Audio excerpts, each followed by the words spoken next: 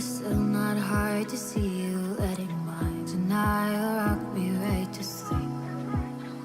So I live with what I know now. Someone said you moved to SoCal with another girl, she must be what you need. I don't want to fall apart while moving on, but God, I need to. Cause doing less is doing harm. All the photographs we take, I don't have time to let them fade. Well, if you're with her, then there's not much to do.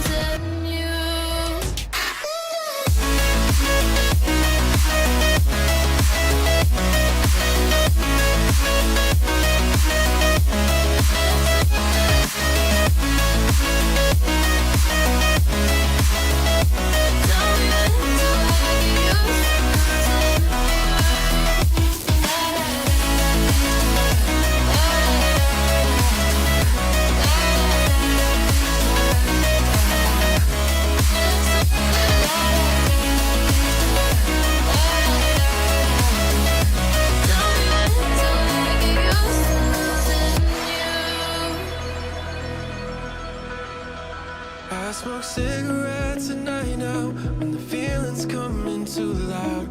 No, I didn't understand you then, but the more time runs between us, everything I hated seems to keep me company in ways you never did.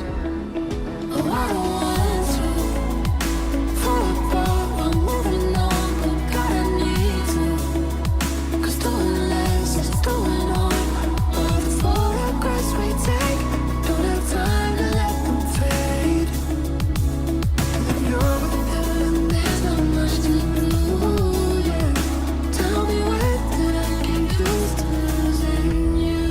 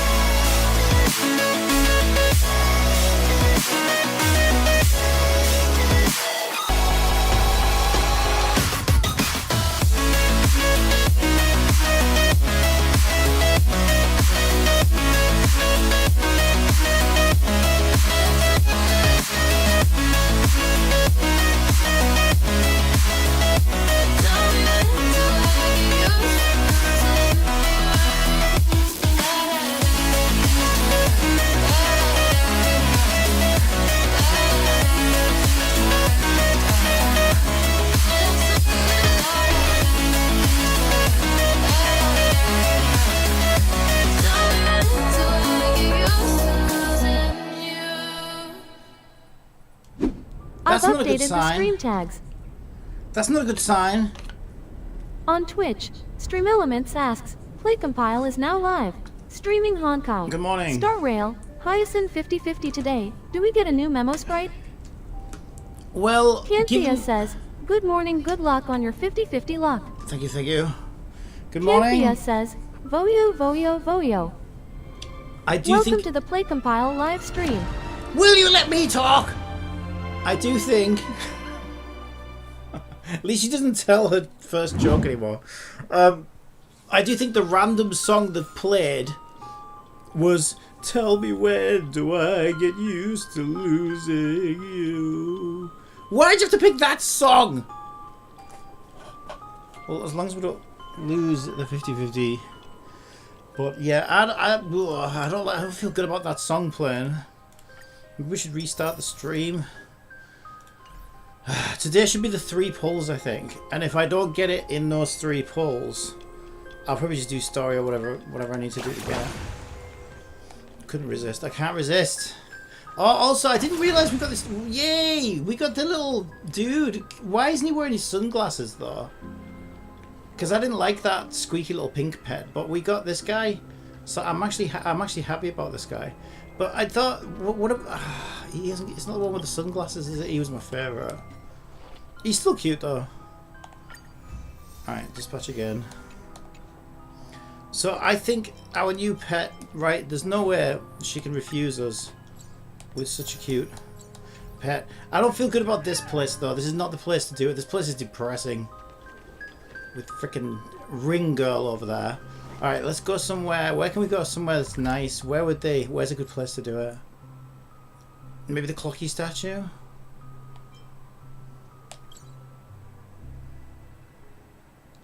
I can level up the statue, but there's nothing good there. This is less depressing. The good news with the whole city. Like a long face, buddy. Cheer up. Okay, pay 240. Get some credits. This is a better place to do it, I think. Alright. Alright, let's do it. I think I'll get it within 3 pulls. There they are. Alright, time to find out. Time to find out. I bet it's this one. Oh, it's not this one. Okay, is it this one? Okay. Oh.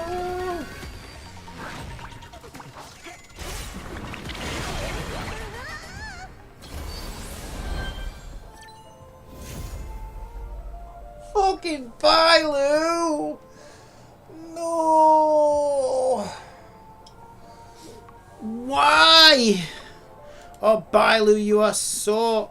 Now, this is the first time I ever got... That's my first Cynthia ever. says, it's a healer, just wrong one. Yeah, definitely the wrong one. She's fucking useless these days. The thing is, right, the Bailu I have, this is the best, well, it's not the best part, it's the worst part. The Bailu that I have, I didn't even get through the gacha system. The Bailu I have was my selector box. So that's actually my first ever Bailu through the bloody gacha system, and she shows up now. Oh my god, Bailu, you are so evil. Please give me back to back. Oh, I really wanted her. Oh, I'm so mad. Okay, that's one back. Oh, I'm so disappointed. I fucking knew it, that song! As soon as I heard that song, I was like, why is it playing this song? Damn it! Fucking hate gacha games. Right. Well, we don't get it then. What a motherfucker. And I lost the 75-25. Cynthia says, that song curse your streamer Yep. luck. Oh yeah. No stream luck today. And I also lost Casterus' 75-25 Litecoin as well, which would have been the last thing. So we lose 2 in a row, and one of those was a 75-25. Now I am usually lucky in this game, to be fair, but like still, that doesn't help me now. Get away from me! Oh, hit! No, Tribby, hit him! Why can't she hit him? Okay, she did. Wait, why am I just getting that achievement now? I've punched billboards loads of times. Make a penny... Oh, because I made him get hit by a vehicle? Go, Tribby. I mean, that still doesn't make me feel much better. Ah, I'm so mad. Fuck this game. Ah, fucking Bailu. Oh my god. What does the C1 even do? If the target's allies' current HP is equal to their max HP, when invigoration ends, regenerate 8 extra energy for the target. Wow. The life of the video It's trash. is like a dream. It's absolute garbage.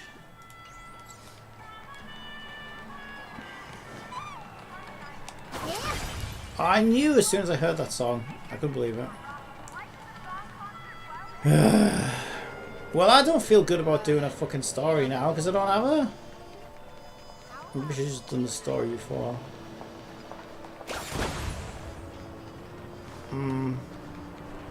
Well, that fucking sucks a giant ball of dicks. I probably have to wait for a rerun now. God knows how long that'll be.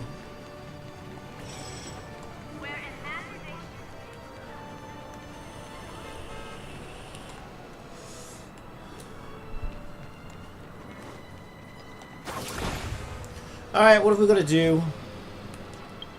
I saved loads of resources as well, because like I literally can't clear my simulated universe. And this cursed me. Setting her as a build target cursed me. Cancel. Oh, I've cursed myself. This account is bricked now. So bricked. Cynthia says, and you preform her. Well, just a little bit. I had nothing better to spend energy on, to be fair. I could still get her. Preform. I mean, there is still a very slim chance I could still get her, but you know, it would have to be an out of pity one. It has happened before, could happen again, but you know, that's highly unlikely. Highly unlikely. Okay, we'll do a fucking shit then. Oh shit! I didn't mean to do story recap. The Chrysos. Oh, this story is so dull. I hate this entire chapter. I hate this entire region.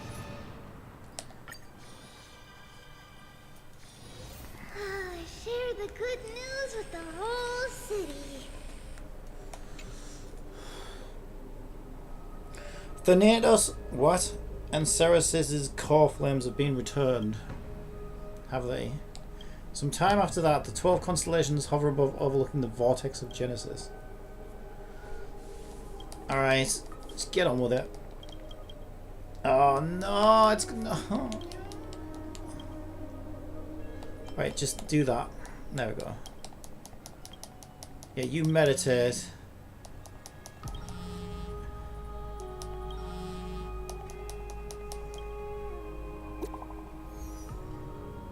We got a message of Cat Girl.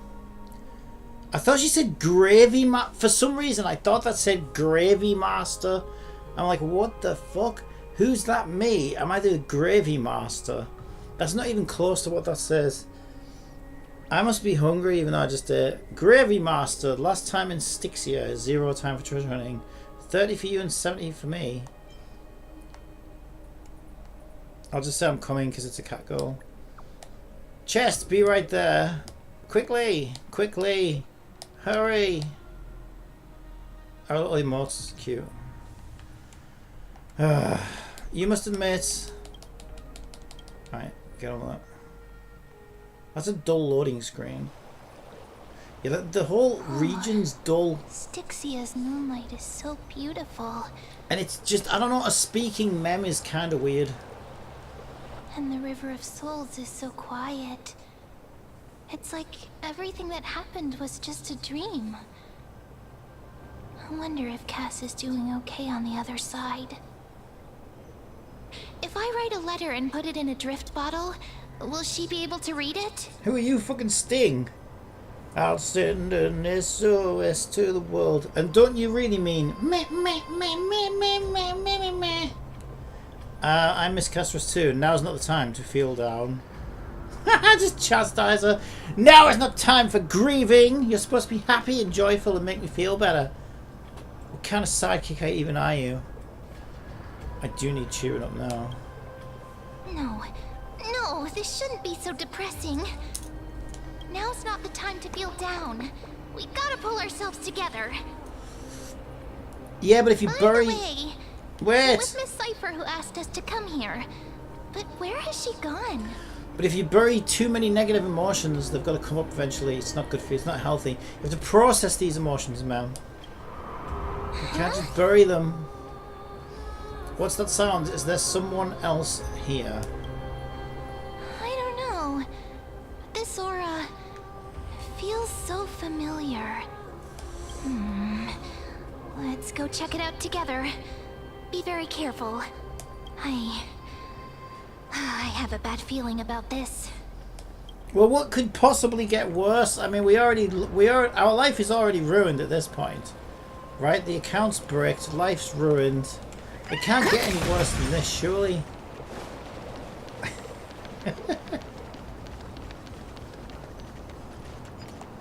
I was gonna blow that up. What's that on the ground? Should we pick it up?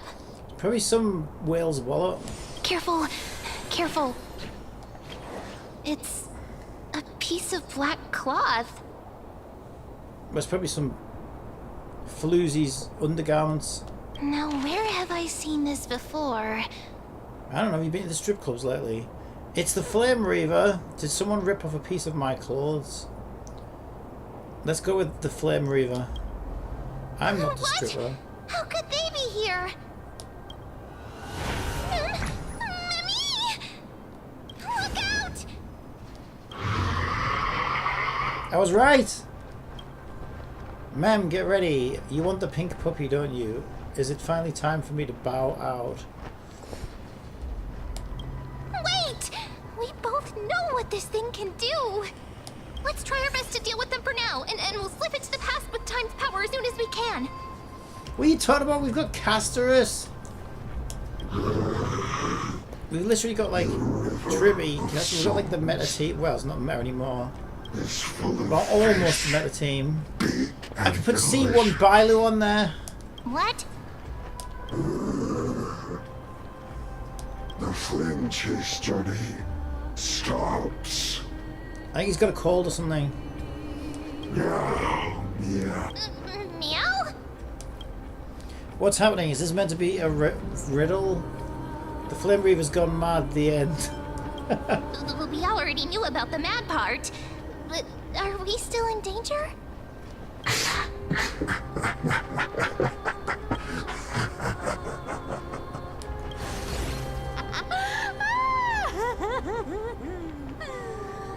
What a bitch! Sorry, I couldn't pass on the chance to give you two a good scare. What a bitch! Such you, Cypher. What a terrible person. Let's leave. Don't run! I'm the real Cipher. The real one. Come on, don't be upset. I'm just giving you a kind reminder that Emphorius isn't safe at all. The whole place is full of dangers, including that Swordmaster. Make sure you stay on your toes, no matter where you are. No, we're not. That's not good. That's very wrong. So you're playing both good cop and bad cop. Well, ain't I grateful for the reminder? I'm so strong that I don't need the reminder. Hey, I'm just making it up to you. You're not gonna hold that over me, are you? Believe me, there's lots of ways you can make it up to me. That ain't one of them. So, was that a Flame Reaver disguise? Or a magic trick? But It looked so you need real. to leave, ma'am. Is that the power of the trickery demigod? Disguise? No. It's not as simple as that. Let me think about how to explain this. For example, what did you think when you realized that piece of cloth came from the Flame Reaver's cloak? We thought that maybe the Flame Reaver was around here somewhere? I thought maybe it was working part-time on OnlyFans. On Only Reavers. That's right. And then you heard some footsteps. What did you think when that happened? Well, we thought it must be the Flame Reaver coming this way. Yep, exactly. I just used some hints and, mental suggestions to help you believe in a lie. Lies are what Zagreus is best at. If everyone believes in a lie, then it becomes reality. power to make lies into reality. That's got all my hair standing up. Nice, now I know your secret, and you're just telling us everything like that. You think I might be lying? No need. The seamstress trusts you for a reason. Someone as honest as you couldn't trick me even if you wanted to. So, there's no harm in telling you. Besides, we still need to team up to go treasure hunting, right? Let's wrap up here. It's time to get going. Oh, was that your teleslate? I didn't even know that that's what you call these things in this game. Teleslate? Who's this? Oh, is that the... whatever... Mighty Mouse, whatever his fucking name is. Oh, Phanon. Well, I don't fucking know. I'm not keeping up with the story. The story sucks. Aren't you a popular one? But I got to you first, so help me with the treasures, and then I'll send you two to the Grove. Why do you need so much money anyway? Gonna go live handsomely somewhere after this. Curiosity killed the cat, you know. Do you think I'll spend it all? That's so not why I hunt for treasures. Don't forget, I'm a demigod too. And there's a line reserved for me in that stupid prophecy as well. You shall walk with greed and die over petty change.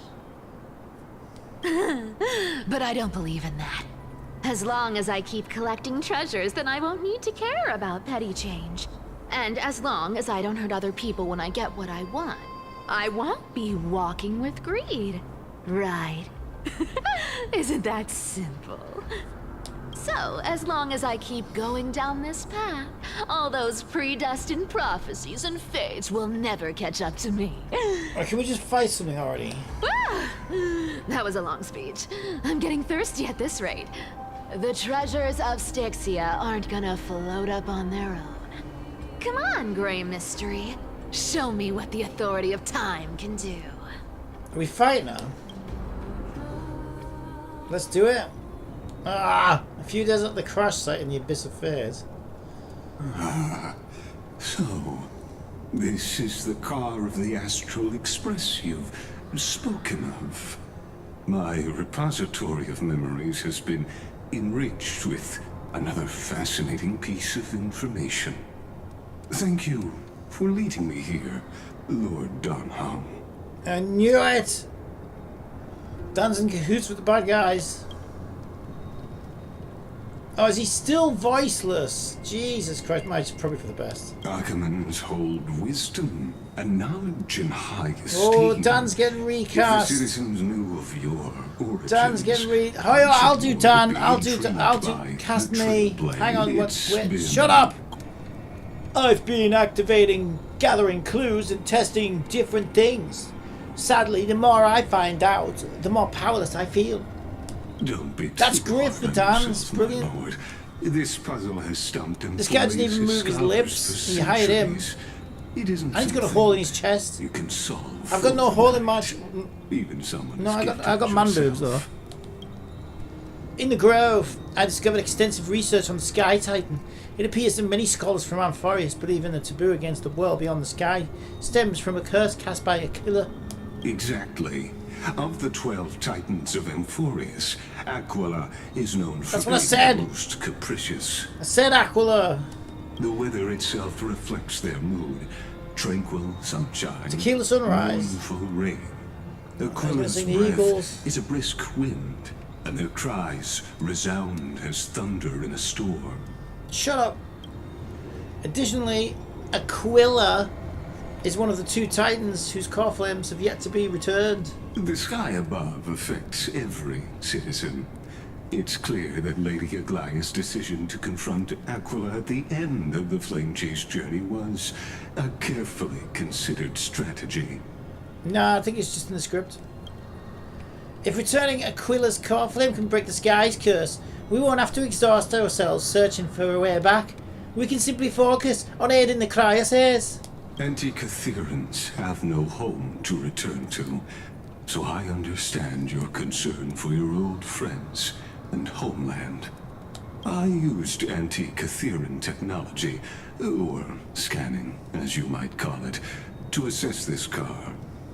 Assuming my judgment is correct, I might be able to conduct a thorough overhaul of its power systems. Really? But... Of course, that's only if you, my lord, permit me to interact with it. Alexandria says, "Good morning, Cap." It's not a good morning. Hello, though.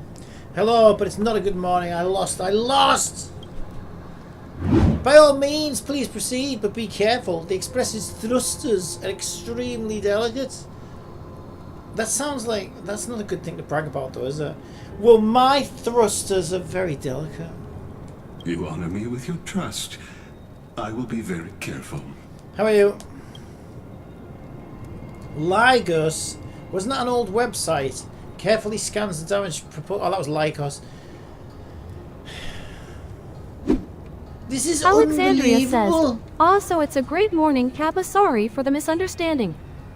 What? Why would you say that? You seem to understand its structure perfectly. Have you repaired something like this before? Not exactly. He doesn't even move his lips. Anti-Catherans are inherently sensitive to machinery. Do you think he's speaking through his Carefully hole? endowed our kind with a He's talking out of his arse. unique advantage for analyzing and learning. Imagine if you spoke from a chest hole. It'd be kind of weird. If you give me some time, I might be able to fully restore this damaged car to its former glory. Then you and your esteemed companion could set off on your return journey sooner. See, I don't remember there being Transformers in geek mythology. In geek mythology, of course, there are fucking Transformers. But in Greek mythology... But isn't the real issue with Aquila? Hypothetically, Lord Donham. Why are you showing his mouth if it doesn't... If he's speaking from his hole, zoom in on his hole. Oh, please, actually, do not... No, don't zoom in on his hole, please. Please don't. Would you consider ceasing your support for the Flame Chase journey? Why can't it be a chick? If a chick spoke from here and we zoomed in on it, then we'd be playing Snowbreak. I don't understand. Does the Council of Elders possess some secret means of counteracting divine punishment? It's best if you don't delve too deeply into that question, my lord. All you need to know is, I can make it happen. Maybe this is not a decision by the Council of Elders, but rather his personal wish.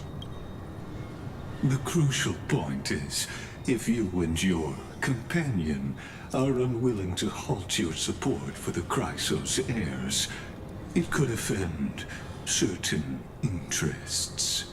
Well, your helmet offends me. Your lips don't move. You've got no eyes. You've got a big hole in your chest. What are you even doing?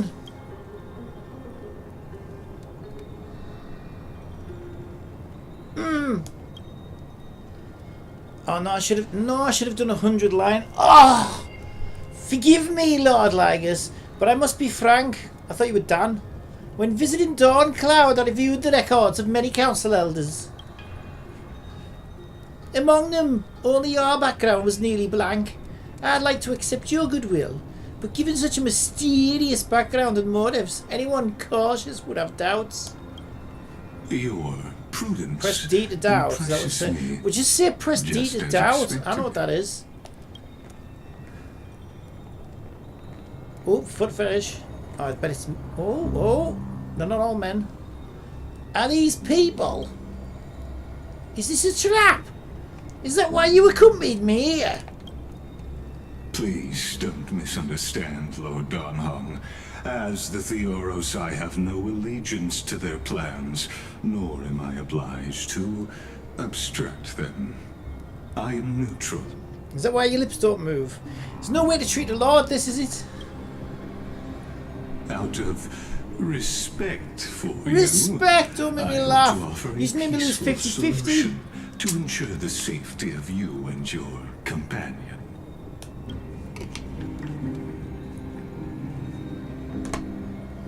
1 against 4 then, is it? Come at me then. Just to confirm, if things turn ugly, will you help? I will not. As I said, I remain neutral. In other words, I'm just a big pussy. Are you asking this because you plan to refuse my offer and continue supporting the Chrysos heirs? You weren't wrong about one thing, Lord Lygus. Indeed, we must try to return to our companions. But our companions now also include the flame-chasing Chrysos heirs. The Nameless cannot and will not ignore the fate of our companions. Power of friendship, you know what I mean? So I see. This is what you call trailblazing. Nah, it's just lazy Hoyo writers. When I asked if you'd help, I meant the ones who need help are them. Don't be... fuck off. Oh, he thinks he's cool now. Meanwhile, in the Grove of Epiphany...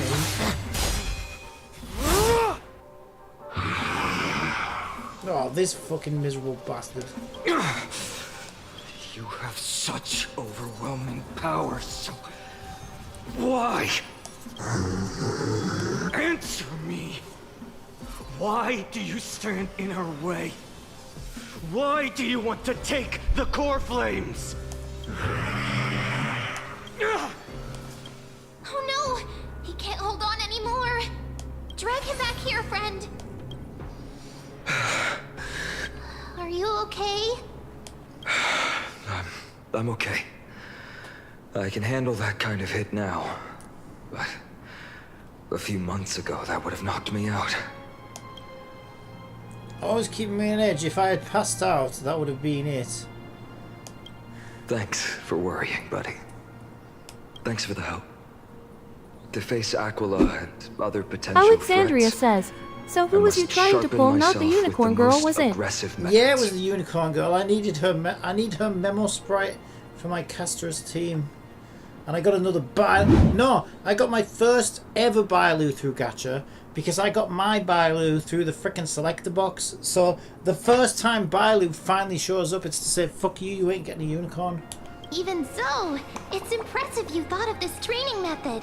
Battling the phantoms of the past in the River of Time?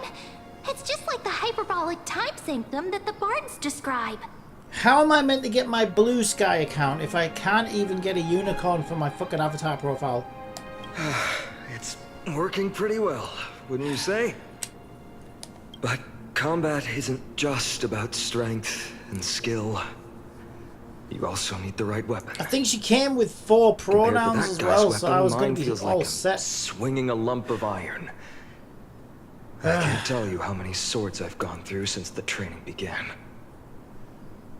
Why not get Chartornus? Who the fuck's Chartornus? Does he work for Excel? To help? Don't worry. I've already arranged that. Of course I need him. I only just noticed that he's got a neck tattoo. I never noticed that before. I asked him to make a suitable divine weapon for me. It's a little embarrassing to say this, but in order to help me, he deliberately turned down all other business. Oh, Cartonis is part of this flame chase journey after all. Full of energy. Thinking about how he's been recently, maybe you're right. Oh no, am I having another... This happens sometimes. I think my itchy pulls are doing that weird thing. It doesn't happen very often, but every now and again.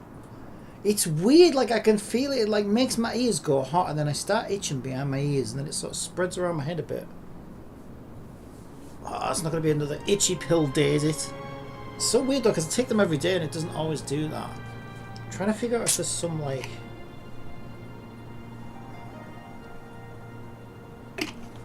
Maybe try drinking some more.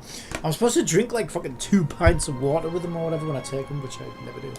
But, Finon, There's a lot I've of water. been somewhat concerned about you. If I did that, I would be on the toilet all day. Lately, you seem more and more fixated on that swordmaster in black. That's quite the sudden shift in topic. stronger, but seeds of unrest are also growing in me. Don't worry. I'm not wielding my sword for revenge. She's been through Nikidor's trial and understands. Those who can't walk out of the shadows of their past are ultimately weak. What are you calling weak? Times have changed. The responsibility I bear is both precious and fragile. I wield my sword for the future of Emphorius. Oh, it's right there. I will not let hatred cloud my judgment again and neglect my duties. So weird. You've really gone, but can't you beat them? We'll be here by your side. We'll be here with the power of friendship. You're right, partner. As of now, I'm not able to handle that swordmaster on my own. I still need the help of my friends. Oh, does that mean we're finally going to get to fight something? Right, bear with me. I'm just going to give my little head a little scratch because I can tell it's another one of those weird days where it's going to make my freaking skin crawl. I haven't had a day like this for a while. So I wish I knew what why does it only happen sometimes? It's really weird. It starts behind my ears, so I know it's going to be one of those days. And like my forehead gets this like flaky. It's not really flaky. At first I thought it was flaky, but it's like this fucking powdery shit that like comes through my pores. I think that's what it is. It's like whatever it is that's in those pills like seeps through your pores. Probably gets really warm as well. I think that's what it might be. I reckon if you're already kind of like a bit perspiry. Every time I say something, things get so serious. I don't want to be the person who keeps bringing the mood Alexandria down. says, probably chalky sweat a bit. Pills will do that. Yeah, that's exactly what it is. It's like this chalky. You're right. And it mostly comes through my forehead. Oh, it's awful. I've never known pills do this to me before. But it makes sense because it's like the whole medicine is meant to like filter out uric acid in my bloodstream because my liver's supposed to do that, but it's not doing it properly. So I guess it kind of makes sense that it would like, I don't know, go all the way through your bloodstream, but Jesus Christ. I'm out of energy it's so for itchy training and scratchy today. sometimes. How about we go to the library of Philia to lighten the mood? Sure, that's what I've been looking forward to. We deserve to enjoy ourselves after all the hard work. Right, let me go to the bathroom while I can get in there because I think it's actually free, which is like a miracle. I'll stick that on outdoor. I'm just gonna give my face a good wash and see if that helps. Today, I'm definitely going to. Oh, bloody hell! Interact with me.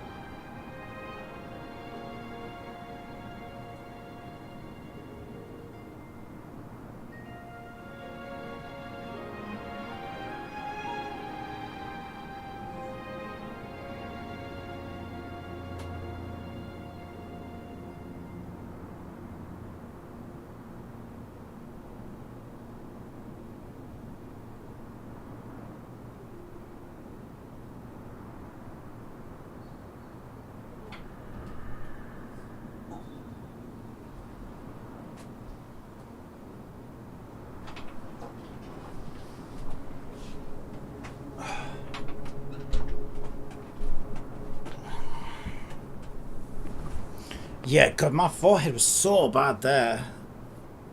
That might be the worst I've ever seen it. Like, there's so much, like, chalky stuff all here. I had to wash it all off. So I guess that proves that, like, I've just been, like, sweating it out of me or whatever. Which is probably why it makes me itchy. Ah, it's fucking gross.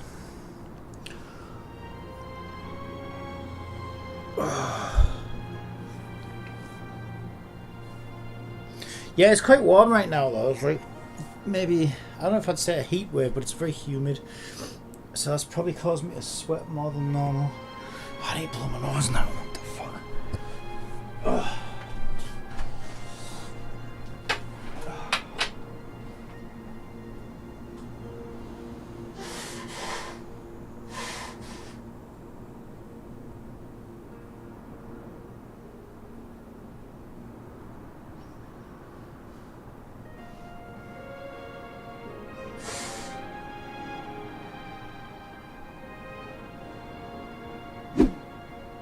Alexandria says, I woke up at 4 a.m. just a bit ago, very, very hot like midsummer.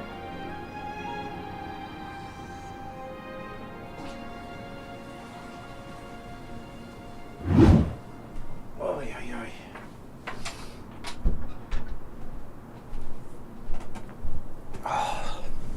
Woke up at 4 a.m.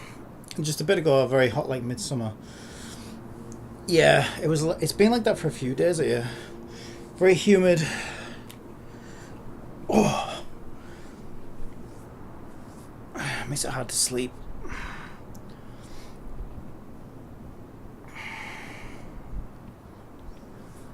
Yeah, it was really weird last night as well because, like, normally my computer's like just kind of on in the background while I sleep.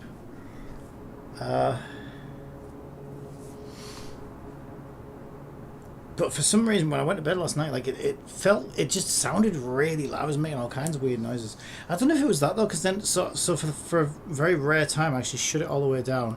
Because also I've been lacking sleep anyway lately, so I was like, okay, what I need is a really good night's sleep. I'll turn my computer off and make it quiet in here, I can sleep better. But that didn't even seem to fix it, so I don't know what the fuck it was. One of my fans must have been making more noise than usual. I did sleep a bit better though. What were you eating before? Why not take the interesting ones home? Oh, great idea! However, that would mean no more reasons to visit the Grove. That's the charm of this place. You can find whatever you're into here. Oh yeah. The three of us might not be into scholarly books. Well, what if I'm we in could still spend an entire day cat girls at the with library, ginormous Cilia. Hooters? Do you have those here? I don't see any. Alright. 30 jades.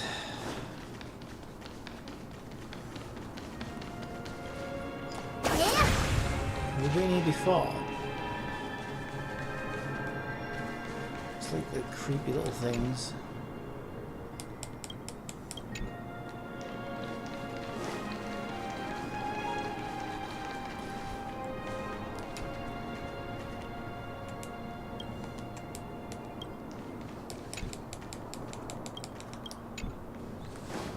Oh, you can't jump in this.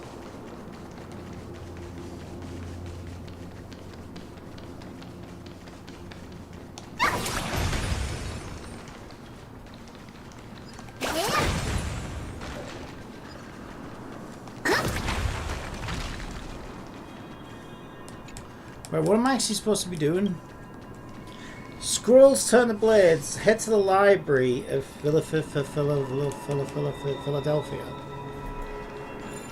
Alright, we're going to Philadelphia.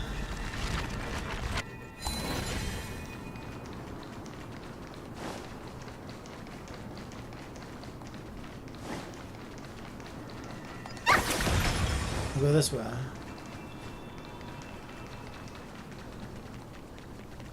I assume so. Yeah, that'll be an elevator. That's probably an elevator. Gacha games seem to love elevators. You notice?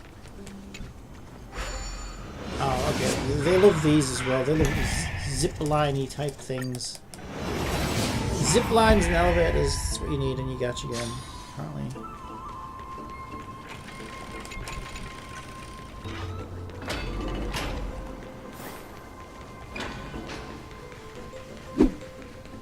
Alexandria says, an elevator is where Pika got stuck on Snowbreak Law. Fun fact right there.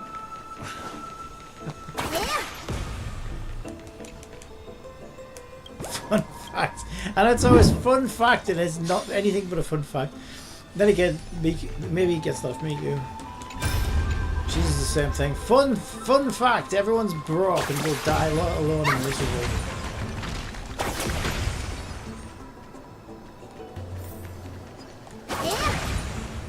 What's this way?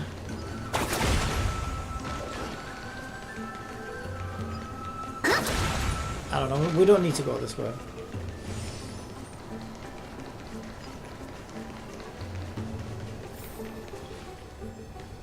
Start taking photo.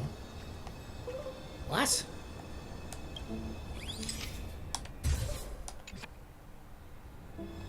I'm Infinity Nikki now.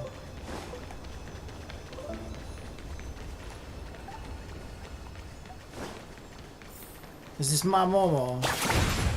Are you my Momo? Won't you be my Momo? Won't you be my Momo?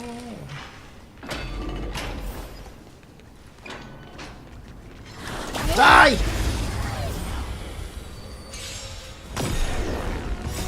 Hiding the west wind. Away we go! I choose you. Delivering warmth. Be of your body and mind. Everything in this world. Oh, you should be a unicorn!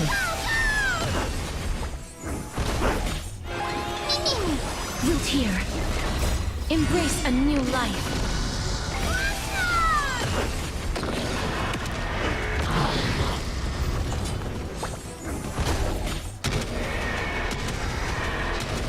Rather than a stinky May peeker, death protect us. I should have had a unicorn. I've got a stinky peeker instead. So those little things look like little Pikachus. Tomorrow. Onward. This is the thing, right? Because I actually thought she was hot when we were first introduced to her, because she is hot. But watch, right? This is what puts me off about her. If you wait for her to do her idle, she just looks like she keeps farting all day, and it's really off-putting. It reminds me of that hot chicken Nika, right? She's hot, and then you use her, and then all she does is talk about how sweaty she is, and it's like, oh, that's fucking gross. Alexandria says, her hands and feet are really creepy lol. Yeah, they're a little bit, but I'm not normally looking at hands and feet. But that's not. It's the fact that she just like, so she has this incense, and then she just like, it just leaks out all the time, and then she's like, ugh, ugh, ugh. And it just looks like she's fucking farting all day long. It's just really off-putting and gross.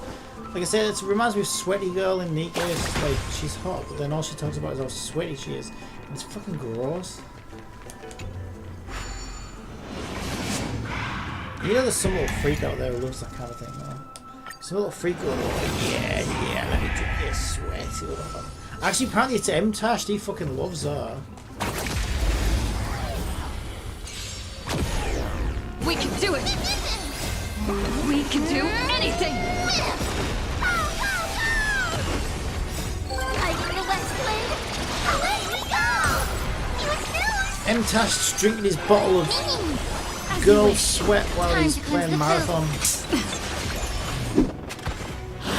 Alexandria says, I used to make demon chicks with that exact color blend in the hands and legs when I did 3D, but they were meant to be actual monsters lol. Yeah, exactly.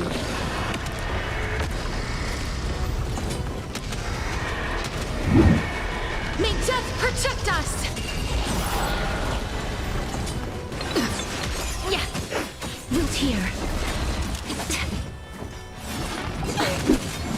Since ads are about to run on Twitch, how about I tell you a joke? Oh, yes. I made a belt out of watches once. It was a waste of time. You can do it. Just like your jokes. Of your body and mind. Everything in Go this piss world off. is bleeding. Toward tomorrow. Onward!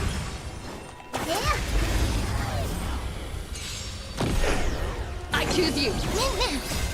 We can do anything. I'm really good at that. I didn't get her though, because her animations are As you fun. wish. Time to cleanse the filth. And this is a pretty fun team because you've got Mem, who's hilarious. Castorus, you know, I mean the dragon's pretty cool. Trimmy's fun. And a little unicorn would have been fun as well. Alexandria says, you're legally distinct Sylveon, not from Game Freak Nintendo.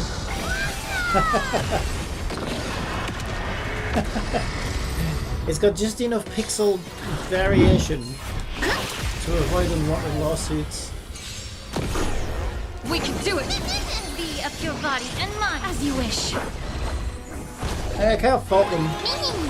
Root here. Embrace a new life.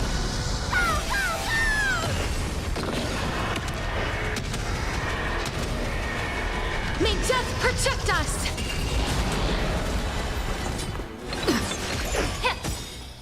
Everything in this world is bleeding. See, she's just kind of stinky. She's a stinky girl. Away we go!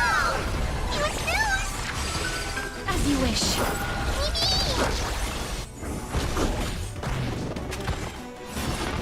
Okay. Magic Castor is a bit of a stinky girl as well. She's lost. Just don't worry. But I feel like she's meant to be stinky. She's like basically the fucking Grim Reaper, isn't she? Toward tomorrow. Onward! What's this guy doing here? Oh, he's dead now. Taking a shit into the trail. Time to cleanse the filth. He was dropping a log on the end of the log.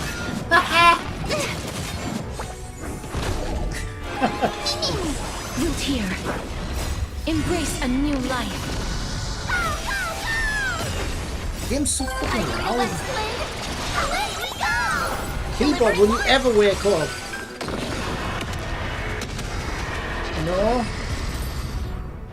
No, you will not. Oh, there we go, finally. Jesus. Tomorrow. Onward! Why, there's so many fucking enemies out here. We can do it. Be of your body and mind. As you wish. I was just hanging out in the trees, apparently. What is it, fucking Tarzan? Here. Embrace a new life. Honkai Tarzan. Alexandria says, oh god, now I can't unsee Tribble's shoes. Trivy's shoes. We can do anything. Do I even look at Trivy's shoes? Yeah. I don't even see his shoes. Everything in this world is bleeding. Alexandria says, she has Monokuma shoes. It's a shoe. I wouldn't even know what. Oh, she's got two boots. She's got a white boot and a black boot.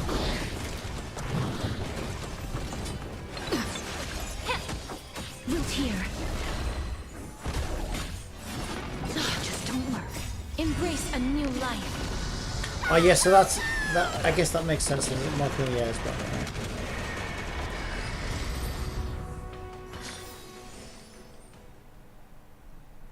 Little wings on them. Did they do the same? No, that's weird. They gave her two black gloves though. So I don't know why she's got one white boot. I don't know what the point of these are. Is there like a point to these? Never understood the point of those. How the fuck am I supposed to blow that up?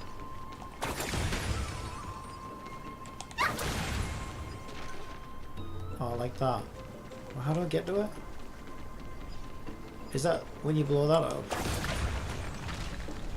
No. Okay.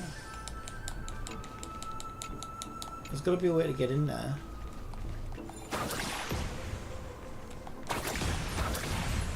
Okay, I don't know. I'm too stupid to figure it out. Yeah.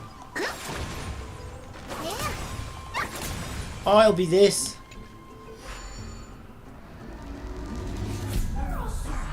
So you get to control a giant hand. Alright, so descend is L1. And then what else can I do? Disengage. Punch. I guess I've got to punch it then, right?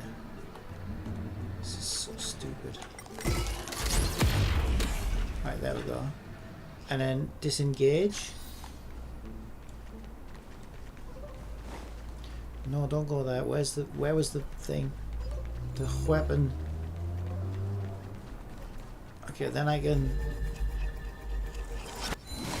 reassemble it, try to grab it, and then you have to chase these stupid fucking things. They're really annoying. Alright, that's probably going where we're going. Or maybe not. Alright. Yes.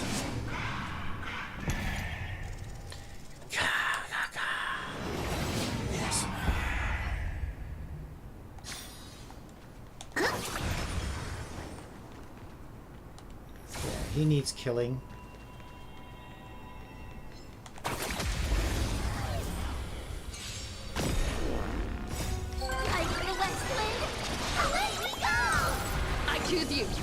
Delivering warmth! Time to cleanse the filth. Wilt here. As you wish. Embrace a new life.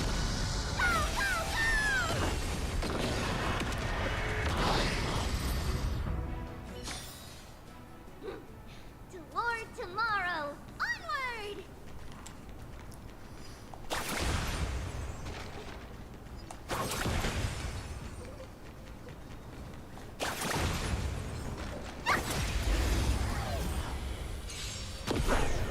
We can do it!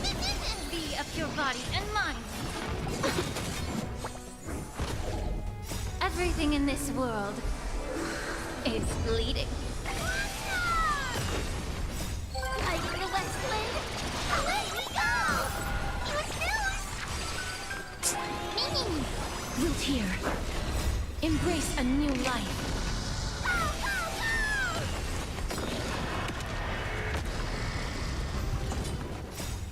We can do anything. Alexandria says, I need the Family Guy clips when autoplay is happening. Lol. Family Guy clips, what? Toward tomorrow. Onward! Wait, what did I get? Okay, I don't know, but it was something for dailies. That's still...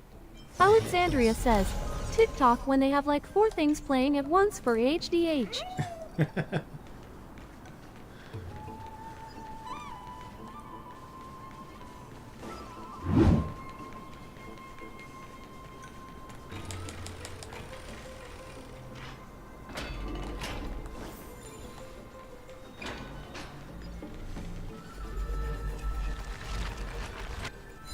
I still don't really understand the point in these statues. Maybe it's like there's like a certain number of them in the area, and when you put them all back together,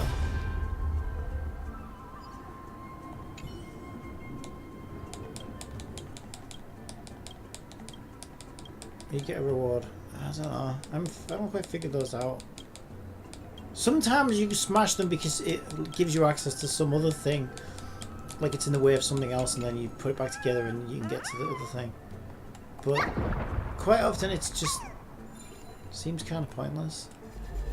So you can put it in broken mode and you can put it back together, but what's the point? Is there even a point?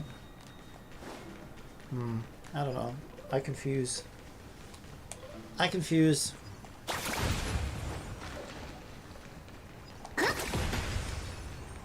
Here we are!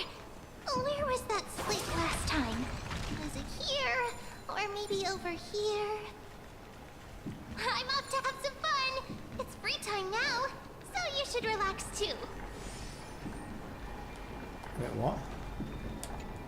Call water wheel. There's a treasure chest over there.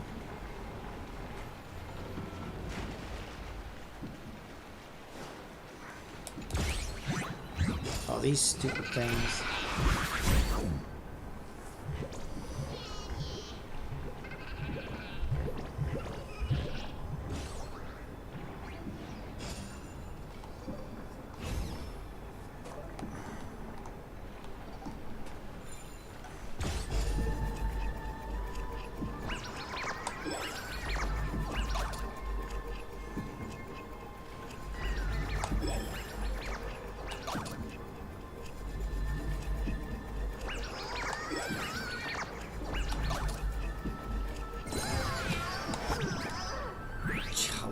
weird. What challenge though? It's so weird.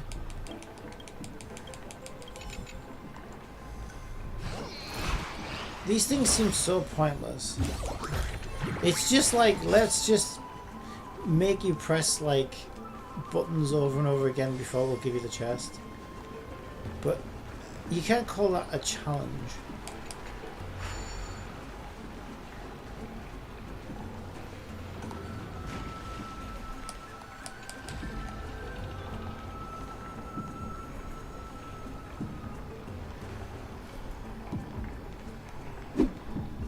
Alexandria says, I wonder how much trouble the Hoyo Pokemon game will stir. Well, I'm sure that... I would think, especially after the Power World thing, I would think that they would dot all their I's and cross all their T's, legally speaking, before they release it. I thought it was more of an Animal Crossing thing than a Pokemon thing, the thing they were working on. So I remember seeing beta of it and it was like all farming and crafting and shit like that. But yeah, I don't know, they might have like some Pokemon type things in it as well. Apparently Azure Promelia has gone through some weird issues and people are wondering if it's related to their little Pokemon thing, but apparently it's not.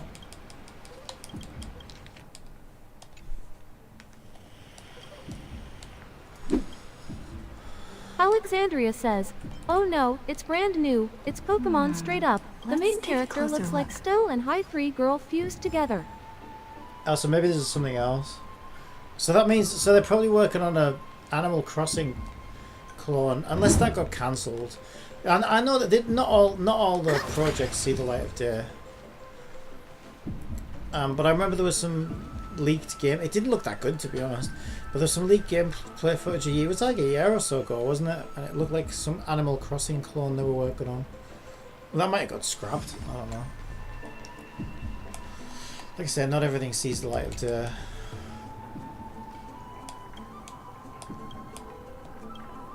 Unless that's what that's turned into. Also, sometimes a game will start off as one thing and end up becoming something else. Alexandria says, yeah, Animal Crossing and Pokemon are both in the works. The shooter is the cancelled one so far. Oh, so there sounds like there is a couple coming out then. I'm just curious what you're reading. You could have just asked. There's nothing embarrassing about it. Here, look, I'm reading this. Antiques Appraisal. How to make a fortune. You didn't know? After all this time we've known each other. That pains me. I've spent a lot of time pondering how Aglaya became such an effective leader. Beyond the intangible qualities like personality and ethics, a major reason is her family wealth. That's the perk of growing up in a big city, isn't it? For those of us in the sticks, luck doesn't come as easily. It's 30% grind, 70% fate. Oops, talk too much. As a leader, you need both integrity and... integrity and skill.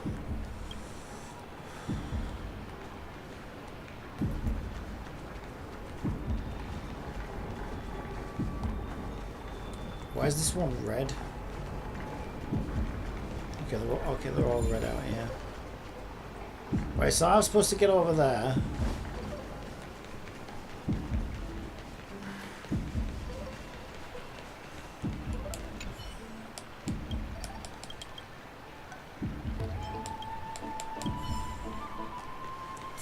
Jades. That's all you've got for me, 30 jades. Gotta go talk to men.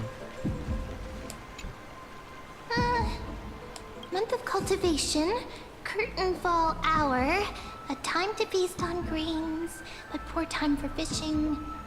Oh, but then again, are there even any spots left to fish in Emporius these days? What are you looking at? You scared me! Bursting into someone's world like that can really catch them off guard. Well, no more jokes. There's nothing here. I'll go look elsewhere. Something's odd about Mem. What are they flipping through? She's a traitor.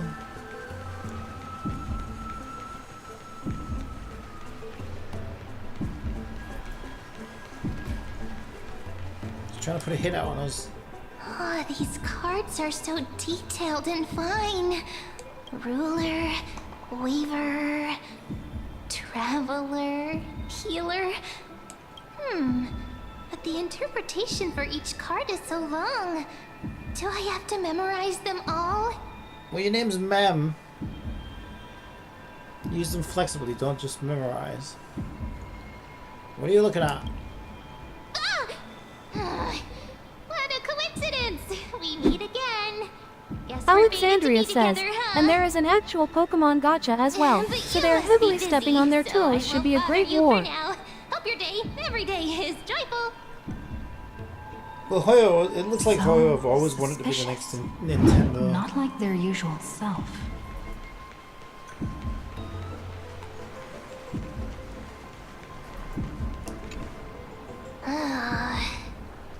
You sure are persistent. All right.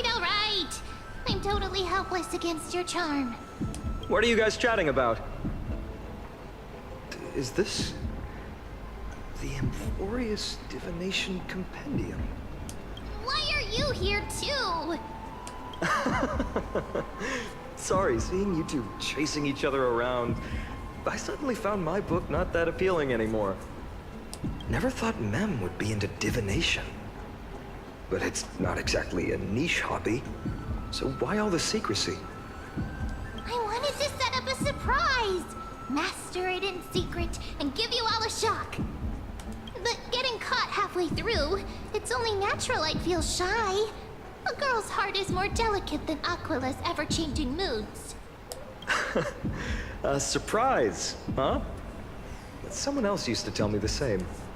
She was really good at stargazing and divination, especially with cards. Yeah, just like the ones you're looking at. And you must be pretty familiar with all sorts of divination techniques with a friend like that. No, I know nothing about it. I've never really believed in using cards or bones to predict the future. If the good omens foretold by divination were true, my hometown, Hydes Elysiae, wouldn't have disappeared. Don't forget, we've got Lady Trina. Every other form of divination is just smoke and mirrors or cleverly rehearsed tricks compared to her flawless prophecies. To me, divination could be a power that guides our spirits. Fate always casts a shadow in front of us, clouding our view of the future. That's why people turn to divination. It's just to find a small reason to give them courage to face the unknown. You've really thought about this, haven't you? What if divination predicts something bad? After all, the first chapter of the Divination Compendium discusses the significance of divination. I'm just expanding on that a bit. Strange. That person I knew used to say similar things.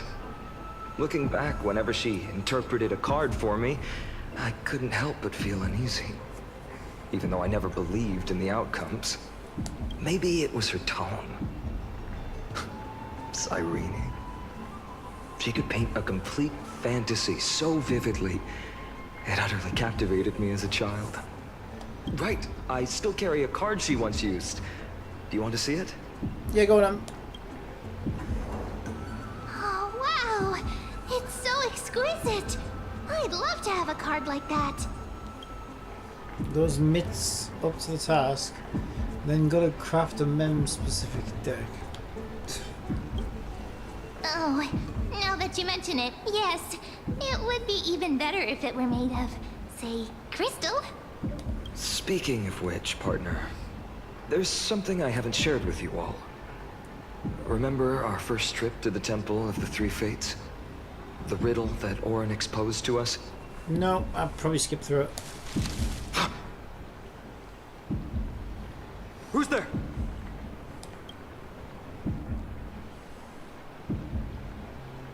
You are... Assassin, save me! Well, I don't know. Are you asking me to respond? But I haven't seen him yet. Nice cosplay. Eyes peeled, everyone. These folks are up to no good. black clothing, masks decorated with golden blood. Are they cleaners? Cleaners? To directly call us by our name, it seems you, Lord Finan, have studied the forgotten history of Amphorius quite thoroughly. You don't look much like fucking cleaners to me. You look like, I don't know, cheap Fortnite skins that never saw the light of day because there were too. We got some weird little Skeletor thing going on as well. Who are they? What's being cleaned? Clothes or cars? Your friend seems quite interested in us. Perhaps you could explain, Lord Finan. It would be the polite thing. Some kind of cult. We can't let our esteemed guests pass away without understanding. Some kind of cult. During the Chrysos War, to combat the Chrysos heirs, several cities formed an underground assassin squad called the Cleaners. Their task was to erase anyone with golden blood from existence. Assassination, poisoning, political persecution. They would do anything to achieve their objective. Now, this historical perspective seems biased, glossing over the Chrysos heirs' abuse of divine powers and their blatant initiation of war in order to defame our predecessors. So could you disclose the name of the author behind this popular legend, Lord Finan? I'd hate for the innocent children of Akama to be tainted by such slanted narratives. You should have stayed buried in the dust of history. The Citizens' Assembly has once again legitimized the mission of the Chrysos heirs. But as for you, not one citizen would cast their vote for you. Executioners lurking in the shadows. There must be Hassan Pike of What viewers. does it matter? We've long since stopped expecting to be understood. Yeah, they're definitely Hassan viewers. People have become too accustomed to peace. Yep, And definitely. they've forgotten the disasters that arose from allowing generations of the Chrysos heirs to rule. Complete nonsense. Did you really travel all the way to the Grove just to have an argument? I enjoy dealing with people as straightforward as you, Lord Finan. You've probably figured out why we've come before you. Just a handful of you here. Who do you think you're fighting? If it's a fight you want, let's get on with it. Enough chit chat. Yes. No more waffle. Let's go. Keep your cool, partner. They've come out of the shadows, which suggests they have something up their sleeves. All right. Let's hear it. What are you hiding? But watch your language and don't say anything you might regret. My shoulders might be sore and my sword a tad dull, but it's still enough to slice off your tongues.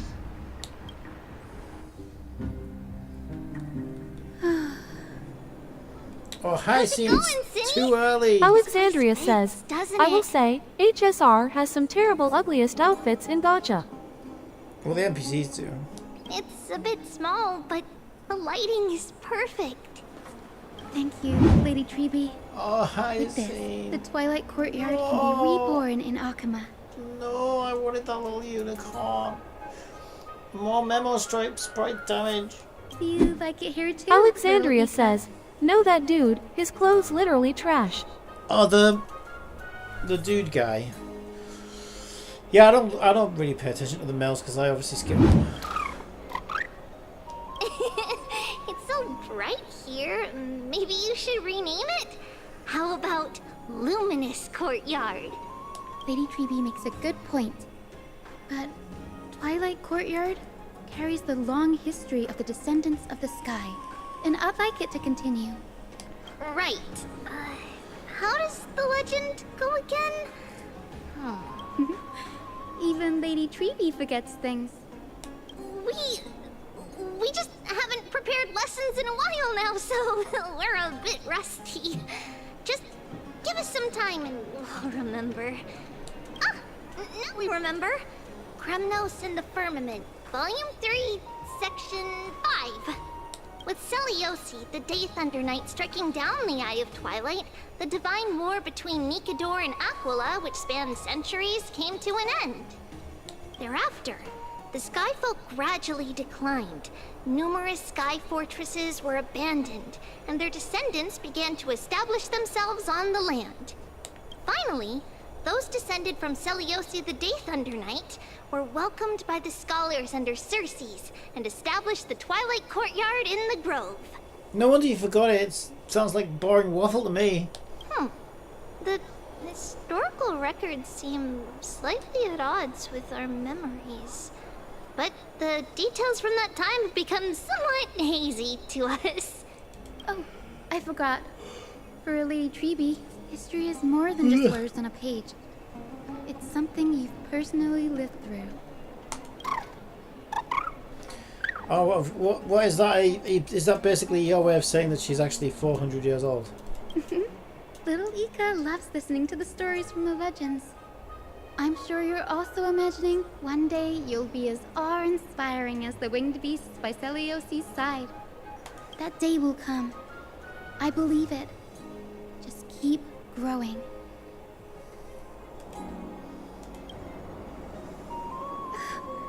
Lord Crediros? Miss Hyacine and Lady Treby, good to see you're doing all right. I heard from the citizens you were nearby and came to check. Doing all right. What's going on, Crediros? There's been another violent incident at the market. A shop was smashed and looted. It's the third time this week. What? How can this be? I always thought that with Lady Aglaya here, Akama would remain peaceful. That was true in the past. But these days, forgive my bluntness, her senses may not be as sharp as they once were. Aggie. In my opinion, malevolent forces have noticed the slack in the golden threads and are now plotting to exploit the opportunity. They're not Tesla shops, are they? Because that would explain it. The Citizens' Assembly just wrapped up. Why is there still unrest? The Chrysos heirs won by only one vote, Lady Treby. From my years of experience, a narrow victory often walks hand in hand with unrest. Trouble! Miss Hyacine! Trouble! Clementine. Take a breath. What's going on? Please! Something terrible has happened at Marmorial Palace! Mammary Palace? Oh, shit. Has it gone tits up? What is it, Doctor? Calm yourself and talk us through. Lady Aglaya! It's Lady Aglaya who's in trouble. Oh shit, she has gone tits up. Alright, let's go! I want to go in Mammary Palace.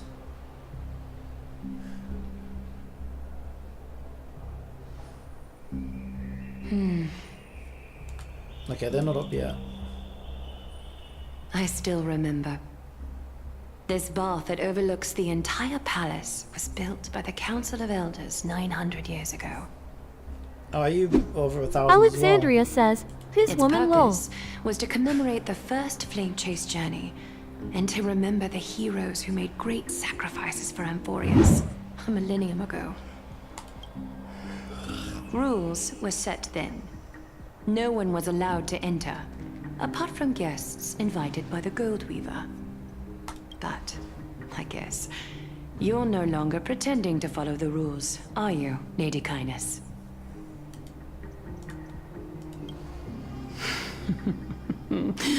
Aglaya, Aglaya.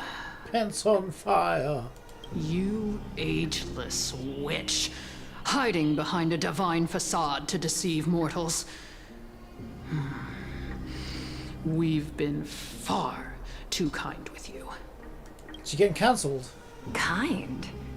There's no need to use such a word to cover up your incompetence. Oh shit. Anaxagoras humiliated all of you before the citizens.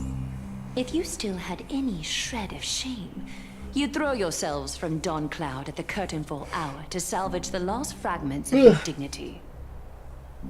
Stick on while I yawn. Demigod. Stretch. Why not gaze into the water's reflection and see the wretched face you wear now? Oh, come on, it's not that bad. These days you're not only blind, but also deaf.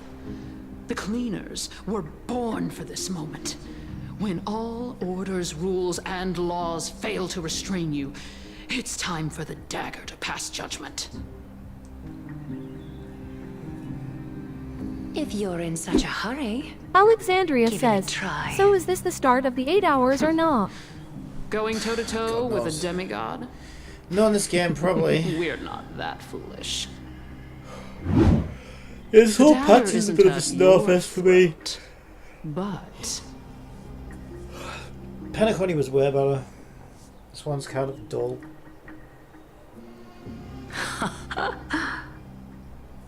Your gravest accusation is that my humanity is fading. And you claim my concern for mortal joys and sorrows is nothing but a facade. If that accusation holds, what makes you think the lives of these civilians will sway me in the slightest?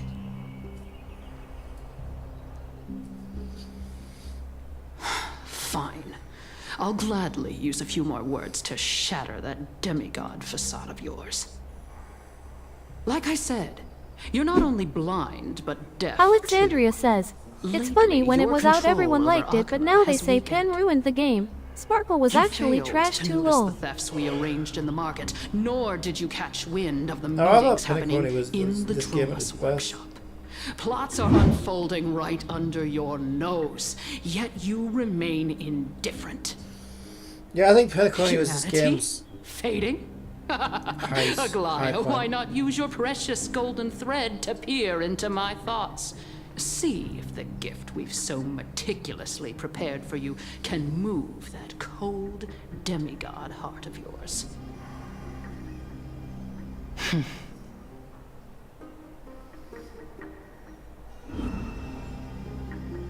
In this moment, I only regret not being more ruthless. Yeah, fucking chalky because shit your evil is beyond cure.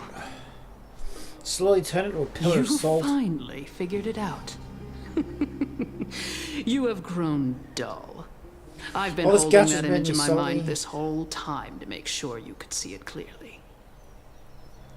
Just get on with it. If you're gonna fight, then fight. I want you to have this knucklebone talisman, Big Sis. I hope it brings you luck every day and keeps you safe from bullies. That girl who can't speak or hear. What if she accidentally lost her eyes too? You know better than anyone what it feels like to lose your sight. Imagine if 1,000 years ago you, already blind, had also lost your voice and hearing in your youth. Would you still have become the Aglaia you are today? Look at those broken, pleading eyes. How disappointing. We overestimated your cunning. If this plan fails, we still have dozens of splendid parting gifts prepared. Demigod, would you like to hear about them? I have a feeling we're gonna. I thought I could buy some more time. In these 1,000 years, but the hourglass of piss is running out. Titans.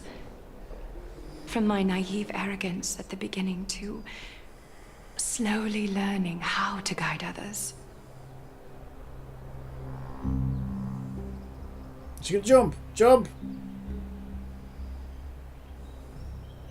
Now, it's time to let go.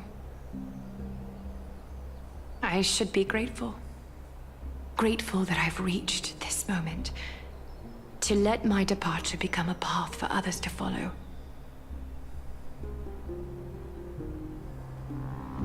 Have I done enough? If I embrace that prophecy now, and sink into the warmth of these waters,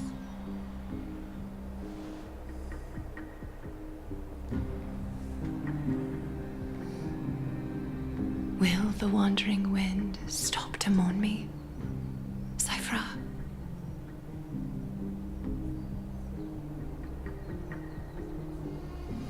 Well, she put up a fight. A millennium ago at Mammary Market. Seamstress! I've come as promised. Look at this box full of gold and silver treasures. I bet there's stuff here you've never seen. Well, I won't have seen much with a hood like that. As we agreed, I want to buy the most valuable clothes you have. Little thief! You've got some nerve, barging into my shop dressed in those tattered rags.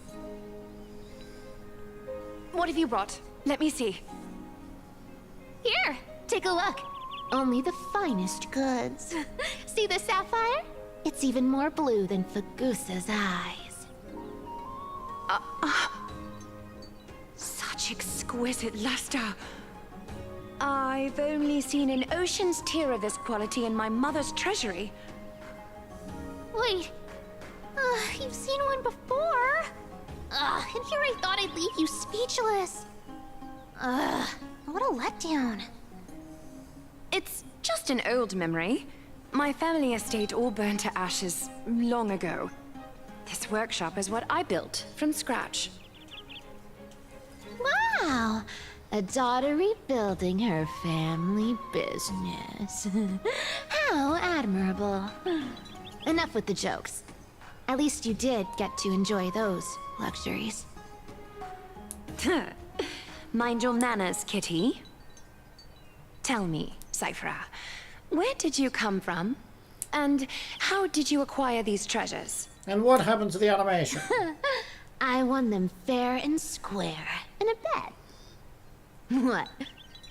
Do you doubt me? Speak up, seamstress. Give me a straight answer. Come on, the money you made off Do you fucking want these or casters, you could not? at least animate this shit. Strange. Mind you, there would have been You're a fucking clearly black lying screen to in the my last face. update. But my golden thread doesn't tremble at all. That's because I'm not lying. I've been telling the truth from the start. Is that so? The scars and the mud stains on your face tell another story. Come on. Can't we just do business without all this chatter? Don't worry. I didn't leave Fall any asleep evidence, at this so waffle! no one will bother you. How can I trust a word you say when you're so skilled at lying?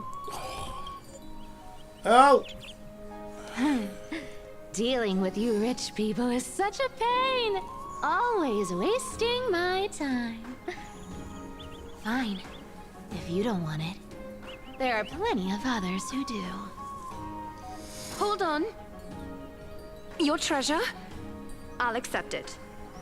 But these alone aren't enough to purchase the Gold Weaver's finest clothes. That said, I do have something that would suit you perfectly. Oh. What do you have in mind? Look. Come a bit closer. Oh, it's shimmering gold. Absolutely stunning. These golden boots are the Gold Weaver's greatest treasures. Though not as valuable as Be a the bitch most to walk precious in though, wouldn't they? gowns, they hold a magical power. Legend has it that Zagreus blessed these boots, allowing anyone who wears them to move swiftly and silently. Put them on, Cypher. And don't get caught again. A face as lovely as yours deserves better protection. Alexandria says, better than steel toe, probably gold you is rich life. folks just love Yeah, you sticking really your bend your feet noses in in though, would you? everything, don't you? Well, I'm taking these now, so don't get any second thoughts.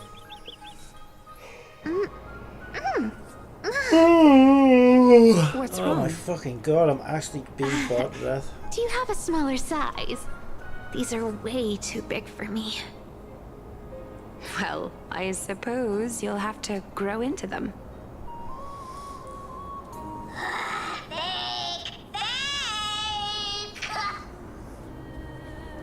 Do you have to interrupt me in the middle of my story? Fake? What's fake? Those boots definitely don't hold Zagreus' divine power. You're Amphorius' most cunning liar, and even you were fooled by a Glyad. Watch your mouth, or I'll feed you to the fish in the River of Souls.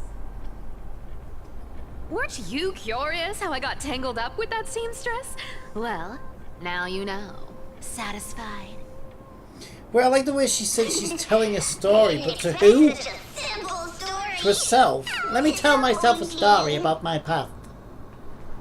Doesn't make any sense. Lady, there's a chance Aglaia wasn't trying to trick you. You're defending her. No. I just think the story's so moving, it'd be a shame to ruin it with a lie. If I could cry, I'd be in tears right now. I'm in tears at this waffle. Good thing you've still got a sharp tongue, or you'd have been stuck guarding someone's front door ages ago. Enough chit-chat. Let's take a look at this place. The city of Styxia. Look how beautiful she is! Let me take a good sniff of this air.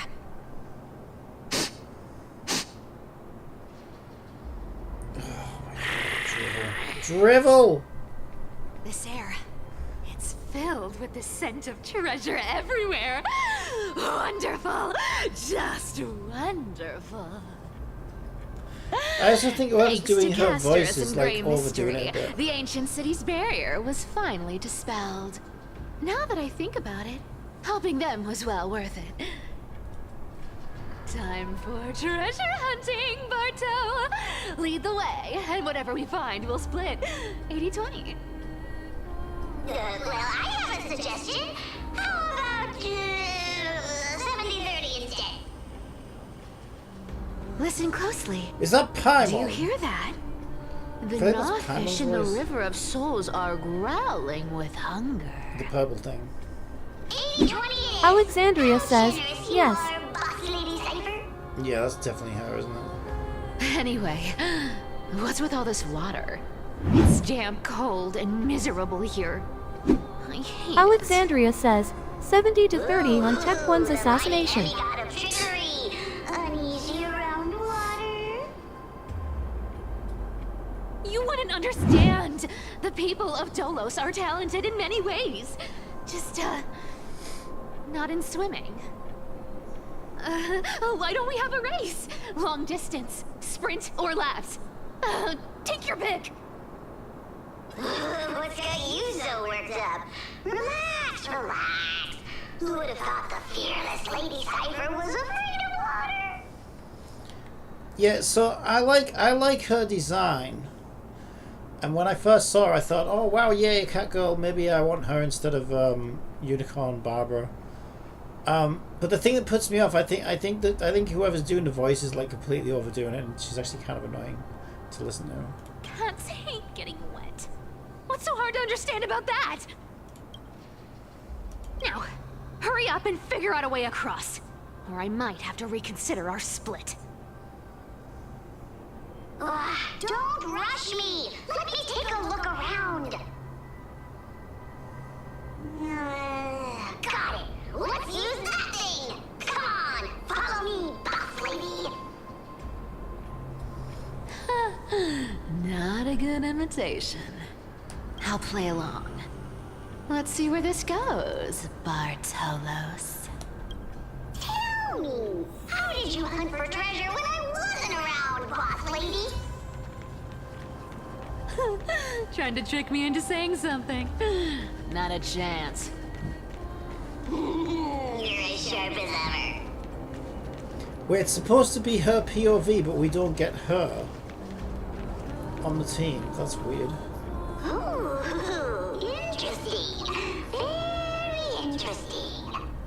Was this device designed by priests of Ornyx? Do you think you can handle it? Don't underestimate me, boss. Just find a cozy dry corner and wait for me.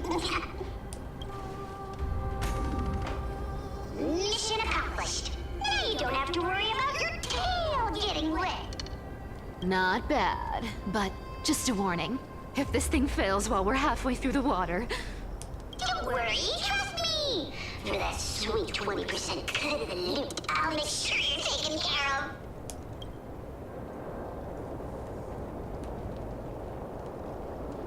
Put back ruin. Huh. This feels truly magical. When did you pick up this trick?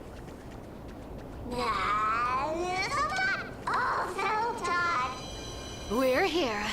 Can we turn off this spotlight now? It's really blinding. No problem. Just use the device over there to shut it off. The scent of gold coins. On YouTube, Jay says, Gems go to your team lineup. You can switch there. Fine leather. Oh, Oh, if I try and do that, it says pause or quit.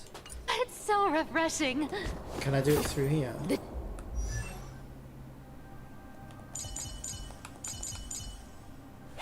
My sparkle. Cannot view detailed info. How do you get to your Treasures team in this lineup? ancient city are all floating back up thanks to great Team mystery. lineup. And the Yeah, I'm used to doing it through the menu, so I've not done through here before. So I don't know. Let's take her out then. Top right. So, Yay. Princess Home. Yeah, I thought that was weird because you normally get. I was gonna say you normally get the character, don't you, to try out. Yeah, this is better. Thank you for that. Right, I need to get up there. Yeah, I want to Jay see what she's says, like. it's the thing that has 3 people.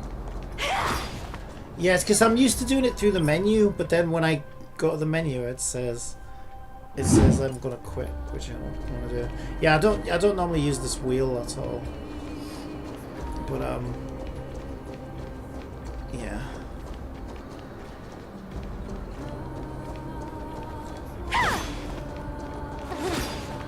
Alright, yeah, I want to see what she's Yes. Right here. NP. Are you What new? are you waiting for? Start digging. like. Nah, I played since it came out. Watch me. Yeah, I've been playing since day one. Bartholos activated excavation mode, unearthing the treasure buried deep underground. Yeah, I play it a lot more casually than I used to though. Like I only sort of join in. I jump in when there's a new patch and play the new content, and then I'll just kind of do very brief weeklies. Outside of that, I'll like log on maybe once a week to do Simu, and that's about it. That's a huge I just lost chest. Hyacine Move 50/50 over. though, which I want to open it myself. Yeah, I do like her Wow, character design. Massive haul. Unbelievable.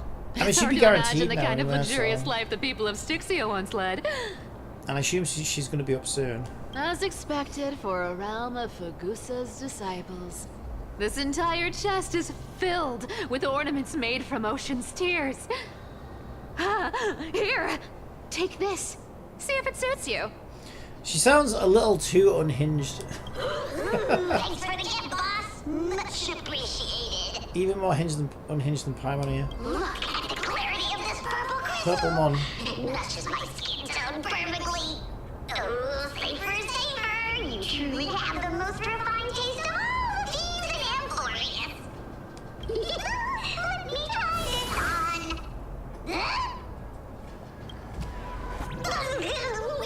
Where is my treasure? How long have we known each other? I can't believe you still fall for this. This is... How could I have forgotten about this? Since ads are about to run on Twitch, how about I tell you a joke? Go on then. I'm on a whiskey diet. I've lost 3 days already. Jay says, this was Shay Faraday's first role in voice acting. So that could be why. Oh, she knew? Okay, that's cool. Yeah, because they've been doing a lot of recasting and stuff, haven't they, to try and avoid all the craziness that's going on. Yeah, I'll get used to it. I'll get used to it. I'll believe it is true, and a lie becomes reality. I love the design though. The design's great. The demigod of trickery's divine gift. Far more practical than any golden thread or teleporter. All right, enough fooling around. Here's the real thing. Lead the way. Cypher rules! I've already pinpointed the next trove of treasure! Starting navigation. Boss lady, we're set to make a fortune! So she's basically friends with this one of these purple things, it seems like. Of course. Spend nothing. Have you forgotten my silly prophecy? Because at first I thought it was just interrupting her, but... Right, which one do I want to do first? Optional, check out the hand of Zagreus. Alright, we'll do that. Activated. This thing makes a racket that can be heard for miles. It's just too stupid. Seriously, what was the Titan thinking when they came up with this thing? Hey, if you don't want the trickery to be exposed, you'd better start by keeping your mouth shut. What do you say? Boss lady, you're absolutely right. I'll be careful with my words. Yeah, I'm looking forward to seeing what a kit's like, actually. Yeah, I guess if I want her, she'll be guaranteed now, so... I suppose that's one good thing that came out today. It's not like I need another healer, to be honest. But I wanted another Memosprite. I wanted Barbara. I just call Barbara, she looks like Barbara. What are you even singing? You're totally out of tune. I mainly wanted her for the Memosprite. Because then my team would have... Although Tribby doesn't have a Memosprite, I guess, but... Tribby doesn't need a Memosprite. She's got a fucking... sisters. There's a big guy guarding Okay, this we get place. to try her out. Are we gonna fight? Yeah, big and dumb. Just a pure lump of stupidity. Okay, I wanna see what she does. Ah! Look at its face. Oh my, how could something be so ugly? Yeah, so ugly. Ugly enough to make even me, a little imp without a digestive system, feel nauseous. If that ugly brute messes up my face, even the stoic Talantin might end up shedding a tear. Indeed, that would be heartbreaking. Clearly running away is the sensible choice. So, how about you take the front? I'll attack from the side. Right. Fleeing fits a rogue nature. Huh? Alright. Right, how do I look at... Be of your body and mind. You can't run. There's a way to bring up skills. Away we go! Delivering warmth. Pause it. It's not in here. There's a way to have a look to see what As they you do. wish. Take a look. Right, here we go. Cypher. Luminosity. All type res pen increased by 24%. Busy as Tribby. Oh no, these are the effects, right? So that must be Tribby's effect. After using ultimate, Tribby can launch follow-up attack. Okay, how do I look at Cypher's skills? Oh, there's a way somewhere. Is it up here? That's enemy. Yep, here we go. Okay, all type res pen increased by 24%. Oh, she's got Tribby's buff right now. And abilities. Deals minor quantum damage to one enemy. Why are all the best units quantum? Oh my god, I've got so many quantum units. All my favourite characters are fucking quantum, I swear to god. Hey, jackpot for the taking. Has a high chance to decrease one enemy and adjacent targets, damage dealt, and increase Cypher's attack. Deals quantum damage to one designated enemy and minor quantum damage to adjacent targets. Yours truly, Kitty Phantom Thief. Deals quantum damage and true damage, okay that's good, equal to a percentage of the current tally kept by talent to one enemy. Moreover, deals minor quantum damage to and true damage equal to a percentage of the current tally kept by talents to one enemy and its adjacent targets. And this true damage is distributed evenly among all targets of this ability. Okay, she's got a talent, causes one enemy target to enter the patron state. After the target is in this state, gets attacked by teammates, Cypher launches follow-up attacks. Okay, so she does follow-up attacks, that's good. Dealing quantum damage to the target can trigger one time per turn. Cypher will keep a tally of damage dealt where the targets. Yeah, she could be good for my full quantum team actually. Maybe, you know what I think she would be good? I think she might replace QQ. Depending on how good she is. QQ's awesome though. But to be fair, she's a 4-star. Could she be the 5-star QQ? That also does true damage and follow-up attacks. Because that would be pretty dope if she is. That would be pretty good.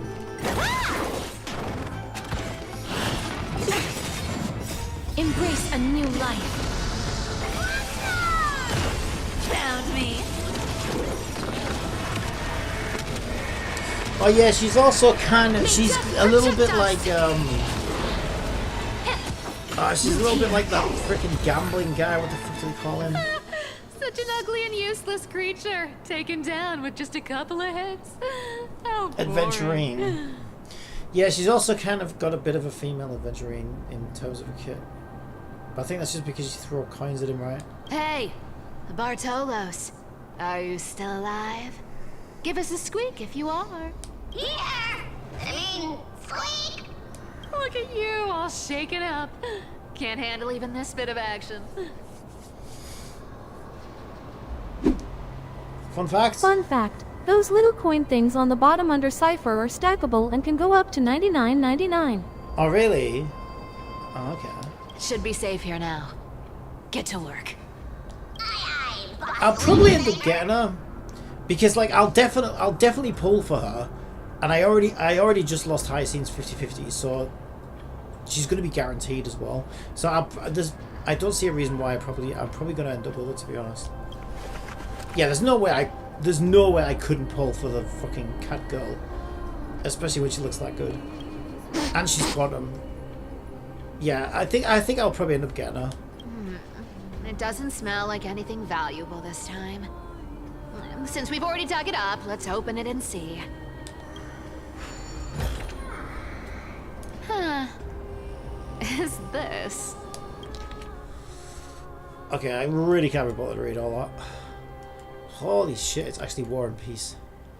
Ooh, this looks tragic. Do you think they made it to Oklahoma? Oklahoma? I hope not. Probably not. I've never seen or heard of anyone from Styxia and Akama. At least, I'm still left for Dolos. Guess this city wasn't so lucky. Huh. It does seem unfair, doesn't it? Just because they were born in the wrong place, they had to face such devastation. Meanwhile, those in Akama, simply because they're supported by the world-bearing Titan, continue to survive. I would say her best team would be a follow-up attack team.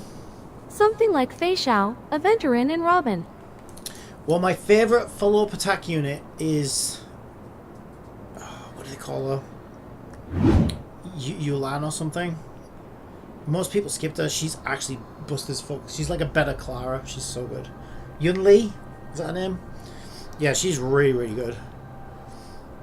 I think she's my favorite follow-up attack. But, I don't know whether she'd work well or not. Yeah, the world just isn't fair, is it? Speaking of the world-bearing Titan, Cypher, didn't you tell me once you used to be an apprentice at Kefali's priestly court? Huh? Did I? Yeah, you definitely told me, and I remember it clearly. Maybe it's been so long your memory's gotten a little fuzzy. Oh, right. I did tell you. It wasn't a big deal. I just snuck in with a bunch of mumbling priests and watched them do their spooky rituals around some glowing rock. Honestly, I was only interested in the wallets of the old grandpas on the council back then. Don't remember much else. It's been what, nearly 1,000 years? Oh, I see. But you in a priest robe? No, that's hard to picture. Who asked you to picture that? Besides, priest robes from 1,000 years ago were nothing like the ones today. Oh, yeah? Right. I didn't think about that. I was just curious if you ever overheard anything interesting from those priests. How ridiculous. Come on, let's head to the next spot.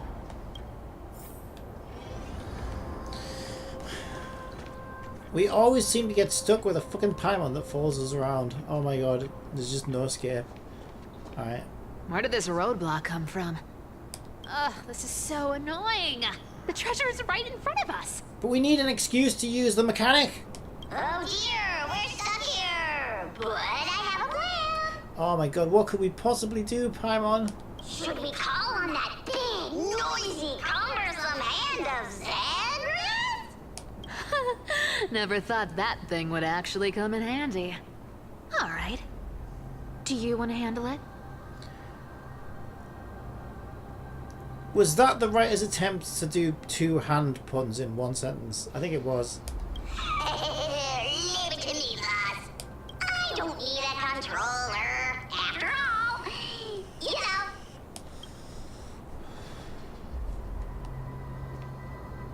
Clear the obstacles using the hand of Zagreus. What, I literally do it through him? Hand of Zagreus. My darling. Activate. Or she got like voice recognition or something? Apparently so, yes. This thing is Alexa and Paimon rolled into one. What a terrifying thought. Alright, we need to go down. Okay, let's try and line it up.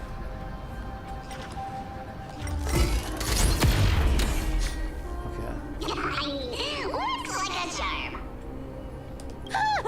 Not bad. However, I still don't see how this ties into trickery. Let's go to the next room.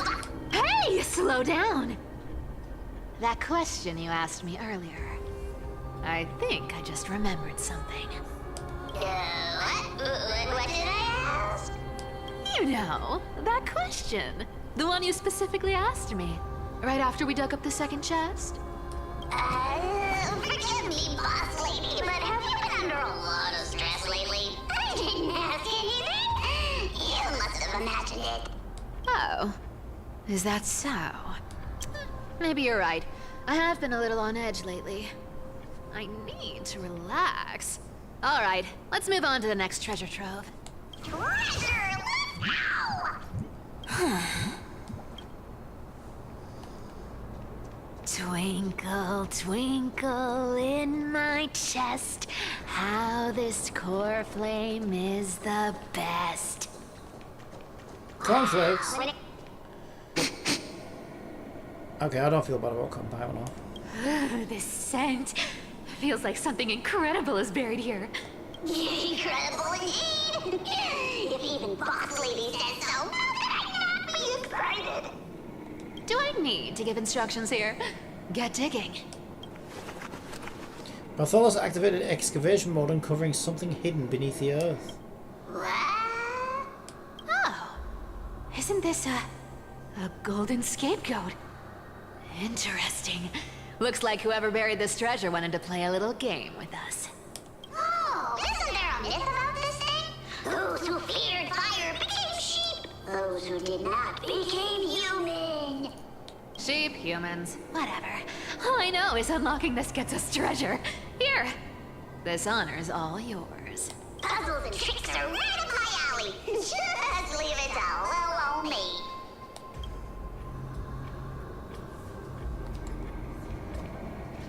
But you know, you're making me do it. Oh, okay, these. Yeah, I remember these. So we've got 3. It's 1 grid at a time, isn't it? I think so. 1, 2, 3, and then that'll follow me, and then I'll just go down here.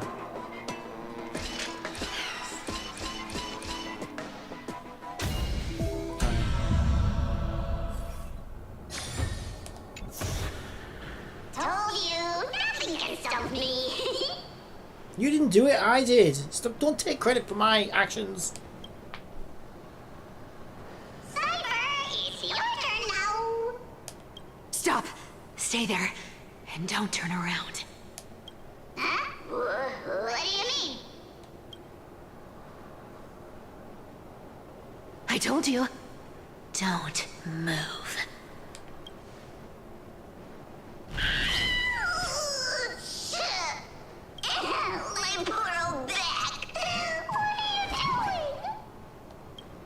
Quiet. Don't say anything unnecessary. Well, we're fucked then, because Paimon's always going to say the unnecessary. That seamstress. She's listening. What? Boss, do you mean... Stay put and keep quiet. I'll handle her. Whoa, whoa. Seamstress. Getting sneaky, aren't we? Did you think I wouldn't notice your little spies lurking around me? As time passes, I find myself leaning more and more on blind luck. With only the power of this little nymph, naturally I couldn't slip past your sharp eyes, Cyphera.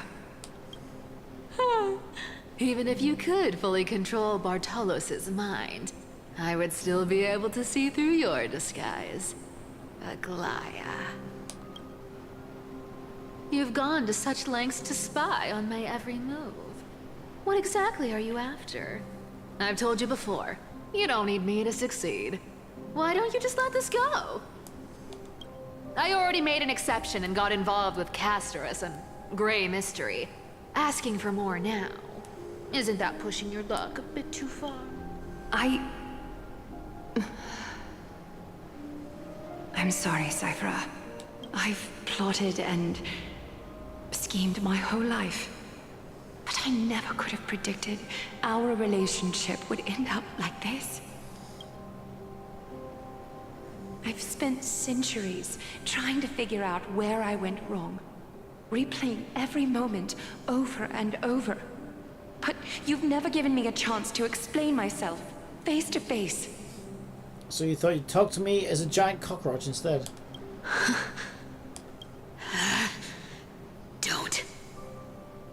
Don't talk to me like that. You know I can't take it.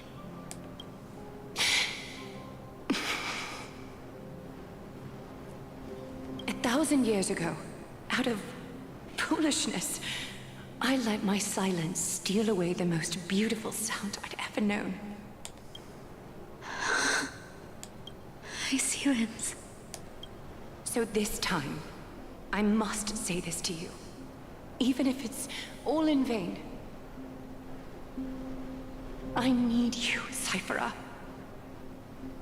The Chrysos Heir's mission needs you. The finale I've delayed for far too long. It's finally here. Whatever resentment you still hold against me will fade once I'm gone. Okay, so it seems like my prediction is this is like a little bit of a flashback, and then because she's about to get killed or whatever, isn't she? And then fucking Catgirl here will come in and save the day, and this is what they're planning now. Please, come back. And then that sets everybody up to be like, oh, she's so cool. Catgirl's so cool. I need to get her. When's she out? Stand a chance. And then everyone wants Catgirl. I mean, I wanted her anyway. She's a Catgirl. This is like. As soon as I saw her, I was like, when? Give her now. I'll think about it, seamstress. But stop watching me. Unless you want to lose me for good. Don't worry. As much as I'd love to hear your voice again, to see your face, it seems that chance will never come. Goodbye, Cyphera.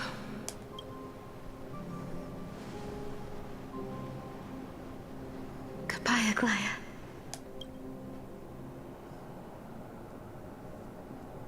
Ah, what a shame. I thought there'd be some real treasure under that goat's head. Turns out, everything in that chest was soaked in water from the River of Souls. Nothing valuable left. Those relics were once priceless. But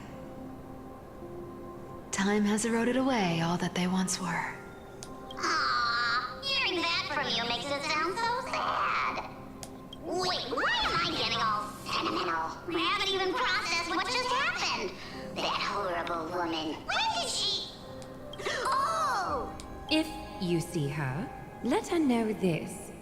As demigods, We can't avoid our duties forever. Could it have been back then when... Do you remember now? Looks like you don't need me to jog your memory. She must have slipped that nymph into your pocket while you were distracted. Don't underestimate that bug. It's every bit as dangerous as the seamstress's golden thread.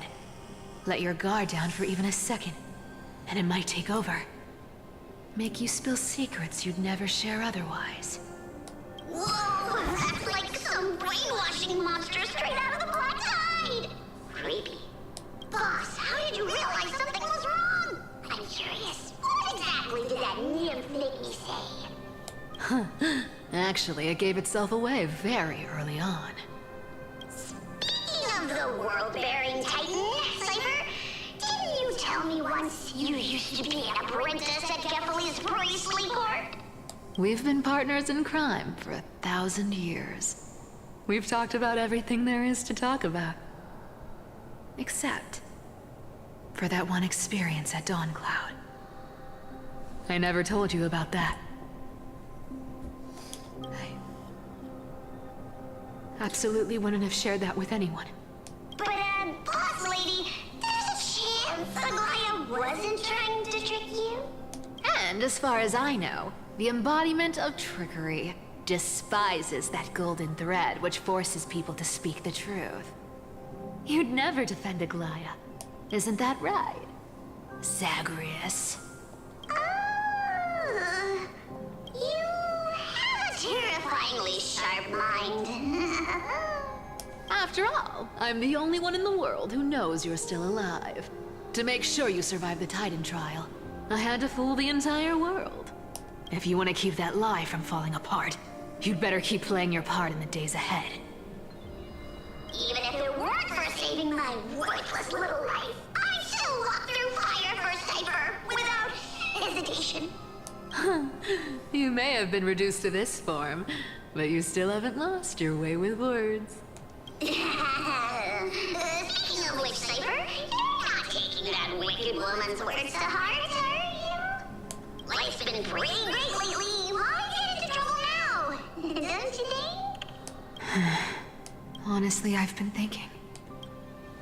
Maybe a trip back now wouldn't be too bad. You're back again, Cyphera, your face. I need clothes. Anything. Just throw me something. A piece of cloth will do. Just enough to cover the wounds. I will pay back the amount I owe. I promise. You're bleeding golden blood. Yes. What about it? So what if I'm one of those Chrysosairs they talk about? Those infinitely strong heroes. World-renowned swordsmen. Exceptionally intelligent scholars. Cyphera. Oh, I'm sorry to disappoint. Who knew that group of amazing people would include me? A pauper. Thief. Con artist. Maybe I should just make another cut to drain all this yellow stuff out of me and... Stop it, Cyphera. I'll give you clothes. Warm you up and... stay here. Stay in my workshop until you're healed. Aren't you going to ask me? She just wants good. She just how I got these wounds. She just wants her to keep bringing her stuff that she can sell at a shop. Right. It's like I can't let these cheap What's supplies these? come to an end. I'm so good at lying. Even your golden thread can be fooled. If you can't verify the truth, why bother asking at all? She's scouting her. I don't need to ask. Nor do I need to use the golden thread. I know everything you do is for survival, at all costs. Is it though? Stay here. You won't have to deal with the cold or go hungry again. Stay by my side, and you can start putting yourself back together. Aren't you worried I'll ruin this place's reputation? Or that I might sneak off with your precious clothes and sell them? I wouldn't have invited you if I were worried about those things. You're weird, seamstress. You know, they say a child who often lies remains a liar for life. I've tried not to become a liar, but honestly, it's just too hard. I'm close to giving up. Is that another lie, though? What makes you think I won't disappoint you? Because I can feel it. Not with the power of a demigod, but with the heart that beats in my chest. You love this place. That's why you keep coming by, but also why you hesitate to stay longer. You worry you'll tarnish the Gold Weaver name.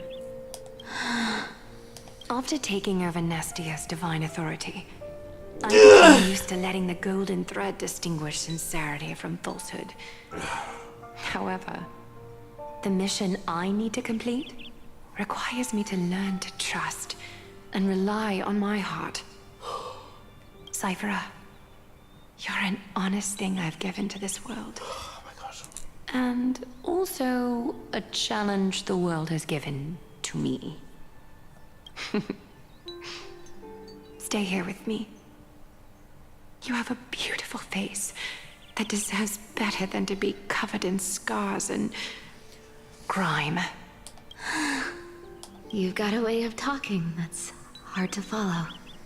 All right, let's make it a deal. You have 1 day to change your mind. Once the action hour passes, there's no turning back.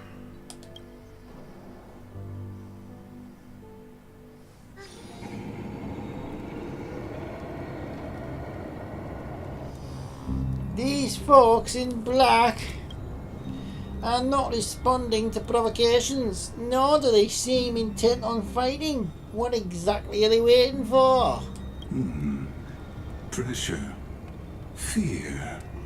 Planting seeds of anxiety. It seems this is the strategy they've chosen.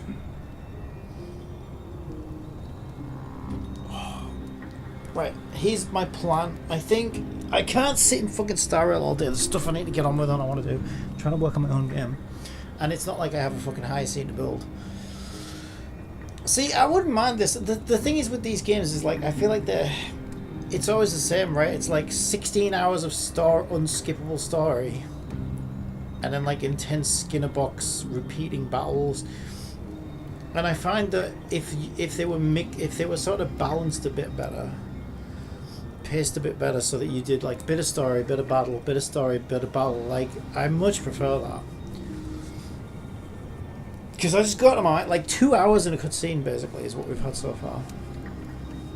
And like it's alright, but I'm getting antsy. I literally have had like about 3 little battles in the entire game. And plus, because I want to work on my own game as well, I'm just kind of getting a bit antsy. So I think, let this get me to a stopping point, and then I need to like farm a few things just to make sure my resources are looking good. And I think I'm just going to get a one more game. I can come back and do some more of this or whatever tomorrow. But yeah, I think when it's just, if you do it all in one swoop, I just struggle, especially because I'm playing 100 Line as well, which is like a visual novel game, right? So I just feel like I'm spending my entire day stuck in fucking story cutscenes, and I get a bit antsy. I just want to play. I either want to play or work, I guess. But sat in cutscenes just makes me too anxious. It's fine for a couple of hours, but like this is kind of like the point where I'm just ready to like I want to do something. An organization that sees it as their mission to eradicate the cryosairs. And that's what I thought was really good about Madoka, right? Madoka was set up really well, I think paced really well, and I need to make sure I do this in my game as well. Where, like I said, I definitely much prefer it. Yeah, it seems like few games do that. And I think that's what, who are the two that I praise? Naughty Dog. I think Naughty Dog are really good at storytelling in games, and Cyberpunk are really good at, not Cyberpunk, but CD Projekt Red are really good at delivering story in video games. And I think the secret to it is I think they understand, you know, first of all, the writing has to be good, and secondly, like, you can't like stay on a cutscene for too long. It's like, you know, like 10-15 minutes max, and then you've got to offer some gameplay to break it up. Otherwise, you know, players are just going to get antsy. And both those games will find ways to deliver narrative to you while you're playing as well, which is really, really helpful. So yeah. I think by the time I hit like the 2-hour mark, I'm just starting to go a bit insane. I've read some truly accounts, stories of the cleaners using alchemical arts to implant fragments of memories into their successors, ensuring both identity and hatred live on. From what I know, these stories are true. The kindness we know today, strictly speaking, is the 27th kindness. And yeah, I mean, God, when you think about it, like most movies are like fucking less than 2 hours, right? Or about 2 hours. So 2 hours in a cutscene is a long fucking time. Could have watched a fucking film in that time. Objectively, the rise of the cleaners was both inevitable and necessary.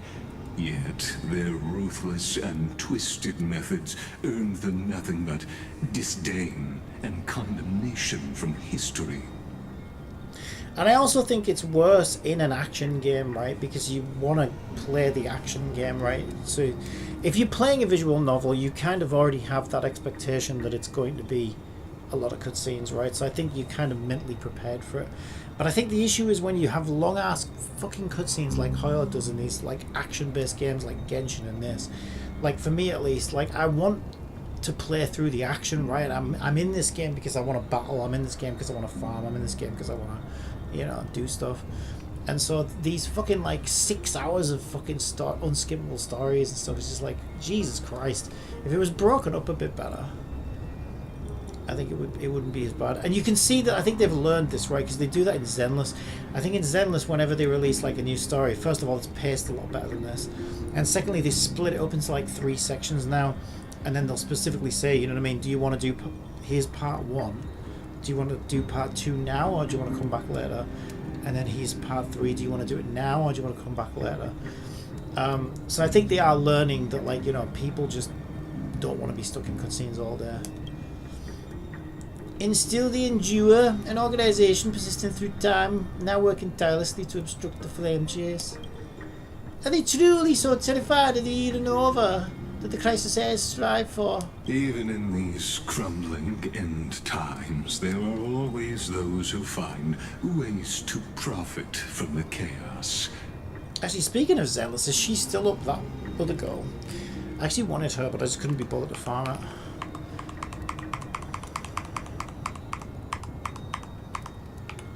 I probably missed her already, did I? Yeah, somebody else is up now. I missed her. Yeah, shame, because I actually liked her. Umbrella Girl.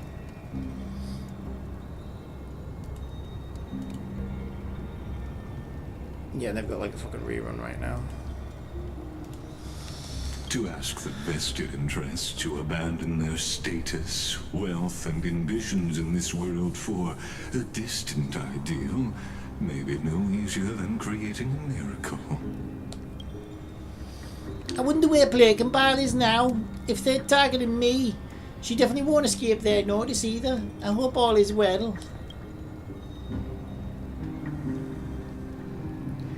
Is that Lord Kratos? There you are, Lord Donghung. We couldn't reach you on the teleslate, so the Holy City Guard almost assumed you two had met some terrible fate. You pests crawling in the shadows, back off. Your plot ends here. You played your hand. Run while you still can. It might be your only chance to survive. I don't know the meaning of run. Stay away from Akama forever. If you set foot there again, the fury of its people will tear you apart. Ooh, big words. Because Aglaya is dead, and in the eyes of the Holy City citizens, her blood is on your hands. Wait, did she actually really die? Or do people just think she's dead? So Catgirl's not going to come in and save her at the last minute. Okay, let's...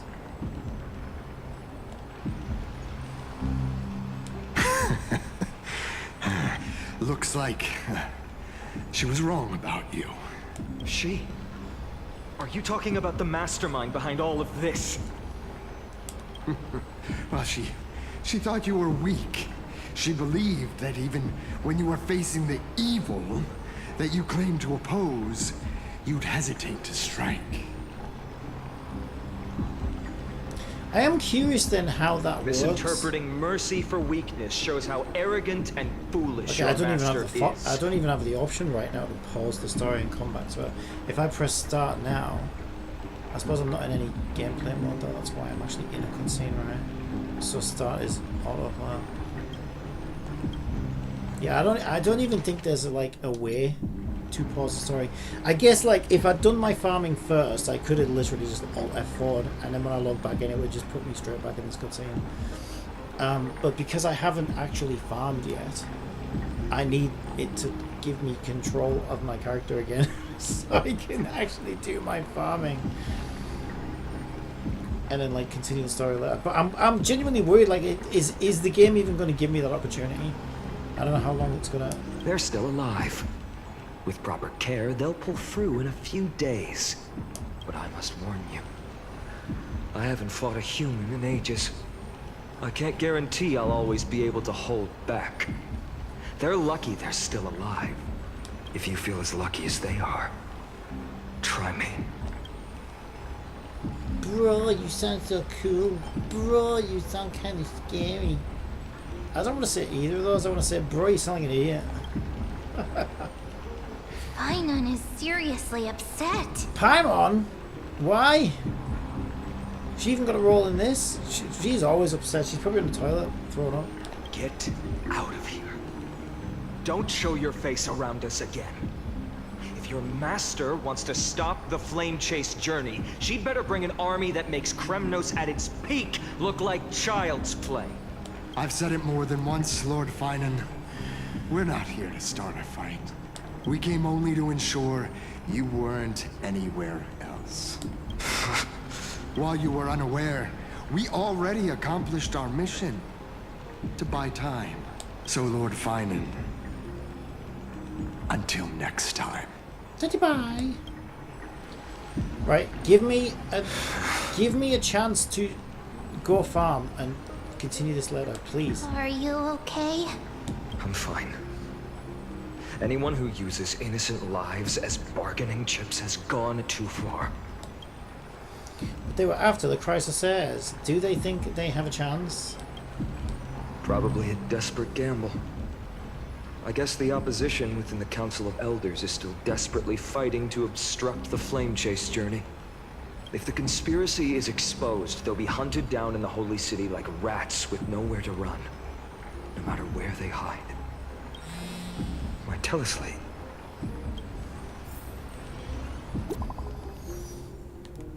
Oh my god. What's going on?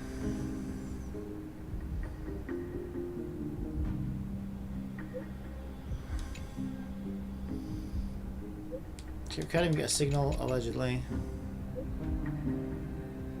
Hyacine, I know it's hard to believe, but please come back soon. On my way. Why? You weren't there for me, Hyacine. Blasted. Okay, I'm actually just going to try and start skipping more. this now. Stay I calm. genuinely just want to What get should on we with do other next? things. Stay on course. I won't be merciful this time. I'm not sure how long it's going to be before I can take control of my character again. Cartonis. And this is the other obnoxious thing about it, right?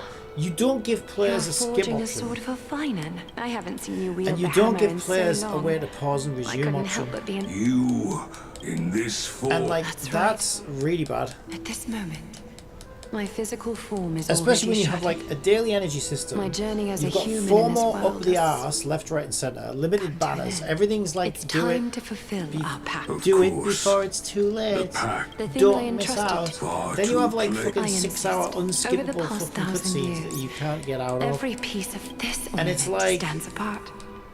yeah, It was a that's gift. kind of shitty though. I'm afraid there's no such the moment has come. My departure will give Invented for And like, this, if I could have that, paused this confirmed the condense my divinity. like selfless 15 minutes ago when I unending decided, that okay, I need to get on with other things. Please. I would come back and enjoy this story at its own pace, but now essentially, so like it backfires, right? Because now I'm skipping through the story because I just the news is probably spread. like I don't have all day to sit in this, right? I just want to get on with other things. Unless it's all a part of her. If this is all part. So if you don't want players to skip the story, maybe let them pause and resume the story, right? Finally, we have control of our character. Because like at a certain point, I need to like fucking right there we go. So I guess I pause and save. Pause and save. Right. Yeah, we could do with more. We could do with the ability to do that at any point, though. But I guess the system wasn't built around that for this game, which is kind of a problem. Yeah, I mean, it's not a problem for a game that has better paced story and like gameplay balancing, but for a game that's like, okay, we're going to give you 6 hours of story, and then you could have like 6 weeks of fucking non-stop grinding of gameplay. And you're going to get all these things all at once. I heard that well, then you kind of need a better system that lets players slice that up however they want, I think.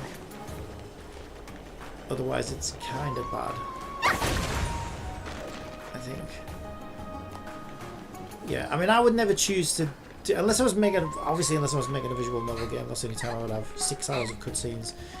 I would only excuse 6 hours of cutscenes in a fucking visual novel game, but in an action game I would know there's like even 20 minutes I would think it would be pushing it, like unless it was like some ultimate like really, you know, important part of the story and it was really well written. I think as soon as I start surpassing like 15-20 minutes I'm gonna feel like, yeah, no, the player needs a break.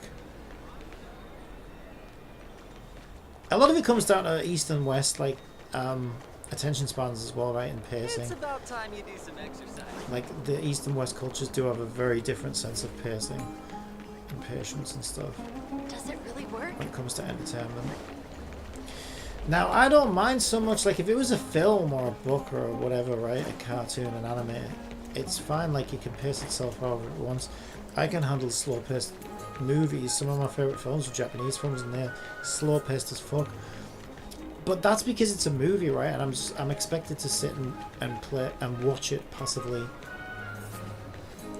But a game, right? I want to be active in a game. I want to play a game. I don't want to be sat in cutscenes for 6 hours. And so I think for games, you really need to be aware of, like, you know, how much time of the play are you actually asking them to sit there and patiently read a cutscene. And if it starts exceeding a certain amount of time, I think you kind of take the piss of it. Well, you're failing at pacing very well, I think. Unless it's a visual novel. Anyway, that's me waffle over. That's just how I feel about it. I think... I know a lot of people are frustrated by, you know, Hoyo's pacing and unskippable stories and stuff, and I think that would solve a lot of the issues. But I also just don't think that that's what they want to do.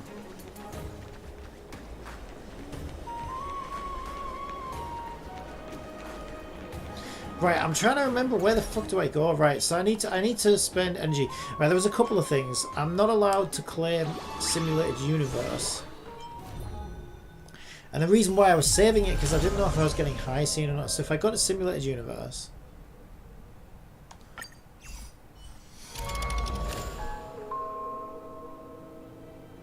hey, what the fuck is this? I don't want to do this right now. No, I'm only here because I have these rewards, but it won't let me get them because it says you have reached the maximum number of immersifiers. Now, I didn't spend my immersifiers because I wasn't sure if I was getting Hyacine, and I was like, well, I'll use those immersifiers to get Hyacine's fucking planar ornaments, right, if I get her. But I didn't get her. So, I don't know what I'm going to fucking spend them on now, but I need to spend them on something. So what do? Got a guide. I can never fucking find my way around this. Is this where I spend immersifiers? Yes. Okay, so I don't know. I mean, I could start the pre-build for her, I guess. Because I'm probably going to end up with her now. I mean, there's still a chance I'll end up getting Hyacine, but she'd have to be outside of pity, and the odds are pretty slim. So maybe I'll do half and half, as weird as that is. I'm gonna... Well, what else would I spend these on, right? I think I'll spend 6 of these on Cypher, planar ornaments, and I'll spend 6 of them on Hyacine planar ornaments, and then I'll go and get the other 8 that I can collect and do 4 on each, right? So they'll get like, I guess they'll get 10 runs each of planar ornaments, even though I don't own either of the characters. But then if I get either of them, well then those might come in handy, right? Because it's not like I really need them for anybody else anyway, so it's like whatever. So I kind of like that they do that you can actually now target characters that you don't own. I think that's actually useful. But yeah, I also felt like it kind of bit me in the ass there. So planar or Cavern and Relic recommendations would be those ones, but I need to spend these, so I need these ones. Okay, so I guess I've not done this one yet. There's Quantum, so I'll just take my... I'll take my Castrus team.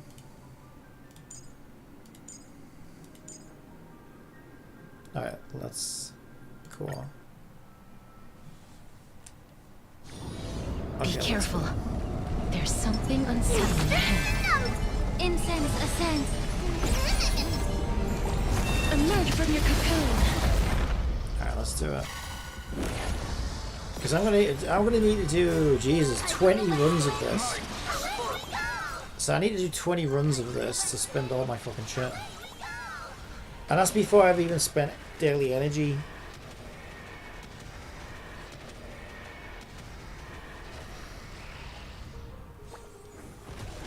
Yeah, Honkai time sink. This game is one hell of a time sink.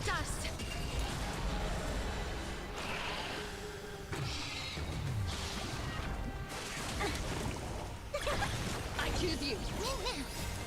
We can do anything.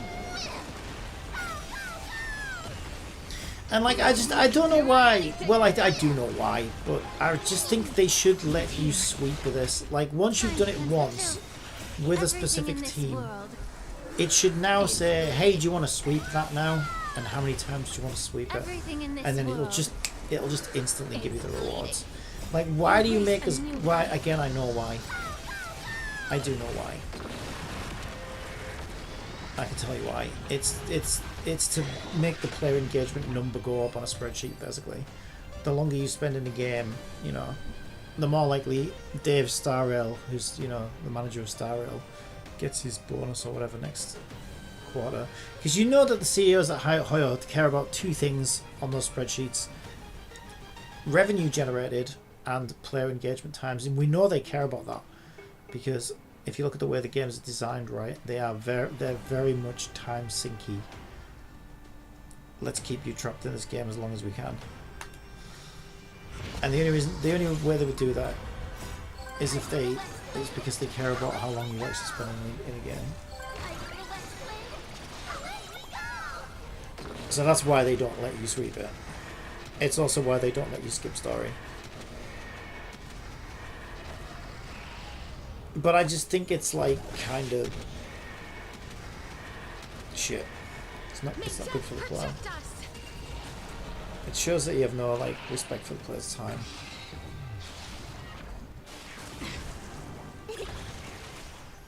Yeah, and I think that probably would be my biggest gripe about Hoyo games.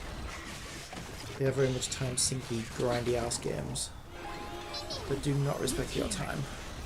And you certainly don't respect your money. But I mean, I was gonna say welcome to gacha, but not all gacha games are like that. So like a lot of other gacha games do respect your time a lot more than like this does. You know, if I think about a lot of the other gacha games, Goddess of Victory, Nige, Snowbreak, ETE, even like Tower of Fantasy, not so much Wuthering Waves. At one point, everyone discussed that player retention was extremely overvalued, thankfully, which it was really bad in 2018-ish. Since ads are about to run on Twitch, how about I tell you a joke? I could understand it if they had investors. Space party. Everything in this world. The thing is, right? I could understand it if they had investors, but they're like a private company, like they're whatever. I don't know. Maybe they still get investment from other places, but I don't think they do. I think because they make so much fucking money through the gacha, they don't need investors, I think. So I think they're like fully like independent.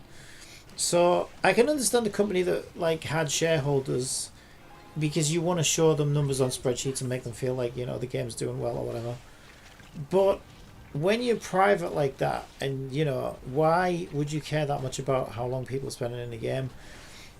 And the only thing I can really think of is, you know, like, because number one, it looks, for optics, it looks impressive. They can show numbers on spreadsheets and say, oh, we have this many daily concurrent users, players or whatever, and on average they spend 40 hours a week in our games, and it's like, yeah, but they're probably having 39 of those hours are probably wasted, and they're probably fucking hating them. But you don't care about that. MMOs do the same thing. It kind of makes sense for MMOs as well, though, because you want like a lot of players. The game needs to feel alive and have a lot of players hanging around to attract new players and generate revenue and everything else. So it kind of makes sense. Maybe there's a similar thing like that with gacha games as well. I don't know. Possibly. And I also wonder if it's because they think, well, if you're spending 10 hours a day in our game, then you're not spending those 10 hours in Wuthering Waves spending money with another company. Do you know what I mean? Because, I mean, that's true, but it feels like you're keeping game like players prisoner inside your game in a weird kind of way, which I don't appreciate. Yeah, it's just a total disrespect of your time. But the worst game for that has to be Black Desert Online. That's the worst game I've ever seen for it. Jesus Christ, that game is a prison.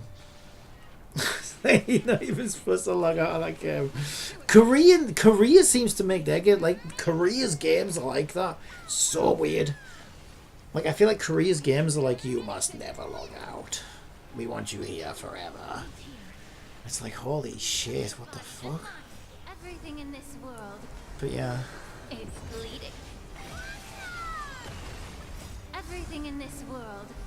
But I think most other gacha games, like I say, Infinity Nikki, Goddess of Victory, Nika, even Tower of Fantasy, the only other game that's trying to waste as much time as Hoyo does is Wuthering Waves, which no one talks about that either.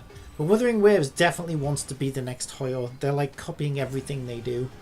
And I think that's a mistake, because I think they're the only two gacha companies that waste your time that much, which again I think is a mistake. But I don't know. These guys make tons of money, so they must be doing a lot of things right. They definitely do a lot of things right. But players also, if you think about it though, players like burn out more on these games than any other games, and that's the reason why. But maybe it's like, they probably have data somewhere where, oh, but it keeps them, we keep them longer for long term, it keeps them more addicted over a longer term period, or some shit. There'll be some reason behind it that they think is probably worth the, I don't know, the negative side effect of it. But it drives me crazy as a player. It's like, fucking hell, I've got better things to do than sit and farm this 10 times in a row. Well, 20 times in a row. Embrace a new life. I have 200 million credits in the game. Janvin CH. Open black lens bracket Mabuhay PH close black lens bracket says, I have 200 meters credits in the game. 200 meters of credits, that's a lot of credits if you line them all up, one credit at a time. That's a lot of credits. How many do I have? Let's have a look. I'm curious now. Share the good. Probably not that many.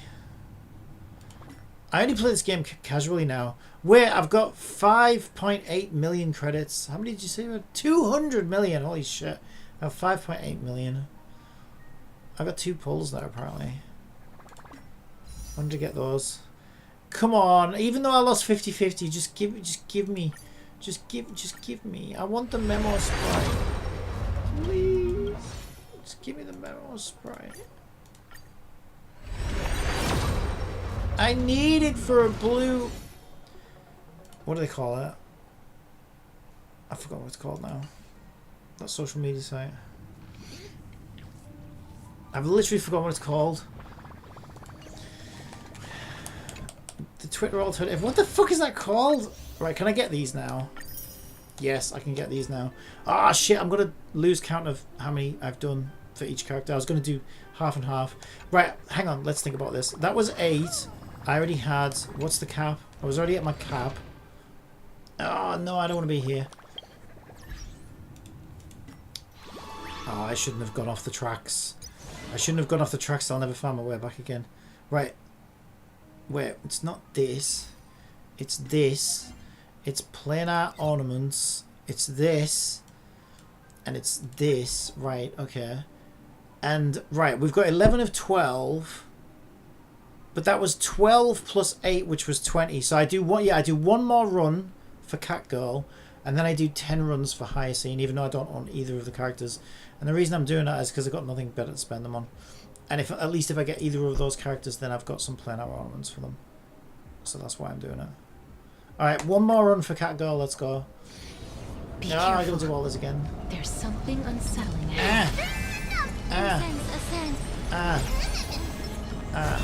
Emerge from your cocoon. Okay, let's go. 200 million credits.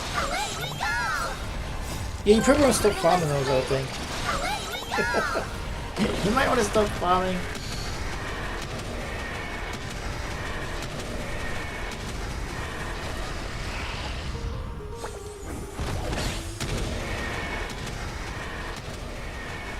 May death protect us!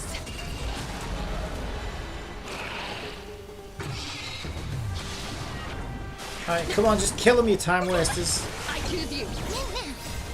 We can do anything. We can do anything. As you wish. Time to cleanse the filth. Everything in this world is bleeding. Everything in this world is bleeding. You just said that. Embrace a new life.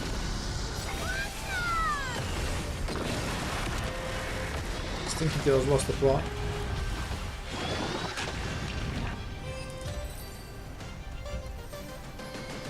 Alright, so now we do 10 runs for Hyacine, even though we don't have her. Just in case I end up getting her. I probably will end up getting Catgirl though instead, because she's guaranteed now. But you never know, it could still happen. So I'll do that. And even if I don't get her, well, I'll get her during a rerun at some point in the future probably. Or wait, what team is this? Holy shit. Is this who I used last time I came in here? So I did have Tribute then. That's a bit of a weird team. That's because I was looking. Yeah, we don't care about that. We don't need to. That's the thing. The elements are now pretty much redundant, right? Because of all the gimmicks they've added over the years. Yeah, I was going to take the Castros team because it's just seems like the most broken team right now. Who do I take? You, and you. That'll do. All right, let's go. Be careful. I don't think we need to be careful. I think it's fine. Incense ascends. Emerge from your cocoon. Yeah, incense. I know you just farting really. You're just trying to blend on the incense. But really, it was those curried beans the night before. We all know. It's the SMT effect, where the end of the game, every attack is piercing, almighty. May death protect us! Well, they did. I went through this game's metas, right? So this game's first meta seemed to be like it was like speed and crit early on, and then they did like what the fuck was that? There's this weird meta with all those dudes that I skipped. I can't remember what his name was that everybody went crazy for, Blade or whatever. And then it was Dot, but Dot didn't last very long. It was all Kafka and fucking Black Swan with Dot meta. Then they did Super Break when fucking Firefly came out. And then suddenly the Super Break was supposed to be the meta. And now it's Memosprite. Everything in this world is bleeding.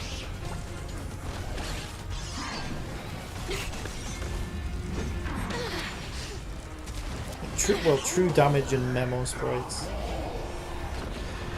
It's just so stupid.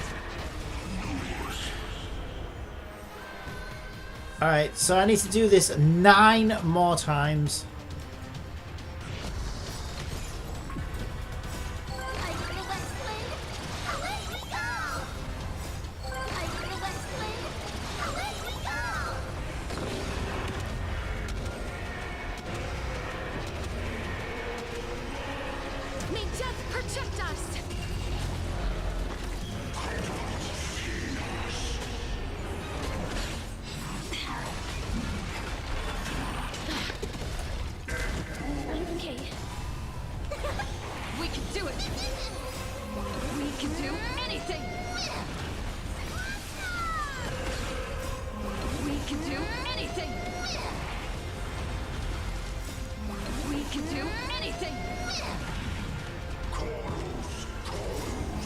can do anything.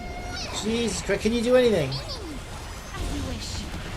Embrace a new life.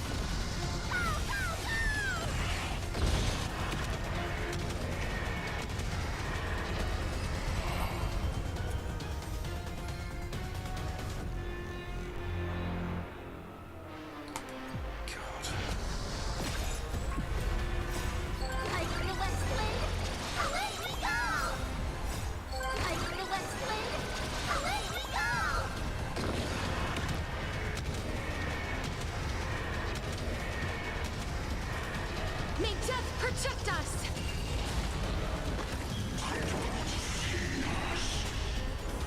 So where it goes from here, I have no clue. Everything in this world is bleeding.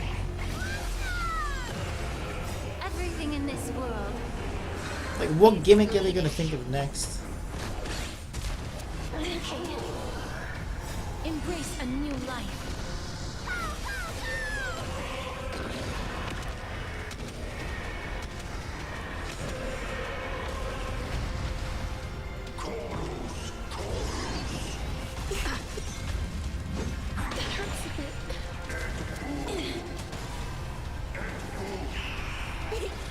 We can do it! Envy of your body and mind. Darkness with me.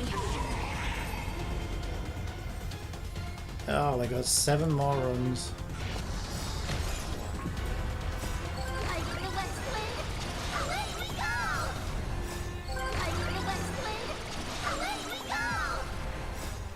We can do anything!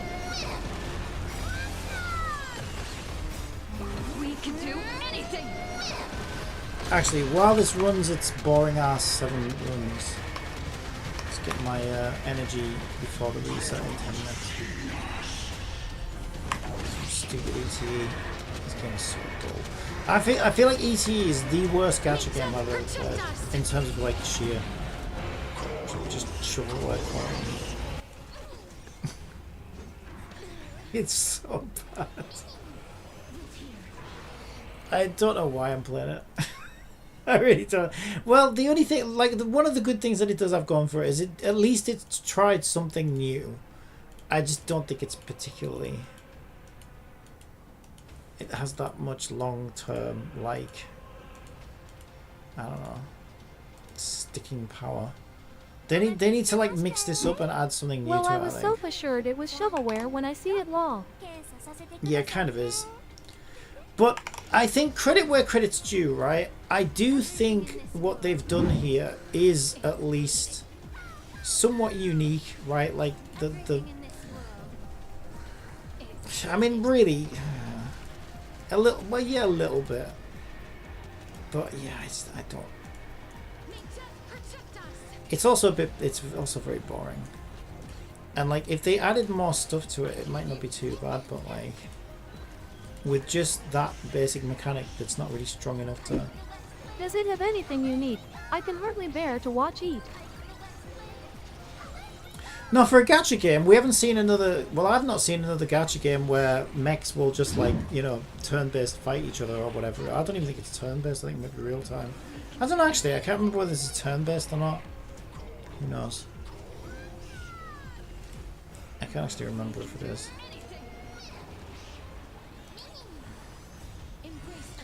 Like, yeah, I know they've made games like this before, but they haven't made a gacha game like this before. Not that I've played.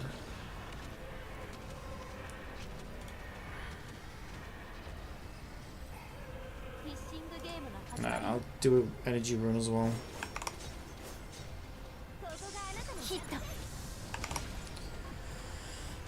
Yeah, I probably won't stick with this. I think it's worse than Snowbreak.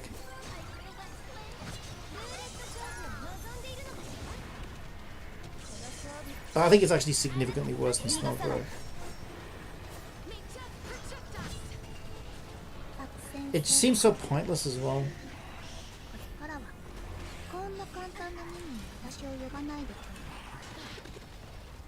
Everything in this world is bleeding.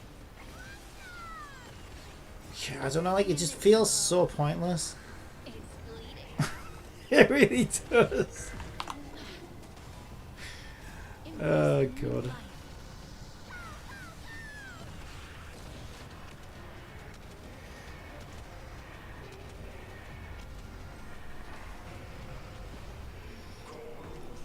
I really hope Madoka picks up. What are they doing with Madoka? Madoka's at its base. Madoka's a really good game. One of the best gacha RPGs I've ever seen, if not the best.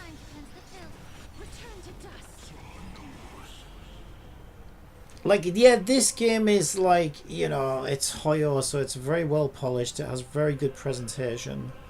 It has a lot of variety. But it's still a Hoyo game, so it's grindy, time wasty. And I feel like they've kind of, like, it's not even really a turn-based game anymore. Did Madoka ever have a decent update yet? Not really. But things are just kind of running. So there's been a couple of announcements. They were talking about like adding characters onto standard banners. So that something about the limited characters are going to get added to standard banners, and they've reset like the PvP. So there's like a new season of that. They banned a bunch of cheaters from PvP and said if you do it again, you're getting your accounts taken off you. But also at the same time, the thing that worries me about Madoka is I did PvP last night and I was like in the top 70. So when I first started playing, I was like 130, and then the week after I was like 80 something, and now straight away I only just started PvP. I'm in like the 70s. So I'm like, okay, there's really not that many people playing this right now anymore. I think they just kind of, which is understandable. I don't think they've done enough to keep players engaged.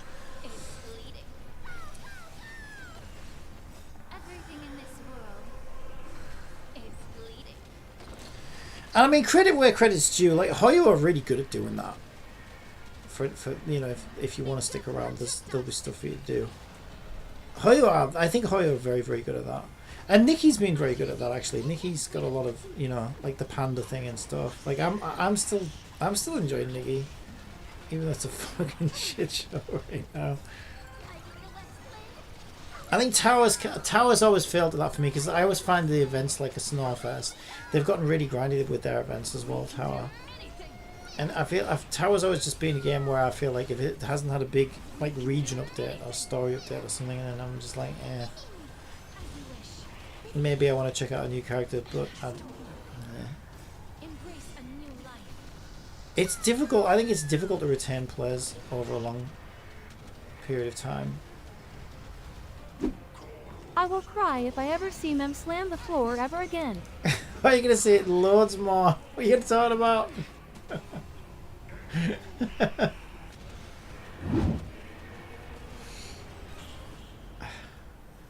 Two more runs. Alright, we're almost there.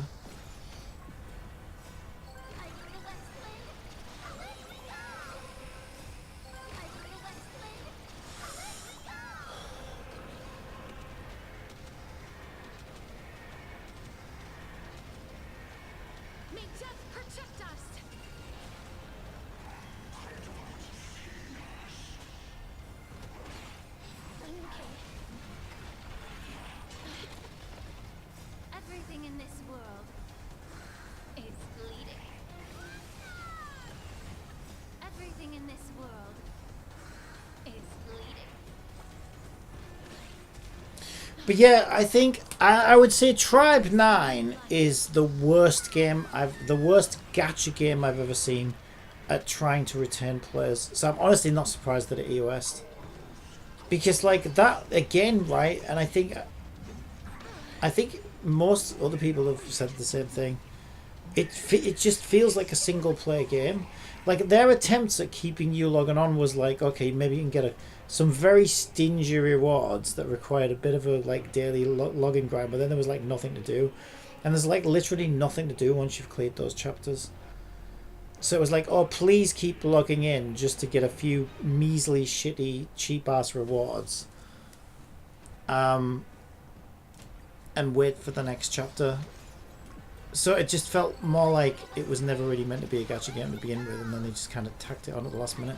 But that can't have been the case, right? Because it's made by Atsuki Games, I'm pretty sure ASCII Games only make gacha games, so I still don't understand how can they not make. What else have they made? I feel like they're the biggest failure at gacha games ever. Yet all they make is gacha games. How are they so bad? Do they have a successful gacha game? Oh my god. He makes shitty gacha games. Yeah. Yeah, I know. I think they made Wrestleriana as well. I think. I might be wrong about that. I've never even heard of any of these. Dragon Ball Z Dokkan Battle. Well, that's just them borrowing a well-known franchise again. Yeah, all of these look Project Dragon Ball Akatsuki. Dokkan is the only real one. Yeah. And does that even... Is that even in the revenue charts?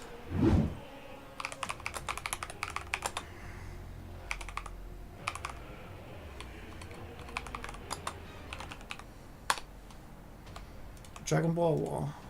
Yes, Dragon Ball, no joke.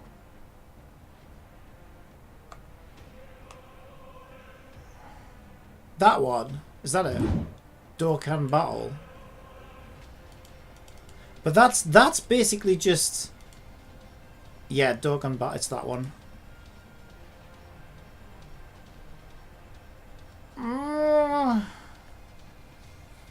Dropped 10 places last month.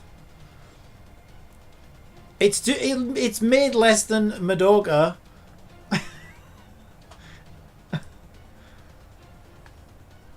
Mind you, I think next month Madoka's probably not even going to be on this list. I wouldn't be surprised if it's not even on this list.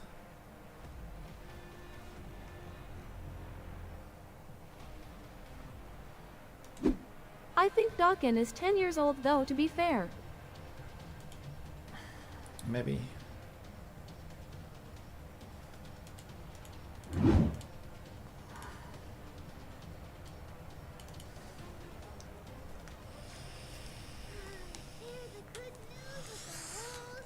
But I think it's also extremely shameful to just like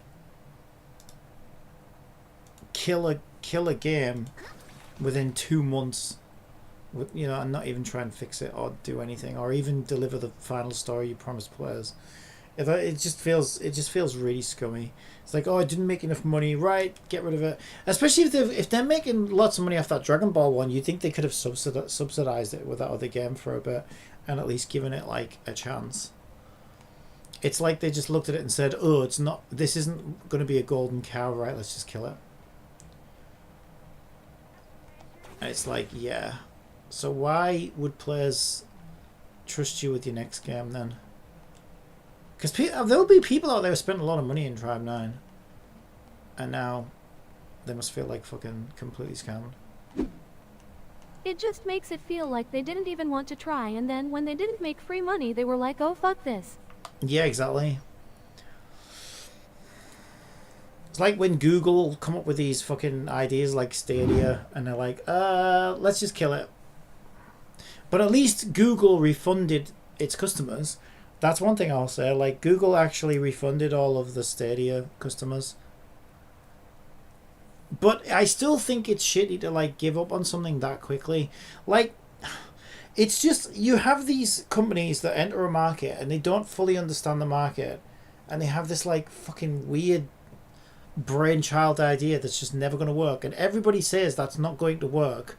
Like, nobody's going to want to rent a game on Stadia for the same price that you buy it on Steam for. Probably more when Steam has its sale or whatever. Why would anybody choose to do that? Like, you need to have something to offer the customer that's actually beneficial to the customer, otherwise no one's going to bother using it. And then they're like, oh well, this didn't work after 10 months, let's just kill it. It's like, okay, let's not try and make it a better service, or And like also find that some game way was to in dev compete for in like the 5 market, years, or... and it was like a weekend of grinding the same 6 mobs and yapping. Game was in dev for like 5 years. Which game? Dragon Ball? Like a weekend of grinding the same 6 mobs. Oh, you mean Trab 9? I actually grew to quite like it. It was very different, but it didn't feel like a 9K sales. yeah. It didn't feel like a gacha game. It felt like some weird sweaty RPG, single player RPG, and it was alright. But yeah, I'm not surprised it failed. It was way too like say, right, think about it, right, did everything wrong, right? Oh, let's have all dudes. Well, there's your first mistake. Oh, let's have shit pity and shit fucking rewards. Okay, there's another mistake. Let's not market the game very well. Oh, there's another mistake. Let's make it super fucking difficult and grindy, and like the skill ceiling's like right high up there. Well, there's another mistake. Like, they didn't do anything right. And let's not add anything to keep players logging in, like, and return players. The baseball girl you used was SSS tier 2 lol.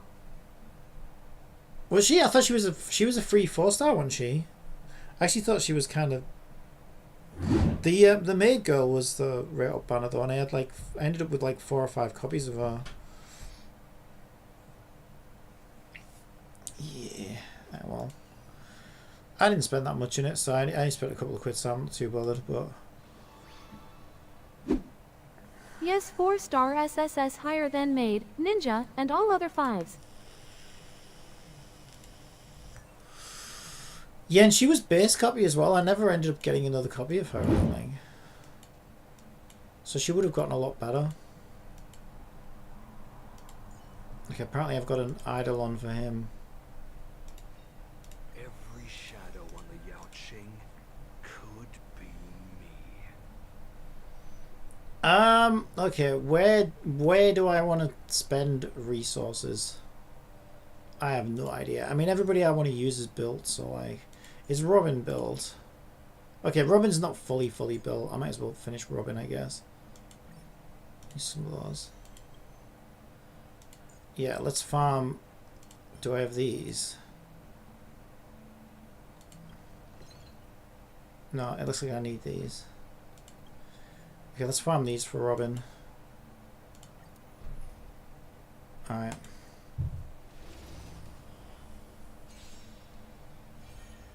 We can do it!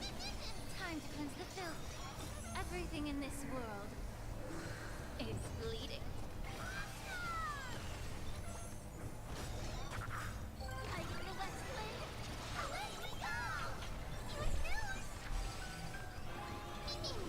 As you wish. Embrace a new life.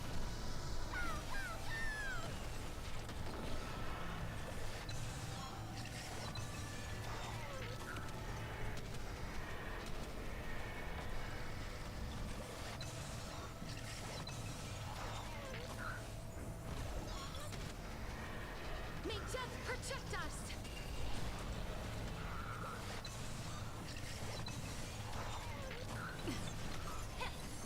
Root here.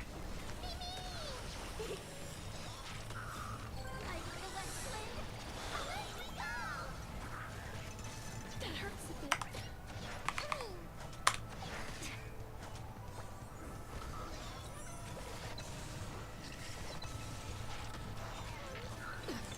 Be of your body and mine as you wish.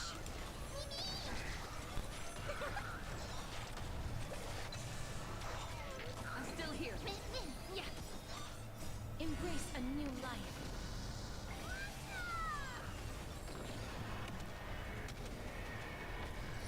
Yeah, I don't know. I've got some ideas in my head. I don't know what to do, because like, so I went from having the idea of like making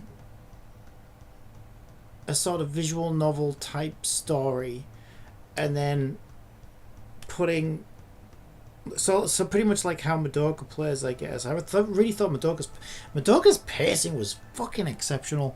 The one thing I really have to praise that game for was its pacing. His pacing was absolutely perfect. It was so well paced. And then it just kind of, you know, well done, you reached max level. And now you're at this like weird whale boss that you can't ever beat. Now there's pretty much nothing to do. Except PvP and daily grinding. And now you've got nobody to build to get daily grind for anywhere. And it's like, oh my god, you you got that, like, the content that was there was paced so fucking well. If you just had something to keep me, I don't know, keep me in the game once I reached max level.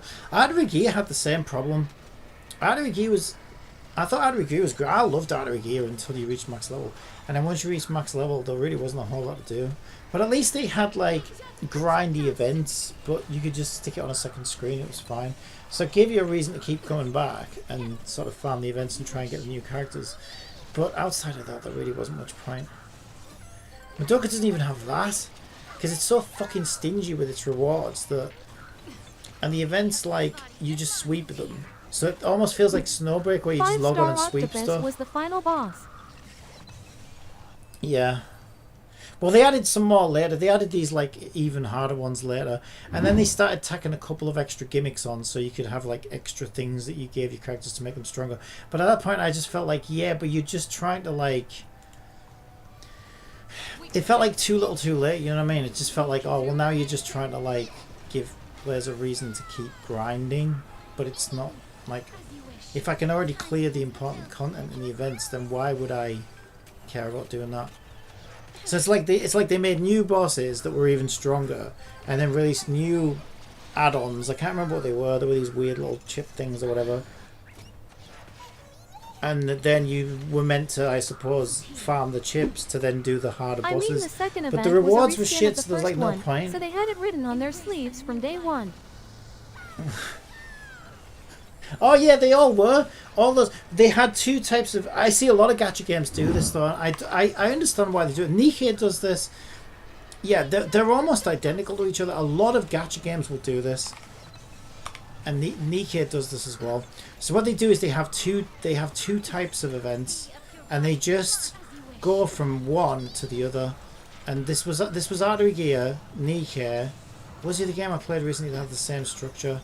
There was another game that had the same structure. I can't think what it was. And so what they'll do is they'll have... Well, ET has the same thing. Something else recently that had it as well. But yeah, what they'll do is they'll do... I guess you could break them down into, like, more story-based events. Hi, Pappy.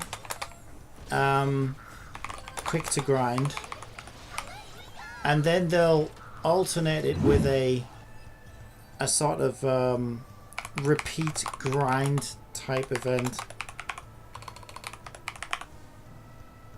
Was that Pika? Hello, Pika. So the story-based event would give you rewards. Let me just think about how this worked. Yeah, so these ones would have gacha, like a gacha system. So the rewards were like gacha, buy with farmable currency. And then these ones were you just get them for doing the hardest level. You repeat the hardest level at the end. Yeah, that's what it is. These ones you get rewards from story, and you repeat final level when complete, and you buy, and then you just buy them out of shop. Yeah, so those ones are buy shop. So you have a currency that you buy the rewards out of the shop with. And then these ones, although Nikkei doesn't quite do it this way, but they do it that way. But yeah, in Artery Gear, they also made it so that this was a gacha machine.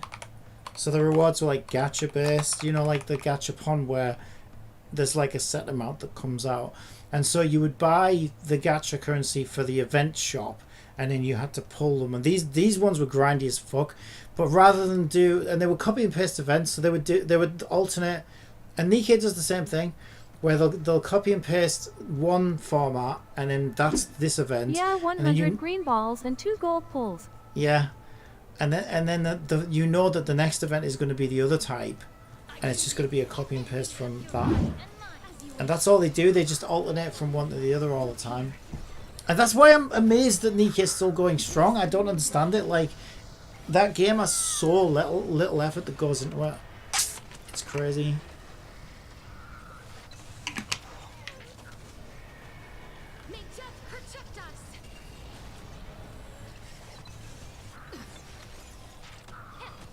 And I mean, one thing I'll say for Snowbreak is at least Snowbreak don't just copy and paste their events every single time. They've tried different types of events. We've seen like quite a variety of events from Snowbreak. Ika says, yesterday in TOFI made it to level 99. I thought you were already at 99. Alright, congratulations. I thought you were... I could have swore you said last week you were at 99. Maybe it was 98. Okay, go get yourself a biscuit. You've earned it. Alexandria says, yes, the bathhouse roulette was horrible, but it was different. Yeah, at least they try different things.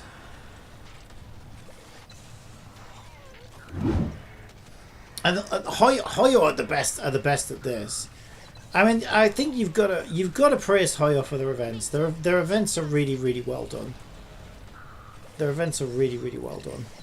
They're so varied and they're so different. Like you can't predict what the next. Butt cheeks and the Grove House. And the messaging and girl butt cheeks and the Grove House. Yeah, I mean, Hoyo deserve credit for their events. You might see a repeat event maybe like a year later. So like in Genshin, like we got a prop hunt type thing, which, what the fuck did they call that? And they gave it their own fucking name. Oh god, what the fuck is it? They had a name for it anyway. But it's basically just prop hunt, right? So they'll take some existing thing and make their own thing of it. And then if it's really popular and players seem to like it, they might bring it back like the following year or whatever. But even then, they normally have like little tweaks to it or little additions to it or whatever. But yeah, you rarely see like the same event again in a Hoyo game. I will admit that. And so you never know what you're gonna get. And I think that's really good. I think that's really good.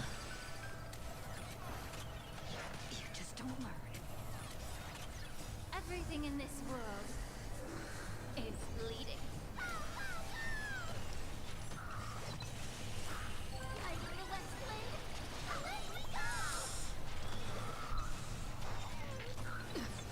Yes, root here.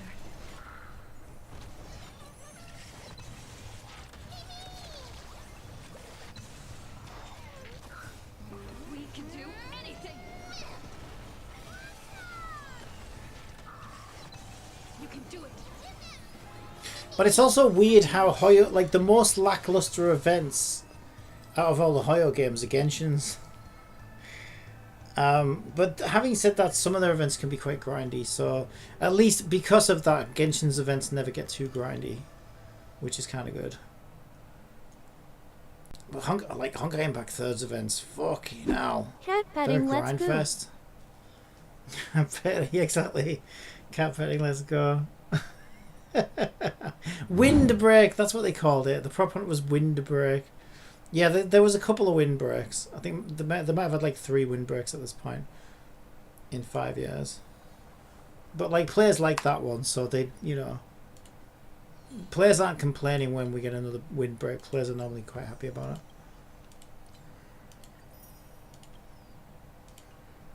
it. And cat petting came out when the brown cockroach clothes maker girl came out that exactly 2 people rolled for her. Yeah, exactly. But yeah, I think they put a lot of effort into their events, I think. What have we got on this one now? Yeah, this one. I mean, this one's... Yeah, this is probably one of their least... This is probably one of their most lackluster type of events. So in Star Rail, this would be just like, you know, this is an event that utilizes the existing battle mechanics. But even then, they've added like a gimmick to it. So the gimmick is you have these specific things that you summon, and they all have like... And they do this a lot in Honkai Impact 3rd, don't they? They have like... You'll go into a domain and do some, you know, repeating fight Skinner box type thing with some extra mechanic where you summon something, or you have some gimmick, or I don't know, some additional thing that you need to level up. And yeah, that's basically what this one was. But it's still way more effort than fucking Nike's copy and paste events. I just don't understand how that game is still doing as well as it is. I wonder if they made that to take the piss of Tribe 9 lol. Did you read that? With the baseball bat. Maybe. Maybe. Yeah, but the main character's always been known as the galactic baseballer anyway, because she's given a baseball bat at the start of the game, isn't she? It's like, oh, quick, you're going to need a weapon. So during the onboarding for this game, as right before they teach you the battle mechanics, like you wake up with the Stellar up your butt, and March says, oh, you're going to need a weapon. Just grab that baseball bat, and, you know, just conveniently there. And so that's why the baseball bat, like, thing's always been a bit of a theme for the main character in the game. So, like, you have the option to refer to yourself as, like, the galactic baseballer or whatever as, like, a game. So I don't think so, but it is kind of funny.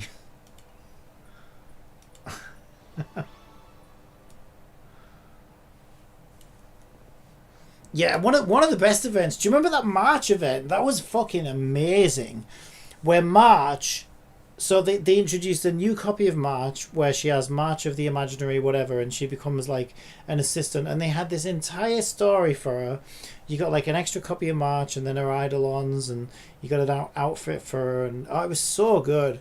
And this whole event that went on for days and days is really fun though. That's one of the best Hoy events I've ever played. Yeah, where March had this like sort of picked up this new role. Someone will create a baseball type of character like in Tribe 9 one day. Yeah, that event was so good. Where March's new sort of, I don't know, path was unlocked, I guess. That was so good. Someone will create a baseball type of character like in Tribe 9 one day. Well, it's not like it hasn't already been done.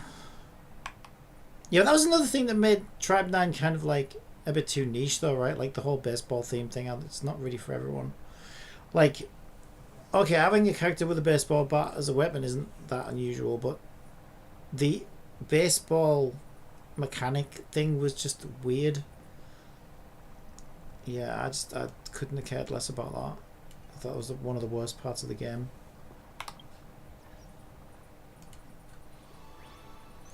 It wants me to do old fucking rapper events and I just can't be bothered.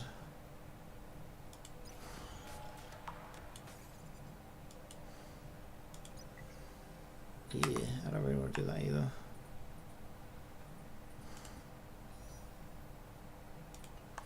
Alright, I'm done with Starro. Yep, I lost 50-50. Boo!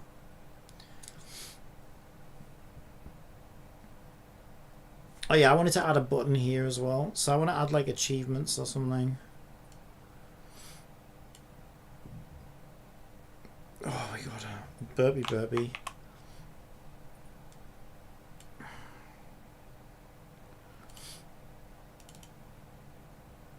I just hope did I save that version of the button?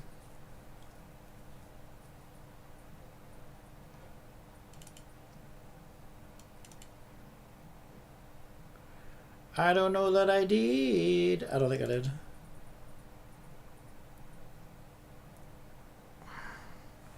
I'm such a goddamn fool. Okay, but I can cheat, right? Because if I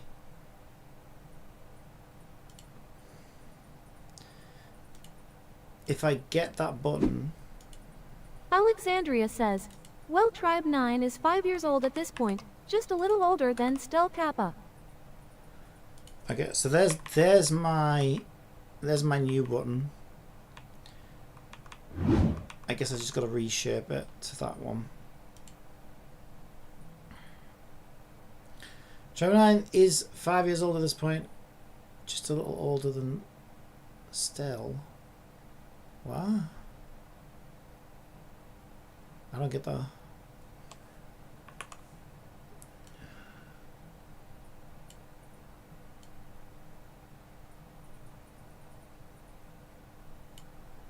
Right, close enough. Okay, so this one wants to say... I think I might say goals... Tribe 9 was previewed before Genshin was previewed even. Was it? I didn't know anything about it. I barely knew anything about it when it came out. I barely saw anything about it. Like, that game was 2019. Like... Yeah, they did such a poor job at marketing that game.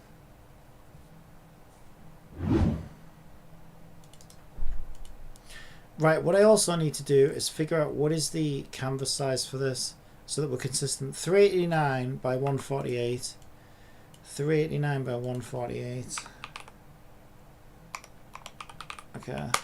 And also, because I might need new buttons like this, I should save this version of the button. So button men. Not mem, not mem, but men. For menu, short for menu. In case you wondered.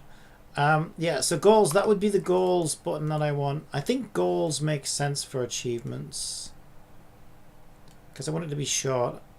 You'll notice I'm trying to keep all these buttons with short names, so I can keep them all small and ninja-like.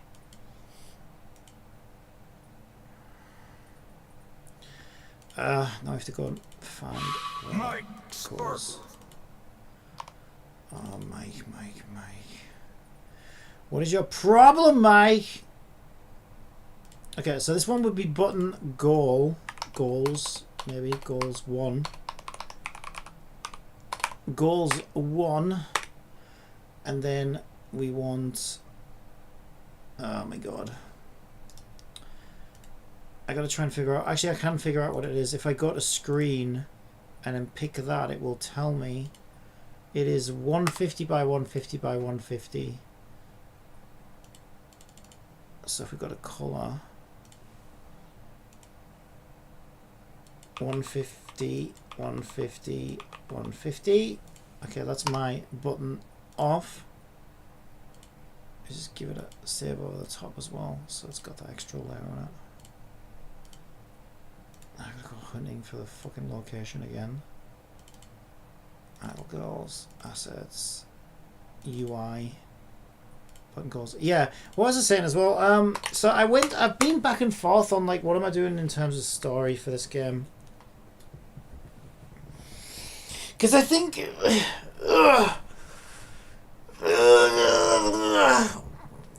if you don't have story, then the game feels too skinnerboxy and grindy. And if you have too much story, then the game feels like fucking a horror game. It feels like a visual novel. And then I feel like you just get antsy and want to play the game. So my original idea was, okay, we're going to tell a story about the characters and about this situation or whatever. Of battling online discourse. Then I kind of decided, and it all started when the fucking AI made this character, and I was like, oh my god, she's such an iconic character, and she'd probably fit in this game because she's got like girl's hair. So doesn't that? It just seemed like the perfect. I was like, yeah, sure, maybe she should be the fourth wall breaking game guide for this game, because it probably makes more sense than a koala. And then I was like, okay, well, she should be like QB or whatever from Madoka, but instead she's like talking to you directly as the player. So then I was like, well, maybe I don't need a story then. Maybe she's telling the story, like our story is delivered through her.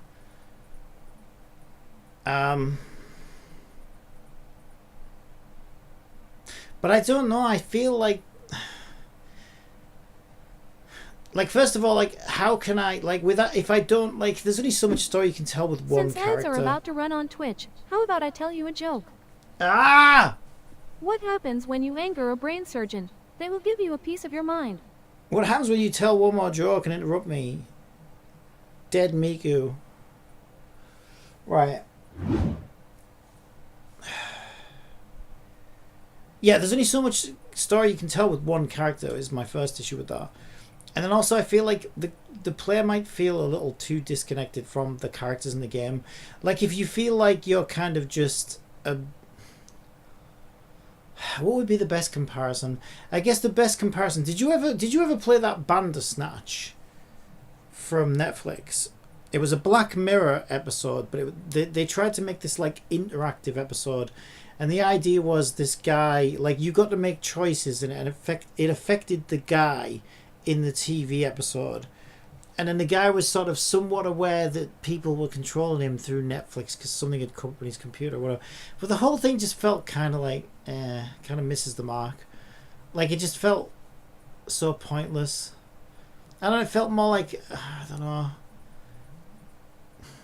more like a gimmick than, you know, you didn't really give a shit about this guy. And because of that, it didn't really tell much of a story. So, they had a theme, which was this guy was making a video game.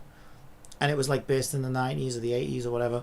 And then you were able to make choices on the Netflix menu and then it would affect something in his thing. But because it was just like that, it almost felt like a stupid little point-and-click adventure game gimmick thing. But they couldn't really tell much of a story either. Because I think they tried to make it sort of diverging. Sounds vapid. Yeah, it was. That's a brilliant way to describe it. It felt vapid. And I feel like that's what this would feel like if I didn't involve the characters. But now that creates a new problem for me because I'm like, okay. So now I have to... So we learned about this in media. And what they call it is they call it diegetic and non-diegetic. And all that means is... So diegetic is something that takes place within the fictional world. So an example that they taught us was like diegetic music would be music from a radio in the scene, right? And a non-diegetic would be like fourth wall, basically. So something happening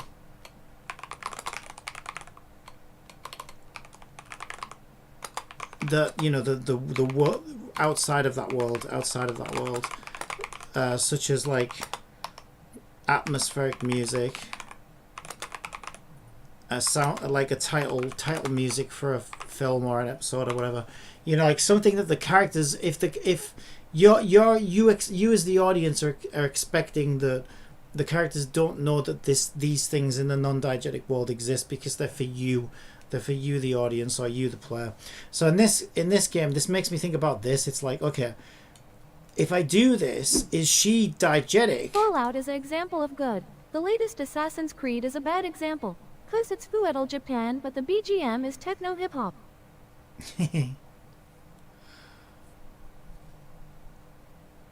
So then that makes me think, okay, well, if we're gonna tell stories with the characters of the gacha characters, should she be diegetic or should she be non-diegetic? Should she interact with the characters in the game, or should she only interact with the player? Because, like, if you think about how... So let's think about how Genshin does it and how Star Rail does it. I think they all... Right, so you have... This is interesting. Let's just do this real quick as an exercise. So let's list some in-game... Who are your in-game guides, right? So obviously we've got the greatest in-game guide of all time, Paimon. Who is the in-game guide for Star Rail? People say it's Pom Pom, but I don't know that it is. Let's say it is Pom Pom. What other in-game guides do we get? Morgana in Persona, because that's a good one because it's an RPG. The thing I'm noticing at the moment is all of these are diegetic game guides. I think it's March 7th early on. Yeah, I agree with that, yeah. Yeah. Either way, they're all diegetic, right? They all exist in the world. But in order to serve their purpose, that means you, the player, are also diegetic. Pika says, Abby and Wuwa. Oh, God, yeah, the worst. The worst of all game guides. Yeah, so, okay, here's the thing.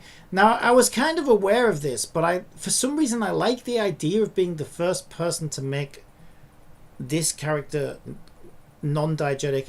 Like, this character is purely... And like you say, Ryan... What was he, Ryan or somebody in Bioshock? Yeah, that's a brilliant example, right? Is... Ryan, I don't think anybody else could ever hear him. It was kind of weird. It was a kind of weird in-between thing, that, though, because I think Ryan was meant to be somewhere within the Bioshock universe, but talking to you, the player. So he was almost like a halfway between the fourth wall and the world, you know, but somewhat originating from that world. Yeah, that was a great example. I thought that was amazing.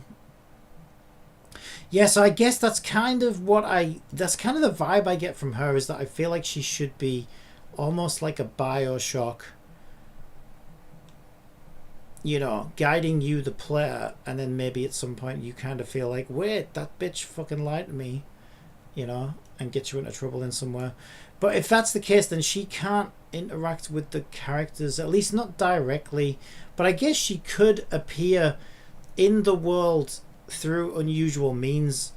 So I guess she could, like, one of the characters could receive an email that appears to come from her or something like that, right? So she never, like, physically shows up in the world. But because the game's about internet, like, fighting toxic online discourse and stuff anyway, right? So the game's theme is meant to be the battles, the RPG battles that you do are meant to be sort of digital representations of a real thing that's happening, which is like an online argument, right, essentially. So the idea is going to be that these girls are on the forums arguing their point, right, trying to sway the narrative. So a good example would be, I don't know, people are trying to get pirate software cancelled online, right, or whatever, and these girls gear up to go into the forums and defend pirate software and, you know, turn the tide to a more positive tide, right? Like, stop bullying these people or whatever, right? Stop saying bad things about this, bad things about that. Essentially trying to create a more positive online discourse. So you as the player will get a representation of that by seeing them as like superheroes, but, you know, and the people they're fighting are just you know, so just a standard RPG fight. But then that's supposed to represent, when you win that battle, that's supposed to be they won, you know, changing the tide on the internet to a more positive thing. So I think that gives me a lot of, like, creative license to kind of have her somewhere in between the fourth wall. Because she's meant to have summoned the player and you're the player, right? And she's using RPG mechanics to influence thoughts and feelings online or whatever. I think it puts in a really interesting spot. But I definitely don't think she should be diegetic. I think if she shows up in the world where the characters are and the characters are aware that she exists, I think it kind of falls apart. Yeah, so I think she needs to be... Can we do that? Can we do this? Can Microsoft let us do this? If I copy, I should be able to put her here, right? There we go. Yeah, I think she needs to be non-diegetic.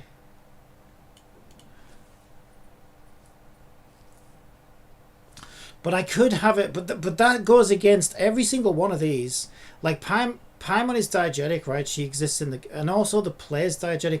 But then now this leads me to a new problem. What about the player? So this is supposed to represent the player. Hang on. That's supposed to be the player there. It's very Snowbreak-esque, I know.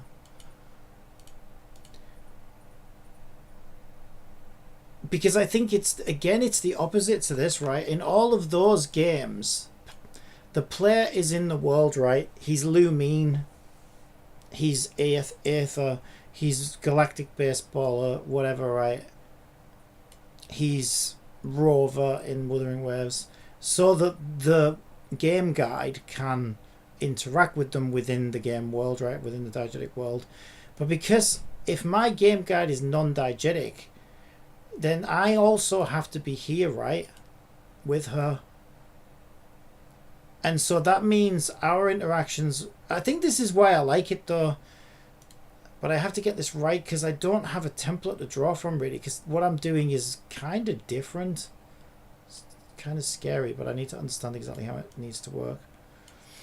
So I guess what that means is we can influence the diegetic world, even though we're not a part of it.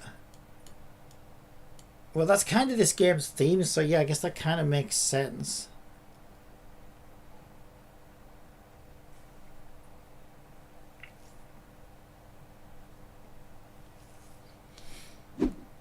Alexandria says, Crazy Miku is like that in 100. I think she's meant to be there though, isn't she? Because she fights as well. Yeah, I know what you mean. Yeah, she's meant to be there. Well, yeah. Sometimes creators will play with this concept because you can have a character that's maybe meant to be like a part of somebody's mind or whatever. So you know, like when you have a character that's like, you know, only this person can see them, then you're left wondering, okay, well, are they really meant to be there, or are they just meant for us? And that's where they're kind of in this kind of murky in between area. It's like, okay. And it would all come down to like, you know, yeah, is it meant to be? Everything is obviously always for our benefit as the player or the audience, right? Ultimately, but you have to create a fictional, you know, setting, and the real question comes down to, okay, is this thing actually happening within that fictional setting or not? She is diegetic, but her personality half the time is non-diegetic yap. When she Yeah, talks it's about like she playing breaks old the fourth. arrogate Yeah. porn games, she is talking to you and me, not like Shoma or Taki. Yeah, I'd say a dialogue is very Easter egg fourth wall breaking, isn't it? Yeah. Oh yeah, you can absolutely do that as well. Yeah, you can have a character that exists within diegetic space, you know, who will sort of poke at the fourth wall and break through it. But she's definitely non-diegetic because she will literally. One of the first things she's going to say to you is, "Okay, hi, I'm Clover. What's your name?" And then this is where you set your profile name. And from this point forward, she's going to address you directly. She's just going to be like, "Oh, okay, Pika. It's nice to meet you. Here, let me show you this girl here who's lazy and she's unmotivated. And do you know why? Do you know why I need your help, Pika? Because this and that." And I think that's going to be interesting because we're not really used to that, right? Like Paimon never says. Well, that's the weird thing. They kind of do though, right? Because they'll say Traveler a lot, but then sometimes they'll say like PlayCompile because that's my profile name. But it's like, yeah, I always found that a bit weird why they do that though, because we're meant to be Lumine, so why do they ever say PlayCompile? Shouldn't it always just be Lumine? But for whatever reason, Genshin chooses to call Lumine whatever you set your profile name to, even though her name's still meant to be Lumine. So I never really understood why they do that. Seems kind of weird. They do it in all their games, I think. Yeah, it's a bit weird. Whereas they don't do that in Wuthering Waves. Wuthering Waves they always call a Rover because that's meant to be a name, right? And I think that makes more sense, actually. Yeah, Morgana is diegetic. He lives in the real world as well. In the game world, rather. Yeah, so I am kind of doing something that isn't done very often, really. So it might be tricky for me to understand. So I guess now the question is, how do we deliver diegetic stories to the player with this setup? Because I feel like there could be some kind of gimmick to it, right? I don't know, but I feel like it's really weird to imagine Cloud Strife as like Bill Bob Law when you could change their names in AUG 7.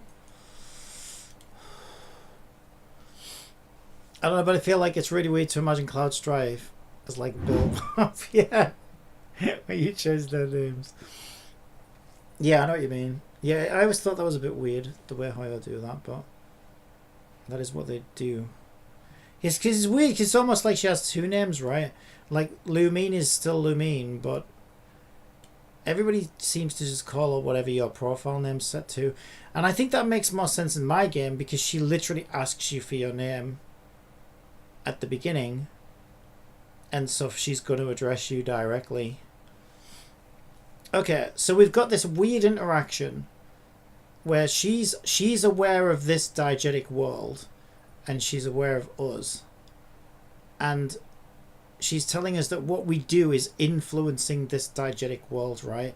So she's saying there's a problem here in this diegetic world, lazy girls, right? Whatever, unmotivated girls. So bad, let's just summarize it real badly and say, I don't know, depressed girls due to bad internet.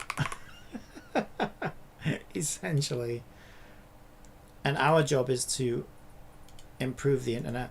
But because we can't interact directly with the diegetic world because we're not a part of it, we do it through the girls, right? So she... Hika asks, one random question, which one would you choose, Cappy and TOF 80 golden wishes or a box that you can choose one of 4 SSR characters from? It would depend on whether I wanted any of those characters or not. If you want one of those characters, you're better off getting the character directly, but if you don't want any of those characters, then obviously the wishes are the way to go. Okay, so she tells us so far in kind of like my story dialogue, because I've got to try and explain this somehow, right? She kind of tells us, look, these girls are depressed. All they do is swipe on their phones all day, and if the internet was a better place, you know, they'd be more motivated to, you know, do something with their life. So since they're on the internet anyway, and I have influence over the internet, or I have influence over these girls, so far I've kind of just hand waved it away as, you know, I'll use my magic, because like how else am I meant to, and I can always change it, but yeah, she kind of just says, look, I'll use my magic to influence these girls and their interactions on the internet, but I need your strategy to do it, right? Like my skill is controlling these girls, but your skill is like battle strategy. And so the whole concept of the game is you use your battle strategy, she influences the girls, and then, you know, over time we shift online discourse to more positive. So that's fine, but we still have the problem, how do I tell stories from the girls? And also they probably, I guess they wouldn't be aware of anything that's going on here, right? They wouldn't be aware of either of us unless they come up with some weird, like, you know, we're going to let them know that we exist. We're going to send them messages or whatever on their phones and introduce ourselves, which we could do. Yeah, you could certainly do that. I'm kind of thinking out loud, like, how would that work? Because what is an option is she could say, right, okay, I think it's time to introduce ourselves to the girls. And you're like, what? Well, we've been helping them out. One SSR that you can get with the Scratchy event, Mel's, and one other SSR character I can't remember as well. Well, just like I said, just look through them and see if you want any of them, I guess. Right. So what she could do is she could say, you know, well, it's time to introduce ourselves to these girls. And she could just appear on one of their phones. I'm just thinking this through to see if this like makes sense, or if I think this is the direction I want to go in, or should we remain like unknown to them? So if that played out, it would be something like, you know, the girl suddenly gets a video call from fucking, I almost called him Madoka then, from Clover here, who sort of like introduces us to them and says, yes, we're from a magical realm or whatever, right? And we're here to make the internet a better place, but we need your help or whatever. You must do what we tell you. That could be kind of fun. She's like, you must do what I command you without question. I have PlayCompile here helping me with the battle strategies, but you must never resist. You must never resist A video call from Paimon would be a great collab. My influence. Yeah, why would I do that though? This is my game. You can't just, that's called copyright infringement, Pika. It's not a collab unless you actually get permission. And no, I don't want Paimon in this game. Fucking, I've enough of Paimon in fucking Genshin without being in this game. Right.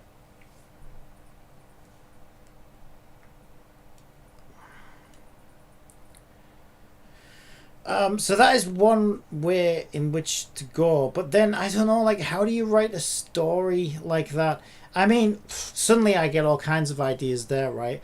If we break, I guess it would be kind of, we break the fourth wall. Don't worry, I choose the SSR box since 80 golden wishes. I don't care about your SSR box, Pika.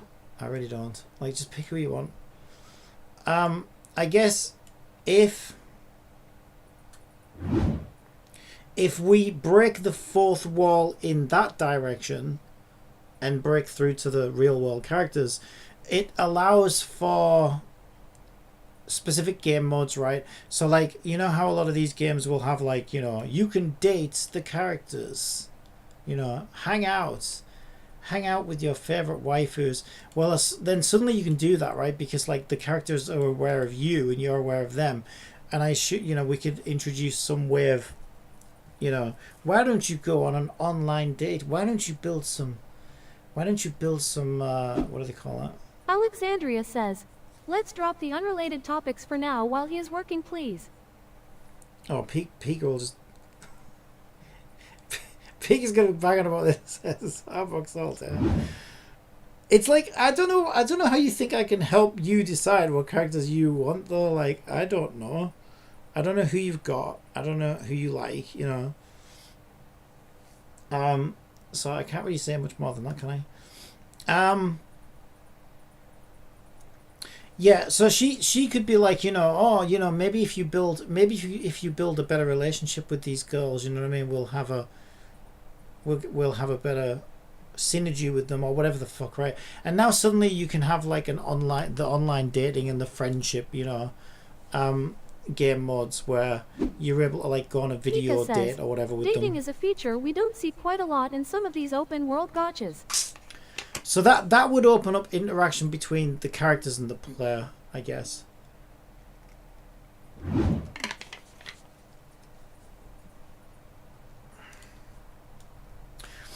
Okay, so let's flesh this out. So we have two options. Let's call it like break fourth wall or keep wall up. Let's say that, right? So if we break the fourth wall, right, we can interact with world characters, dating, whatever. And obviously if we keep the fourth wall up, then characters must stay unaware of our influence. Yeah, it's a tough choice. I don't know.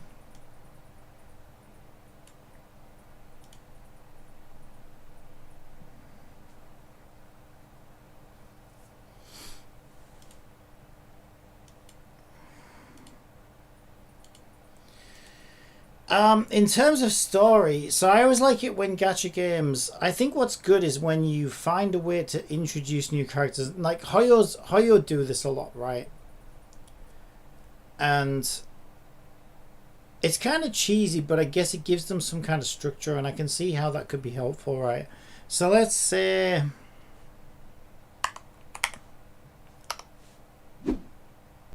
Alexandria says, I mean, the whole concept is pretty meta, so I feel like getting weird with it is almost a must. Yeah, I don't even know which one's weird, though. It's like, it's hard. I'm just trying to understand, like, what are the pros and cons of each? What are the limitations? You know what I mean? Where can I go with it? And just see which one feels right to me, I guess. So I guess, because I'm still unsure,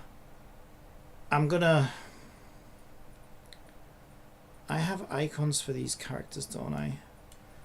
Okay, at the moment I don't have anywhere near enough characters, but I've got like 4 or so.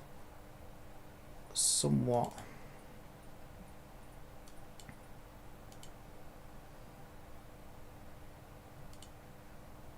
Right, I've only got an avatar for her, but there's like 4 characters. Let me save this.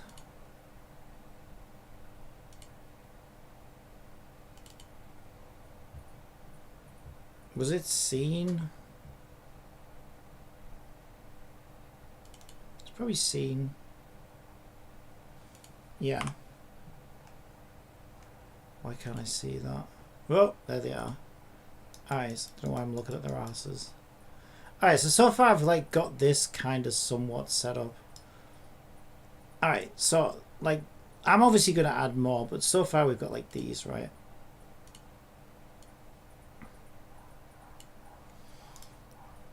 So I think what makes sense, especially with it being a gacha game, is we start with this character here, let's say, Well, we do because she's like literally on the title screen right now. So let's call her like main character, which she's not, but she kind of is. Diegetically, I guess she's the main character. She's the one we start with, right? And then let's say we have all these characters that are obtainable through gacha. I think what Hoyo tend to do is they'll introduce one or maybe two characters, because I guess they have to interact with each other. So let's just say, for example, this is her best friend, right? These two are like best friends. So they meet up, and the first taste of story we get is like, let's just say their friendship or whatever. It could be a setting. They could work. They could be work colleagues. They could be school buddies. They could whatever. There's a relationship, right? So I guess you tell a story of these two characters relationship. I wish that font was smaller. Let's make it smaller. There it is.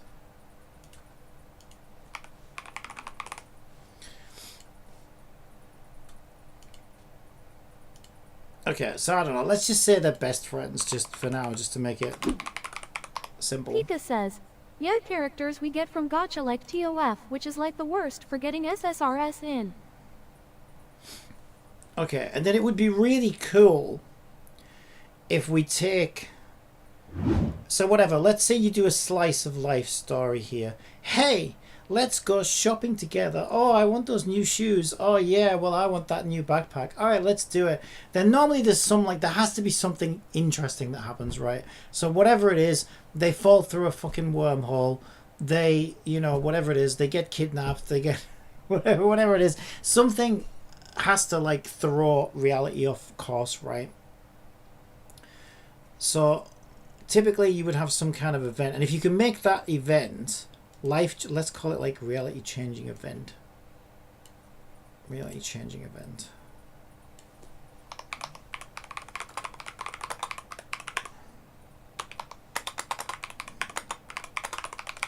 And then this is your opportunity to then say, okay, whatever this reality changing event is. Alexandria says, and also are these like real people in a game or just data or? Yeah, so these are the real girls. Like, these girls are real, but when they go online, like, these are kind of like the battle versions. So what, you know, like in Evangelion, where they get inside the mechs, and then you'll see the mechs fight for a bit, and then every now and again you'll get like a close-up of one of the kids, like, in the middle of a battle, to sort of remind you that the kids are meant to be inside the mechs. Well, I want to do something like that in my battle system, where the idea is you go into battle and you're battling these girls' avatars in, you know, the online discourse fight, right? And in reality, these girls are sat at their computers, like, arguing with people, right? So the battle represents the argument. The girls represent their real selves, but we are controlling like avatars, like digital representations of them. So essentially the girls are really having a battle, but it's a different type of battle. It's like a social battle, and we see it as a physical battle, but the physical battle is like a digital representation of it, Pika right? says, at least they aren't just characters that you use their weapons in like TOF. So one of the ideas that I've had is in the middle of a fight, let's say you're controlling her and you do her ult. I'll show like a little close-up of her in the real world, right? So you'll see a girl in her bedroom at a computer or on a phone or whatever, and as she's about to do something crazy physical, let's say she does some ult and fucking brings a giant fireball down on them, right? You'll see a little close-up, like the kid inside the Evangelion suit. You'll see like the real her, like, send some reply on the phone or whatever, you know what I mean? Like, I've got you now, you know what I mean? Refute this point kind of thing, right? You see what I'm getting at? And then the world we're playing in, she brings a fucking giant fireball down on it. But that's just like a representation of, you know, what the real interaction was meant to be doing. So I think that's pretty cool. So, like, it's kind of like you have, like, their digital selves, and then the real girls are actually causing these, you know, battles. Alexandria says, actually, your story is Digimon. Is it? I have no idea. I've never watched Digimon. Yeah, I have no idea. But yeah, I'm not surprised somebody else has done it before. But that's kind of the idea. So in story terms, like now we would have an opportunity. No one else has either, so you're all good, lol. Yeah, I mean, well, I mean, there's. I don't think you can really create anything completely, totally unique these days because everybody's always done something before. But you know, it's like a love story, right? How many love stories are there in the history of the world? How many Romeo and Pika Juliets? says, Pokemon is better than Digimon. But what, you know, where the real creativity comes from is, you know, how you tell it, and, you know, putting your own spin and flavour on it and whatever. So, but I think it's still pretty kind of unique. It just this kind of idea just kind of evolved. Like, it didn't start out like this, but this is kind of where it seems to be evolving too. Okay, so let's say reality changing event meets new characters. So let's say, and this is how I like it when stories do this, and especially for a gacha game, this makes perfect sense. So these are both, let's say these are both, right, 5 stars. So as a developer, we're saying, oh, hey, these guys, we want to now's our opportunity to introduce these characters to the story, and let's make the players want them, right? Let's make the players want these characters. So now you can sort of evolve your story to incorporate the new characters.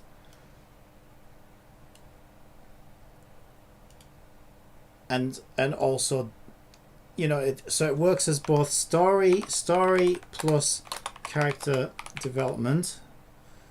And it also doubles as like Alexandria says, incentive the story of Digimon is pull. fine. People go to the digital world to fuck with Digimon and they have to protect from evil. Not too far, but in Digimon it's literal like internet cancer. Maybe I should watch it, because that's, yeah, it does sound similar actually. So maybe I should watch it and see if I get any ideas or whatever. Yeah. See, what triggered this idea for me was the Evangelion image. Like, when I thought... As soon as I remembered those kids inside the plug suits, and I was like, wait, what if these girls are... Because originally that wasn't the idea. Originally the girls were actually going into battle. But then I thought about, like, why do I... There was this weird thought in my head, like, why do I feel like this doesn't make sense? And, like, why would these girls go into battle? And what world are they even in? Like, nothing made sense. Watch? But then when I suddenly just pictured the animation of the kids inside the mech suits, and I thought, well, wait, what if these girls were actually... in their world, but they were just, like, you know, interacting on the internet, and these battles represented those interactions, and I really liked the idea of it. I thought, oh yeah, that would look anime as fuck. That would look really cool. And so I thought, and it gives me a lot of creative license, right? Because the enemies can appear however I want, right? You could be fighting with Elon Musk over Tesla, but Elon Musk in the battle world might appear as a fucking giant marshmallow, you know what I mean, with a big cigar in his mouth or whatever. Like, because it's an internet, that could be his internet avatar. Do you know what I mean? Like, so it gives me, like, absolute creative, like, it's almost like saying it's happening in a dream world or whatever, right? Because it kind of is. Alexandria says, my bad, my wording was stupid. In Digimon the bad guy is Evil Virus, which of course being early 2000 series. Right, and have I watched Yokai Watch? No, I haven't. I don't even know what that is. Right, so I like this kind of structure. So if I plan on doing this kind of structure, I think this could work. Right, is we start with our 2 characters. They have a relationship. Some reality changing event. What I wanted to say about this is, this would be extra good if obviously we can somehow make this relevant to the game's main theme, right? That would be amazing. We don't have to, though. This could literally just be a slice of life, you know what I mean? Reality changing event, right? But if we can make event related to game's theme, which also ties 97 says, Yeetus deletus. Our non-diegetic connection, let's say. Right, so if we can make this event related to the game's theme and ties in the non-diegetic connection. Yokai Watch was a series like Pokemon, but the games were okay compared to anime, which was awful. Right, yeah, I haven't watched any of those. Okay, so basically, if I went with don't break the fourth wall, then... Pika asks, at Agent Miku, what's Yokai Watch? Pika, really? Let me just mute you. Right, Yokai Watch is a Japanese related multimedia to franchise that includes video games, theme. an anime series, and tools. If I Players use a special watch to find and break the befriend fourth yokai, wall, which are the event supernatural would be creatures that influence the world something around them. where our It's all about interaction solving problems and affects battling these with your girls in their yokai world, friends. right? It could even include something as like on the nose as we actually, you know, meet them for the first time. So let me just run through this in my head. So let's say I decided to break the fourth wall.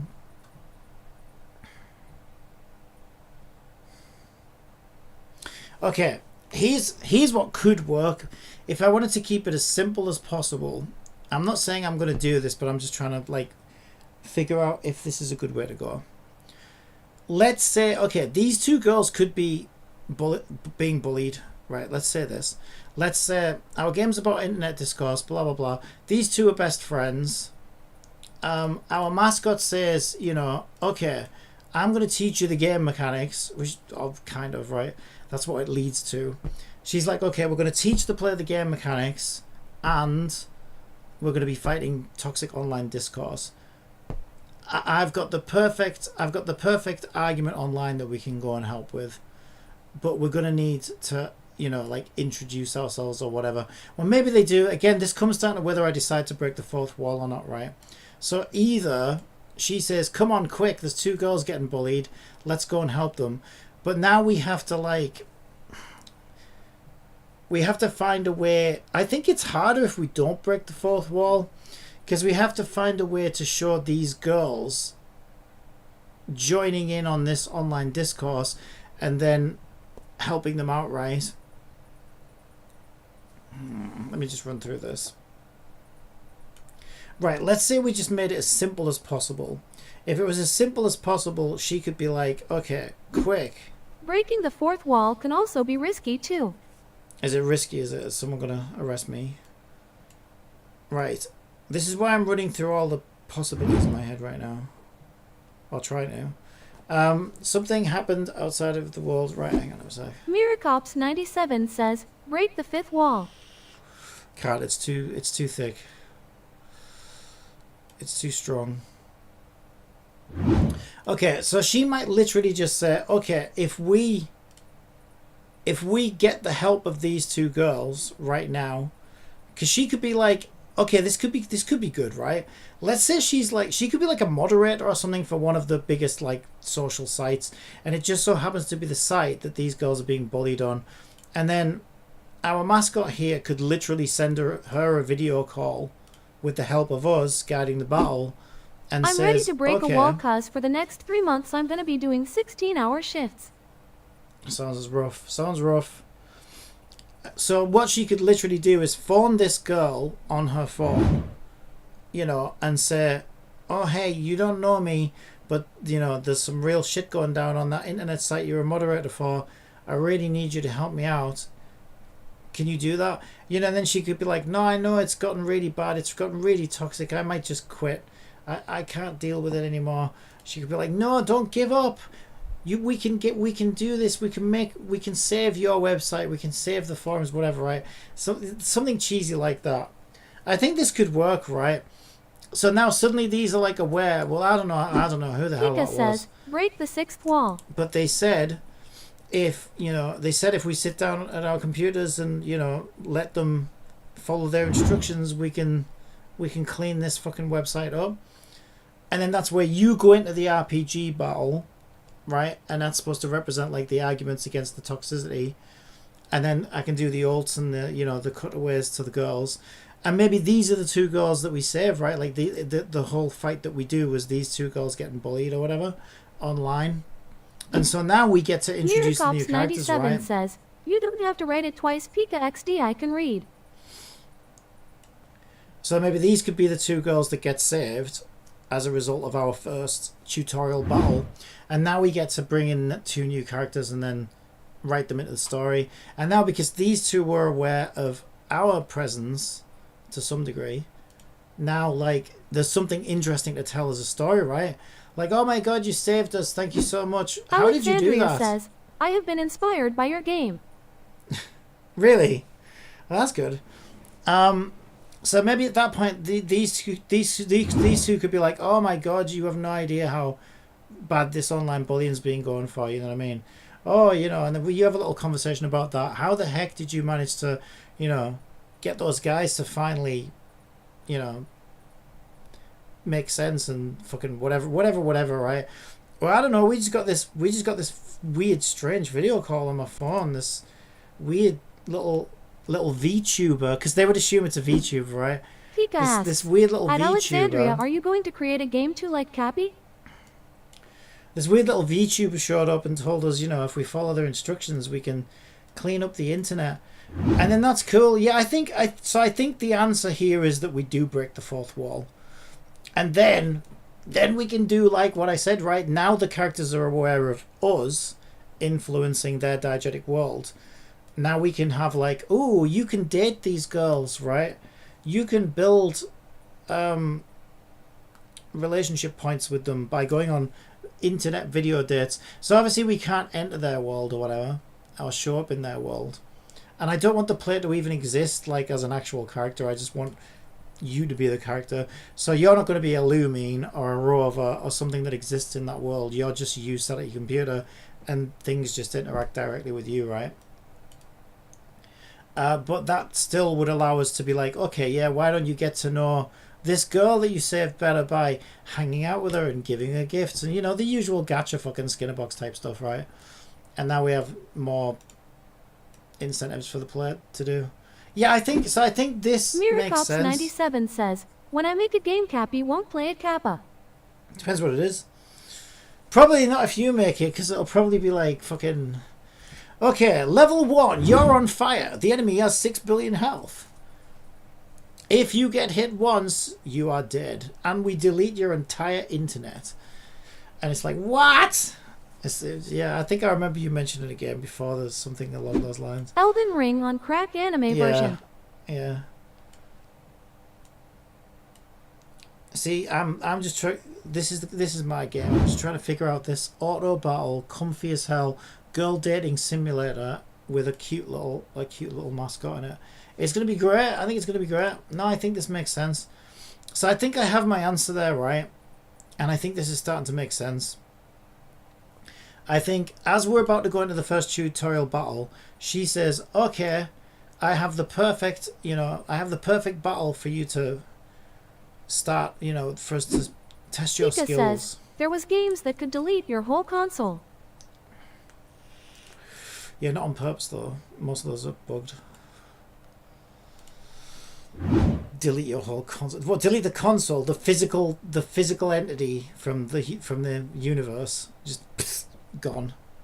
Amazing. It's incredible. Right.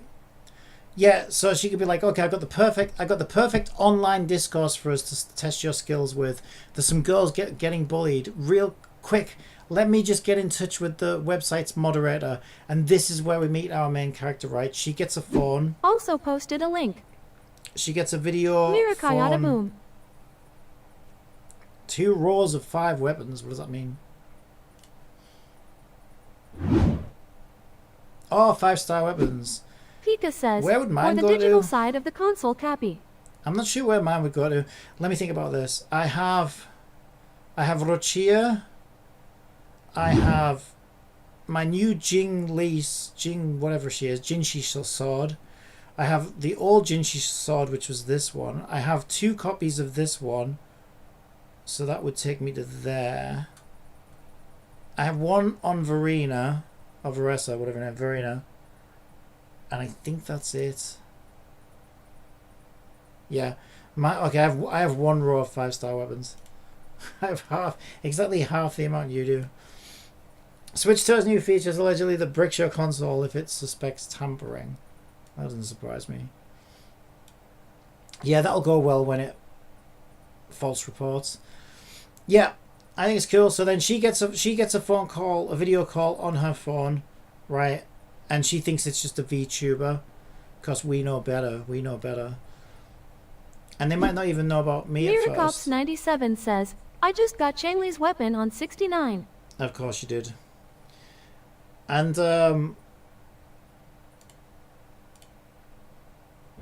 yeah. So what, do you want to tell me about this inspiration of yours? The games you don't want to play is the ones that permanently shut down your console. What do you mean by I've inspired? Are you inspired to make art or something else?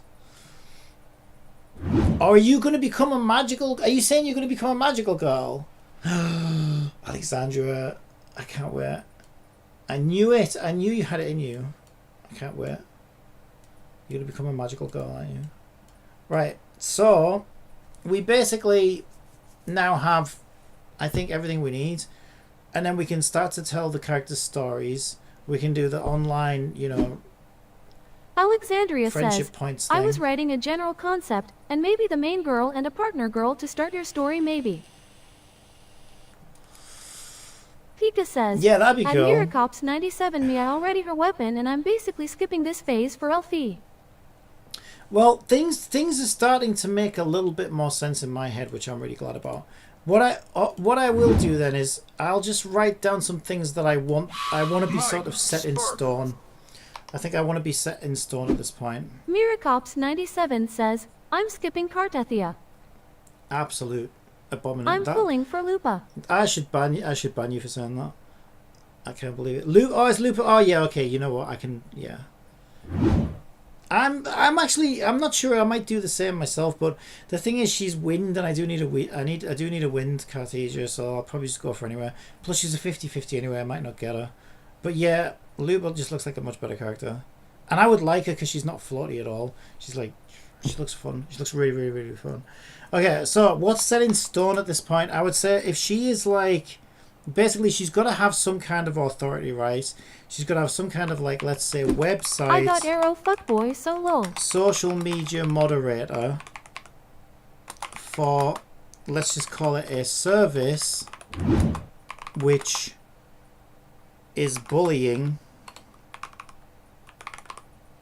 our 2 5-stars, right? Who we need to save. Stars.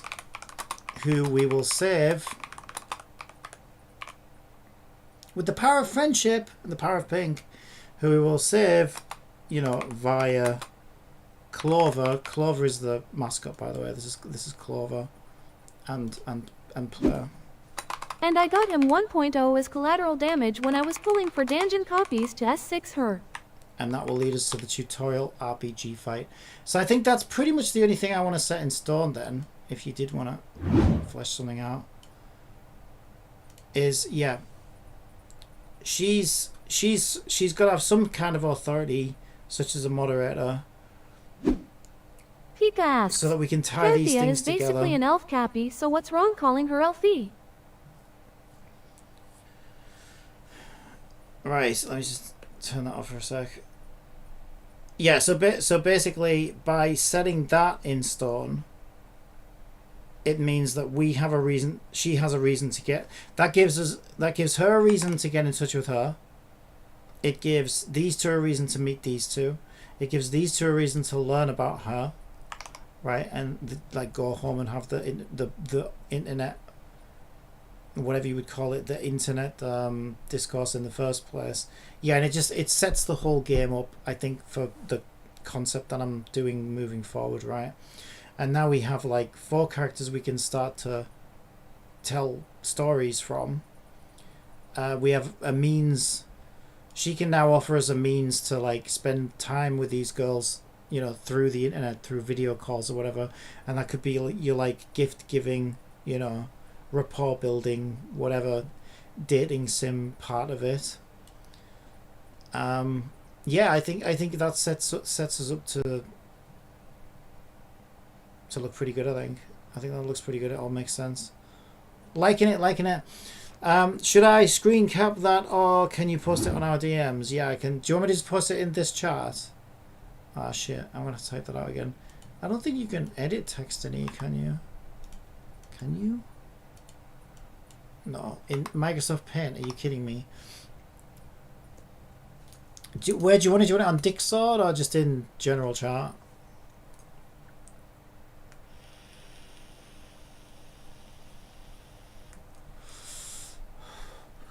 They also have names. I could just send you this image, actually.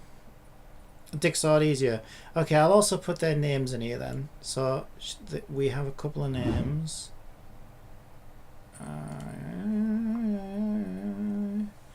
She is...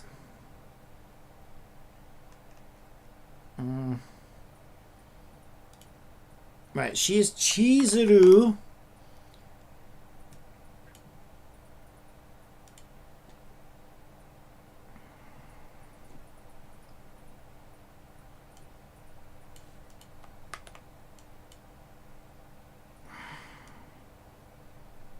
Alright, that should be fine. Chizuru. And girl 2, that's her, isn't it? Yeah, this is Tama.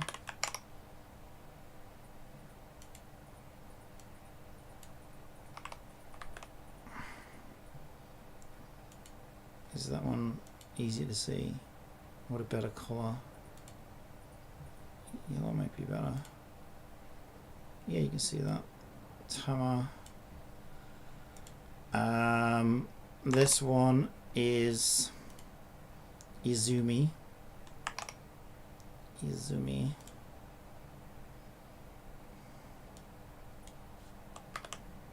Oh, I didn't copy it apparently. Izumi.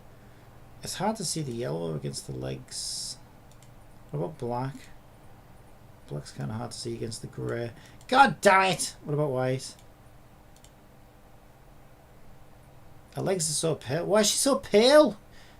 Isn't she supposed to be the healer or something? I can't remember now. Oh, do you need to know what they do? She's a buffer.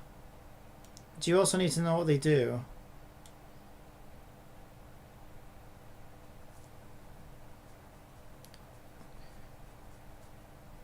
Yeah, she's the healer. Yeah, or maybe I just give... there is important personality trait. Oh, actually... yeah, not necessarily, not particularly. Actually, thinking about it, right? So this would... Maybe I just give these 4 players... Maybe I just give these 4 characters... Because it's a 4-man team anyway, right? It's like the party has 4 characters anyway. So maybe I literally just give these characters to the player right from the get-go. And because it makes sense narratively, right? If these 2 are going to help defend these 2 who are being bullied, then these 4 people all have the same point of view against the bullies and would be arguing against whatever they're bullying them against, right? Whatever it is. So it would make sense that your party in the RPG battle would have all 4 characters in it. And then you've got like a healer right from the get-go. A healer, a buffer, a breaker, and an attacker. Yeah, so she's an attacker, she's a breaker, she's a buffer, and she's a healer. And if I'm like, okay, there you go.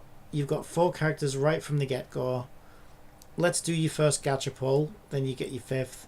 And then we get into the, you know, now we start to get into the main gameplay loop, where you're going to have to start grinding a bit and earning currency and spending energy and whatnot.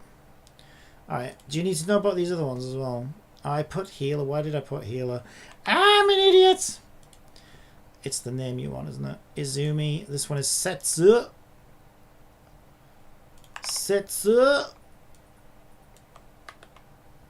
Setsu. Oh, you know what? I could do it then, couldn't I? I don't know if I should though. Maybe this is the point. Only Chizuru and one other person. Anything else is going too much for a start. This is the point. Yeah, so we'll just leave it there then. This is the point where when these characters speak, this is my chance to do the ah with every line of dialogue and do 100 line. I'm sure there's plenty of material out there for me to draw from. plenty of audio files like that I can create from various videos and websites. Right, do you want this as a JPEG or a PNG? PNG is normally better. You're a stability matrix enjoyer, so you should be able to handle PNG. I will save that in my downloads for now, I guess, and I will call this idle G ghouls. That'll do. Well, I'll just actually type idle ghouls. Right, there we go. .png. Dick Sword, you wanted.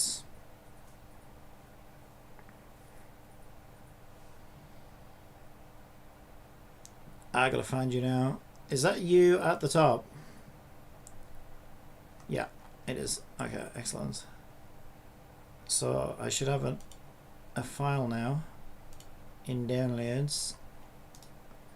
If I go to date, details, date and time, idle girls. Pika says, idle girls. Idle girls. Alright.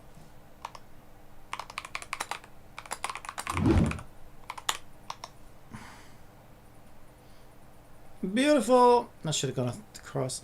Yeah, so Chizuru should be some kind of website. I'm just repeating it to myself to make sure it all adds up. She should be some kind of moderator or have some kind of authority for some kind of social website on the internet, which is currently bullying Izumi and Setsu. Our 2 5 star. Well, maybe they're not 5 stars now. Maybe they're 4 stars. Yeah, but that part doesn't really matter. Our 2 new characters, right? That's all that matters. Yeah, I guess if I'm giving them for free, they should probably be 4 stars. 4 stars. Actually, I don't know. What are they? I don't even know. Because they will have rarities set on them right now, but I can always change it. Who will save via Clover and Player, and the first battle would be the tutorial RPG battle. And now it ties everything together, I think. These two are like besties, maybe, already. And then we meet these two. Canthea says, they can't be 5 stars, make them 3 stars. Well, I don't have 3 stars in the game. I've only got 4 stars and 5 stars. Yeah, characters I've only got 4 stars and 5 stars. Weapons I've got 3, 4, and Pika 5. says, and maybe having an idol in your Idle Grow game would be a great addition to your game. Having an idol in your idle game, what would be a great addition to your game? No, I don't know. Maybe, I don't know. Yeah, I'm still fleshing out the very beginnings. Maybe if I did, maybe it would be her. Maybe she looks a little bit like an idol. I don't know. Yeah, so I guess the reality changing event where we meet the characters is going to be that Clover video calls Chizuru and sort of like convinces her to follow my instructions and we can clean this mess up. Like Chizuru should be beside herself.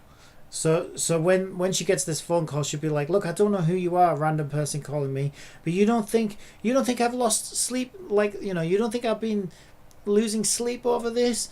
The toxicity's got so bad, I think I'm just gonna leave. I can't deal with it anymore. No, don't give up hope. It needs to be something like that, right?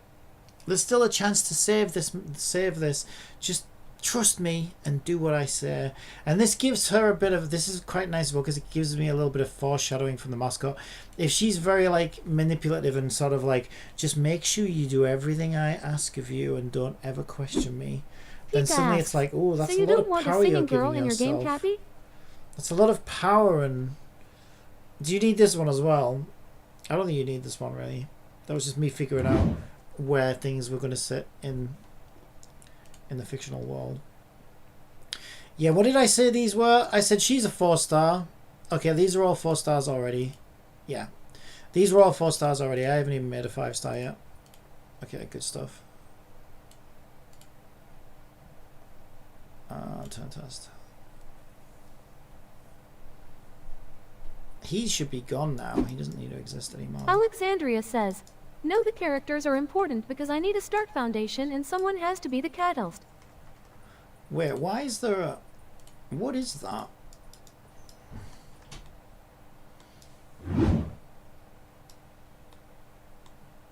You need start foundation and somebody has to be the catalyst. Well, like I say, the... So do you want me to send you that as in like a little text document?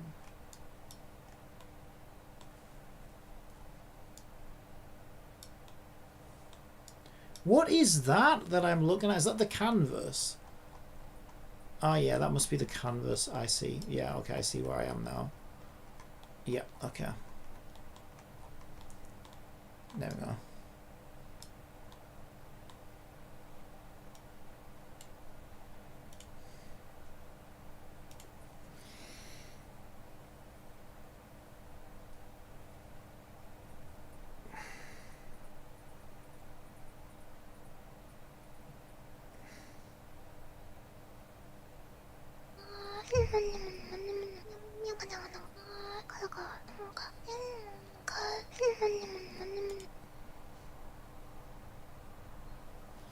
Alright, this game's gonna be the weirdest game I've ever made. It's gonna be great. It's gonna be so fucking strange.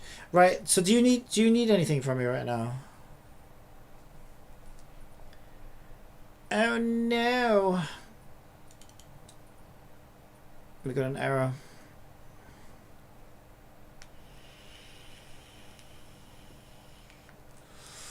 Cloud code exception. What cloud code exactly are we trying to run?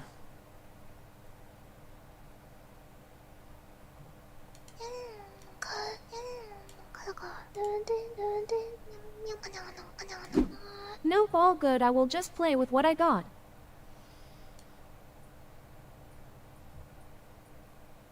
Invoker request timed out. Oh, I think I know what that is.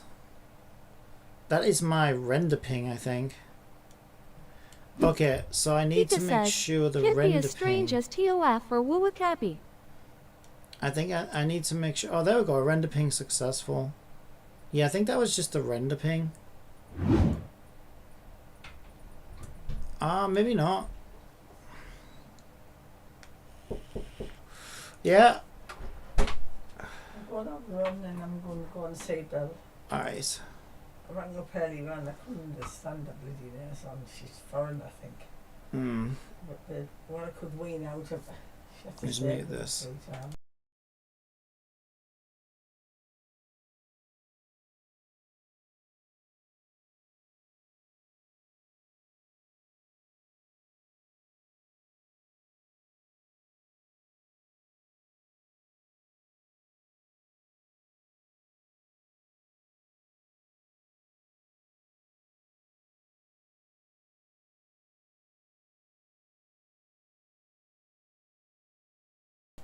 I'm trying to figure out where the hell this came from.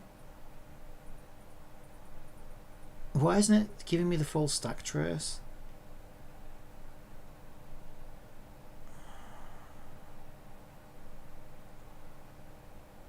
Okay, let me just see if it's a one-off. That still shouldn't happen though.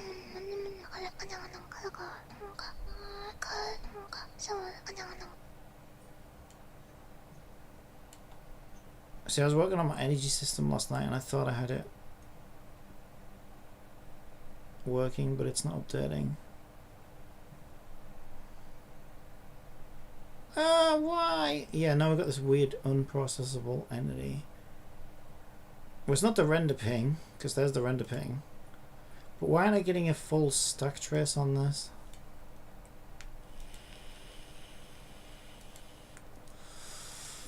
Okay, turn on full log.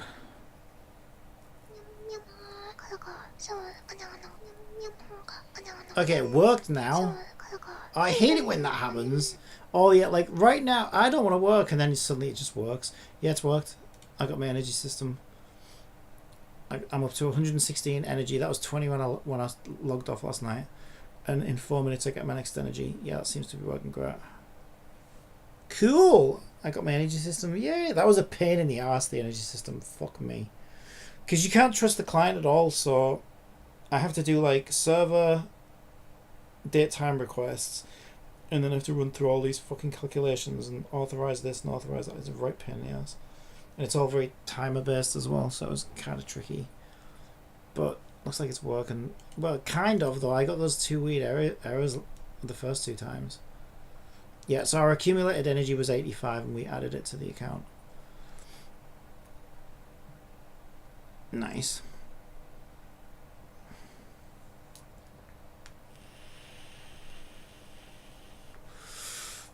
I added that new button as well, didn't I?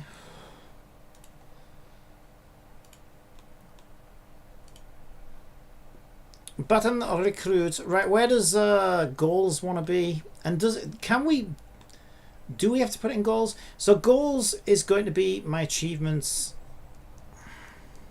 So this is where I can put all my, you know, clear chapter 1, 3 pulls. Send a gift to your first gift to a girl. I don't know. Well, I don't know whether I'll do it. I still don't know whether I'm just doing individual pulls. Oh, gacha currency. I'll probably do gacha currency, and make it cost like, I don't know, 100 currency or whatever. Because there's no real world purchases, so it's not like I need to obfuscate things or anything. So I'll just make it straightforward. Maybe like 100 currency does a pull, and then I can give 5 currency as rewards for some and 10 for others and whatever, depending on how big they are.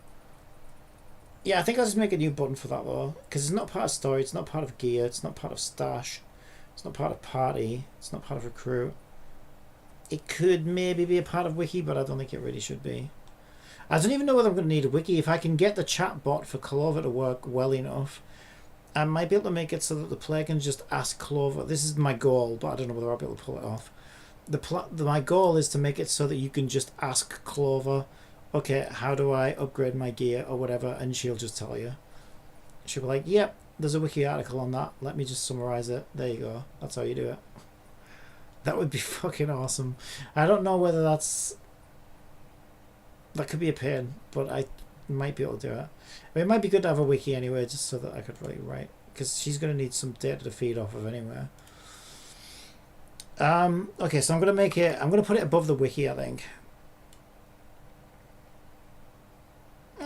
It should be above recruit, because I feel like recruit's the one, like recruit's the gacha pulls, obviously. And so I think if it's there, then recruit's sort of like nearer to the bottom and easier to get to, if that makes sense. Yeah, I think it should be there. So we'll call this goals, and I made a goals button for it. Button, goals, there it is. Okay, we now have goals. Nice.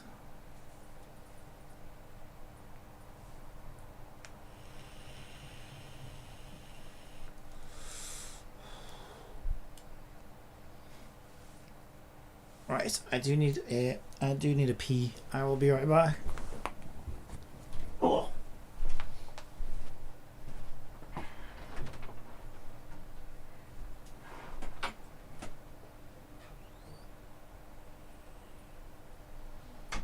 So you're feeling a little bit better, are you? You feeling a little bit better, you get waves sleeping all the time.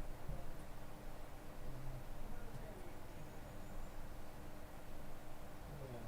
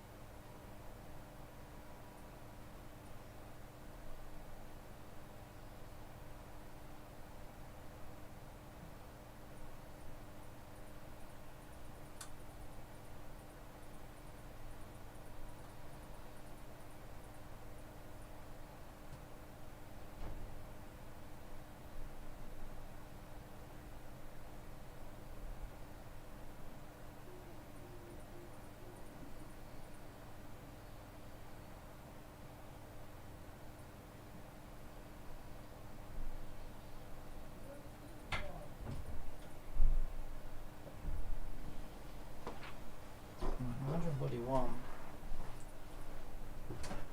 No wonder I am bloody boiling I am when the heating's on. Oh, crikey.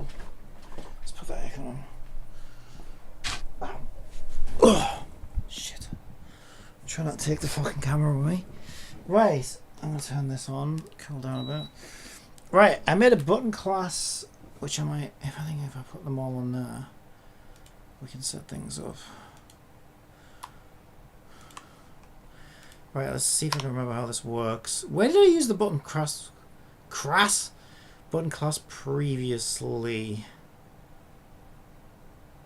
I really don't remember. Miracops97 says, I got the Flex Achievement Pog. What's this war?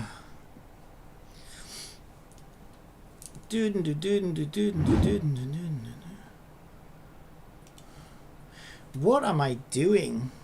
I wish I knew. Why the fuck did I put that on there? I'm looking for a button. Oh, that actually fucked everything. There we go. I remember now, it was idle button. Posted a link.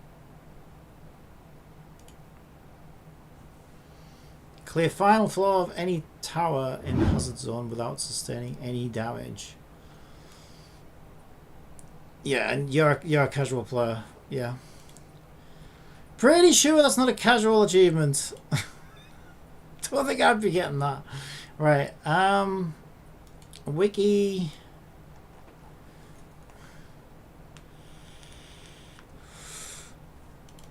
What did I need the wiki for though?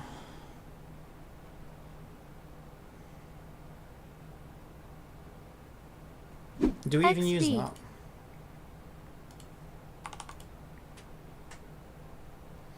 Name wiki does not exist in the current context. If function name is test armor. Okay, so that was to test something to do with armor. So yeah, I don't think I actually need that. And then wiki set active to true. Well, now we've got a wiki button. So yeah. I just cheesed it with Carlotta cuz she freezes them LMAO. Oh, well, if you can freeze them, you pretty much found the ultimate exploit there, if you can freeze them well enough. I remember there was a thing in Honkai Star Rail for a while. I think if you were able to get March 7th with enough effect resistance on, this is obviously going back a while, original March 7th with enough effect resistance on her, and you went into the original simulated universe, because this was early in the game, and you picked all of the freeze buffs and stuff. Yeah, like the enemy just couldn't move. It was just and also, permanently it was frozen. the Thundering Mephis boss, and I already know his attacks, so he was easy to do.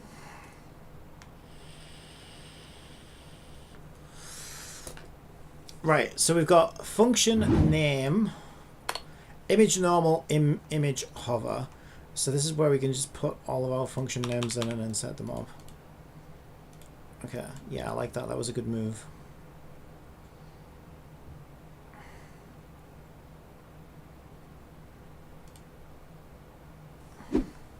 The Thundering Mephis is probably one of the easiest bosses to memorize LMAO. The Thundering Mephis. I like the way she said Mephis. Mephis! It's like this is basically a French Thundering Mephis. Are you fighting Thundering Mephis, monsieur? No, I am fighting the Thundering Mephis. He's a gentleman of the thundering variety, I'll have you know. He attacks with a giant baguette.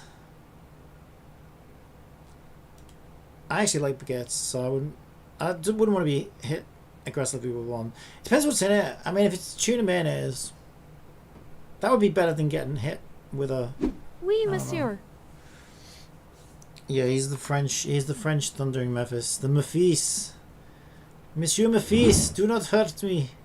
S'il vous plaît. Right, what do we do? Shut up. Talking utter nonsense. I am. Right, so that'll be button story, I guess. Menu, we'll do menu story. So I'm just going to put these function names in. You know what, I like these over here because it's getting a bit... It's really low down, you know what I mean? Ah! I so low down. Alright, it is what it is. Menu gear. Menu stash. I studied French for 5 years in high school and I don't remember any of it ever since I graduated about 10 years ago, LMAO. Oh yeah, if you don't keep up with it. I was the same with Japanese. I don't remember much. I remember even less French. I mean, I didn't really pay attention to French, even though we did it in school, because I didn't really want to learn it. So I only know the very basics. But it's always fun to do a terrible French accent from time to time. That's always fun. The only Japanese I need. Ketsu wo What Toboro. opai? Opai! And waifu, Opai ga daisuki. which Spirit. isn't even the real Japanese word. Oh, it wasn't originally. It's one of those internet words that kind of just evolved. I'm going to shrink that menu a little bit because it's looking a little bit oversized to me. Alright. Yeah, also we've got this kind of... I noticed this before. So I went a bit overboard with the shadow effect on these buttons and it looks a bit... by the time you get the background, it's not too bad. I'm not going to worry about that right now, but I probably should clean that up at some point. Although it kind of just looks like a... It kind of just looks like it's in a bit of a dark panel, so it doesn't look terrible. But it wasn't meant to look like that. It's hard in Photoshop to see how far the shadows go until you get them like outside of Photoshop sometimes. Especially if it's showing you this like legitimate transparent background. Like that to me doesn't look like there's any shadow there. But when you add, even there, when you add the white background you can sort of see, but it looks like it kind of stops around there. But that shadow actually goes way beyond the bounds of the graphic. However, the flex title is going to take me a long time to get.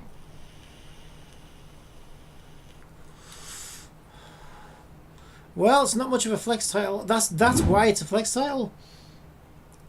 Imagine it, right? If it was congratulations, you logged into the game. Yay! That's not much of a flex title, is it? Let's be honest. Even I could get that Because I one. need to SSS whimpering wastes 15 I couldn't get that times in Nikki a row. though. Hey! Nikki had crashed before it gave me that. Alright, no, Nikki's alright now actually. Nikki's looking good. She was looking good last night. Oh, it's a panda outfit today. Should I just get it? No, do some work. Oh, but it's there waiting for me. It was not going anywhere. It really is though. I can get Momo's panda outfit today. Oh my god, I actually can't wait. Right, I'm actually really happy about that. Right. So we set up the button names. We should also be able to set... Wait, isn't this supposed to let me set... Oh no, it does it automatically, doesn't it? Ha! Oh yeah, I know why it's not working. Because they have to be in Resources UI. Okay, I remember now. So I need to go into my UI icons. And I need to grab all of these menu buttons with zeros and ones on them. What is that? Oh, that must be the Photoshop version. And then I need to drop these into Resources UI. And then they should automatically... Yeah, that was a good move on my part actually. Now they should automatically... Hover effects should just work because it knows where to find them. There you go. Oh, that looks so much better.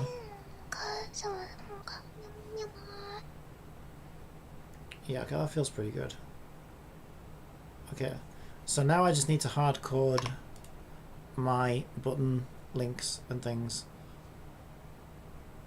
Now I wonder, I feel like system controller should have access to that because then we could make a call. Yeah, that's a really good idea actually.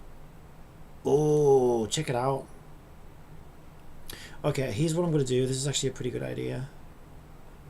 Oh, I like it when I have the good ones. Okay, what we're going to do, we're going to create a function on the system controller where we can send and identify, let's just call it like a UI, well I suppose it's a system, right? A system string.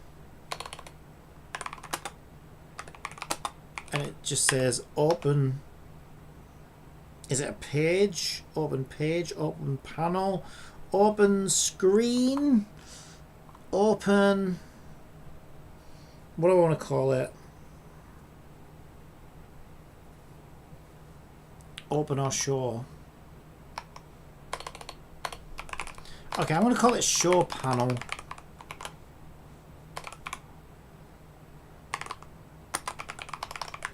And it's going to take an input string of panel name. And then what I can do is I can just say if panel name equals equals. And then we're just going to go and add these panel names in.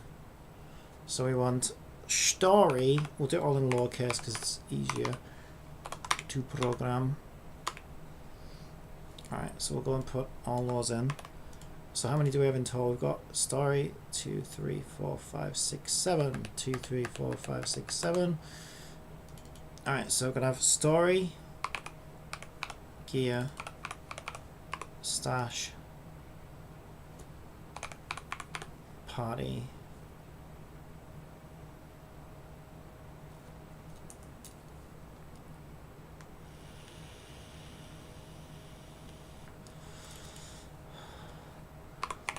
right, I've got an even better idea now as well. Recruit,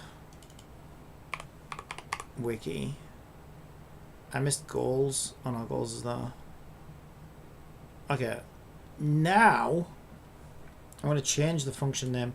Instead of doing menu story, I'm actually just going to say panel colon and the name of the panel. Because what we can do is we can say if the function name starts with panel, open that panel's name through system controller. And then I don't even need like individual conditions for each one. Okay, that's pretty nice. Panel party, panel goals. And that's going to be really useful because let's say like, I don't know, you could be anywhere in the game and you might want to display one of these panels. Right now you can just call that function and load it from wherever. You don't have to worry about the user clicking on the buttons, so it gives you like more ways of doing things. Right, so now what we need is a list of panels, which we'll do as game objects, so we don't have to convert them into anything else. So it's a list of game objects, and we'll say panels, new list of game objects. And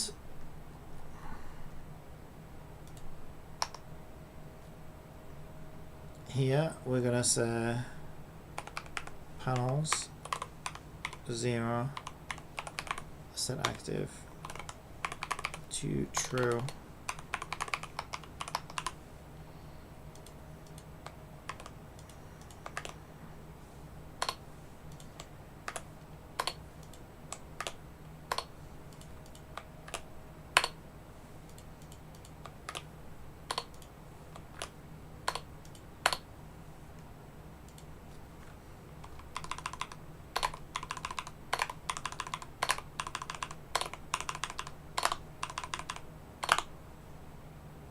Beautiful.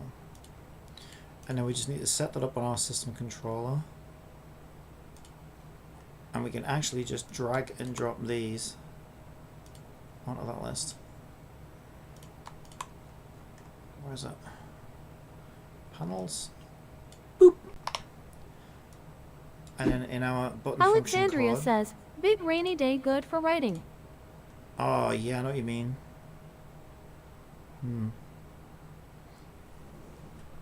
Yeah, it's kind of dark here. It's like looks miserable, but it's so fucking hot and humid. Mind you, my mum's not very well. She's got like some kind of, on top of everything else that's happening, my mum's just got some kind of flu, probably from the hospital. And she's been fucking dying for a few days, so I'm probably gonna get it at some point. And she had the heating on, and I'm like, oh my god, it's like I'm like 1,000,000 degrees in here, and you've got the heating on. I guess she's not well, so. So yeah, I just noticed there when I went to the bathroom that the radiators went on. I was like, oh, no wonder I'm fucking burned alive. She's gone out, but I think they're off now, but Jesus. Right, so on the button logic, idle button, here we can just say if, that's not an if function name starts with panel colon, then system controller,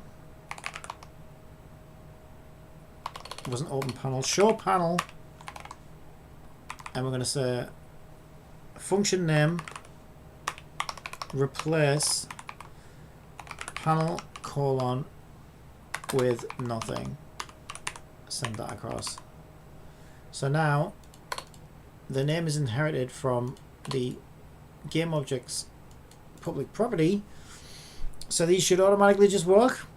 Let's test them. We have got no way of closing them yet though, so that this is going to be kind of awkward. Oh, it's not. I gave it the buttons. Yeah, I'm an idiot. Okay. That's funny. Okay, I give it the wrong list of game objects. That's alright. Well, some of these don't have objects yet, that's why. Yeah, we have no story yet. So I'll just leave it null. Gear, we do have... Yes, we do have a gear. I gotta try and find it now. Jesus, where was that? Where was that? I think it's on wiki. So I do have a wiki, but I've got one that's specific to gear. But this is where gear farming will lead you. Scroll armor set viewport.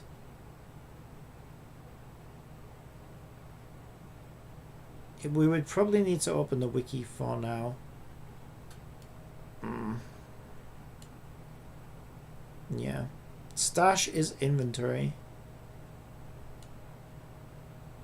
Party doesn't exist yet. Oh, I need to do that. Oh my god.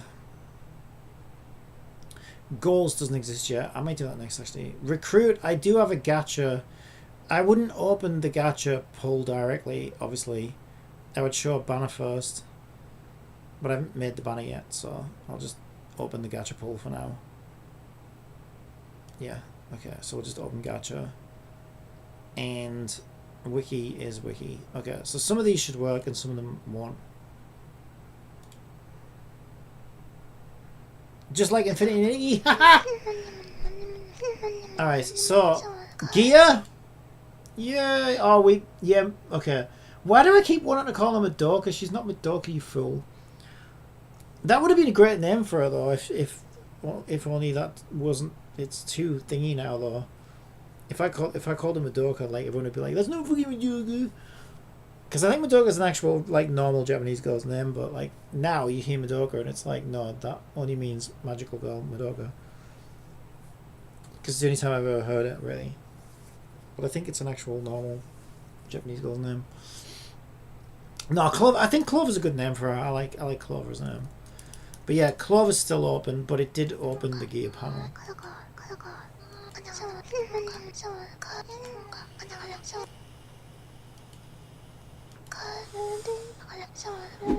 Madoka means magic circle. I thought oh, is it? I thought her name was Madoka. Oh, is her name Puella then or something? I thought Madoka was a Madoka meaning. No, it's Aya. Yeah, but Japanese names are like that, you know. It's Aya. I thought everybody called her Madoka though. I thought it was Madoka Kaname. Yeah, no, she is called Madoka apparently. It says here. Yeah, all Japanese names are like that though. They have meanings. So there's no like Keith and Kevin and Paul. They're all called like flowering tulip and, you know, brisk wind and, you know, stinky fart. Like every single name in Japanese actually means something else, which is really weird. So it's like your name would be tomato soup slurper or something. I don't know why I chose that specifically. Yeah, it says here, because the name is Madoka Kaname. Yeah, I thought it was. So I think Madoka is just a normal... Yeah, Madoka Kaname has pink hair, tied in pigtails, and wide oval shaped. So what did you think she was called? Aya? Maybe she's got like a middle name or something? I don't know. Huh. Yeah, and you're right about the circle thing though. It can mean round, referencing magical girl's cyclical nature. And Kaname, which is a surname, I guess, means deer. But when it's combined with the kanji, it can read as fool, meaning eye.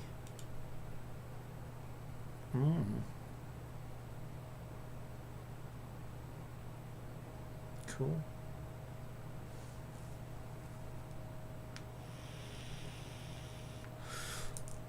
Yeah, it's just not a name I've heard outside of that series, so I feel like if you called a character Madoka, people would just be like, no, she's not Madoka. That's good though when you can do that. Like when a creator can do that, when a creator can tie like a normal name to a character and everybody just thinks of that character, like, wow, you fucking nailed it.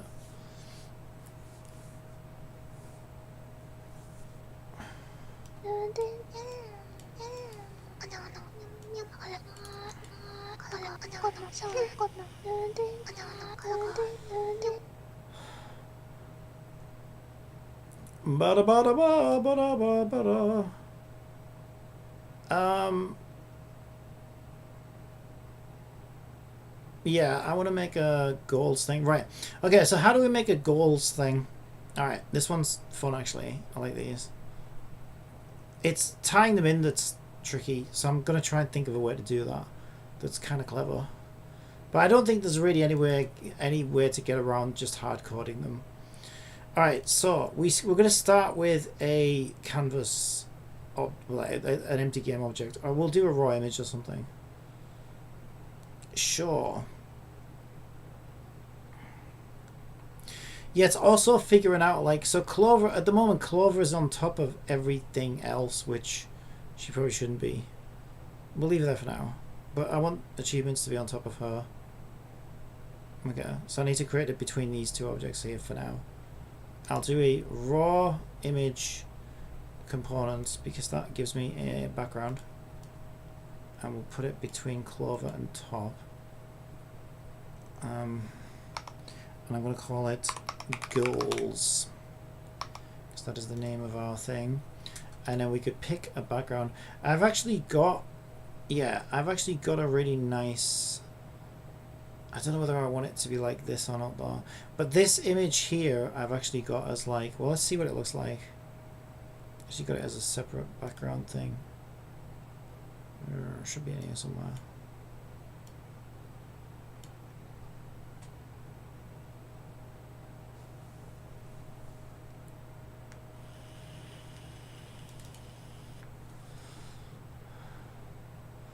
Oh, actually, maybe it isn't, because I made the dialogue panel out of it. Yeah, I don't actually have that as a separate background. Okay, I need to get that. Shit, yeah, I need to make sure I don't lose it as well. Please tell me I put it in my project resources. Like a good boy. Did I? Did I? Did I? I did! Yay! Good on me. That should be in UI though. Yeah, I also saved this image that I ended up using for one of the key sets, but I thought this was genius, right? This is something that AI made. No, obviously, I didn't draw it myself. But yeah, I basically said like a nurse, and what I really liked, I was like, oh, I would love to make a character. I'd love to try and get a character or make a character like that. I was like, she's a nurse, you know, and it's like this and that and whatever, anime girl and nurse. And I saw that it like wrapped bandages around her legs, and I was like, oh, okay, that's actually really cool. Like a nurse with like bandages as part of her like armor or whatever. I thought that was actually pretty clever. So I saved it to remind me that I like that idea. So this will rename it as funky back. Funky back. Funky back. Won't you take me to funky back? Alright, there it is. We've got funky back now. I don't know if this will work or not, but we'll put it here for now. And I spelled it wrong. There it is. Funky back. It is a funky back. It is the funky back species of goose. Okay, it almost fits, but not quite. So we'll make it fit first. Yeah, I don't know whether it could work. Could work.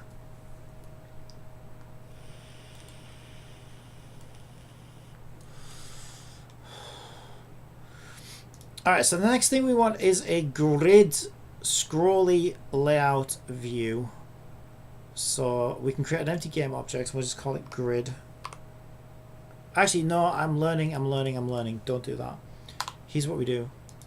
We create a prefab in UI called a scroll view, because this gives us everything we're going to need going forward. It gives us the scroll bars, so we can see it there. And don't use scale, use rect transform, because if you use scale it'll look all blocky and shit. Sure, you want to create your scrollable window, and this is where we're going to list all of our achievable achievements. Right, we don't want... Okay, I sent you the couple ideas I had pop on Discord. You can view those later just to see if you vibe with them. Alright, thank you. Appreciate that. I will delete the horizontal because we don't want to scroll left and right. We want to scroll up and down. So there's our scroll up and down there. And then our content will obviously sit in there. So if you go into viewport content, basically whatever is contained on this object will be scrolled within the scroll view. But I don't think it does it automatically. We need to do a few things. The first thing we're going to need is a grid layout group. We want this to be a fixed column count of 1, and then we basically want this to fill the entire width, right? So we can get an idea of its shape by just dropping like a black object on it, and then we can start to shape that. So we want our achievements to look like that, and we can decide how tall we want it. Let's say that, whatever feels good, right? And then we can get a few there just to make sure we like the spacing on it. Give it a bit of spacing. Alright, how do I feel about that? Yeah, I'm feeling pretty good about that. Maybe it's a little too tall. A little bit too tall. Let's do 110. There we go. That looks better. Alright, so now what I have is a shape that I can sort of base my object on. So I'm just going to screen grab that so we can send it to Photoshop. And the first thing we want to do is enlarge it, because this is a scaled down view, right? So if we don't enlarge it, we end up looking blocky. So we know our screen width is 1920. We know it's almost 1920. So to be on the safe side, I'm just going to make it 1900. And that should be bigger than what we need, but not by much. Teeny amount. Okay, so now we know what size our object wants to fit in. We can start to like block out where, you know, what should go where. So I don't know, I'll just get a text on here. So what I'm thinking is something along the lines of, you can have your achievement name here. So I don't know, raise, what do we want to call it? Ooh, I mean, this isn't the time to do this, but I'm just thinking on my feet. I don't want to call it friendship level. What if we did something silly? Since ads are about to run on Admiration Twitch, level. how about I tell you a joke? Whatever, right? I went to a Foo Fighters concert once.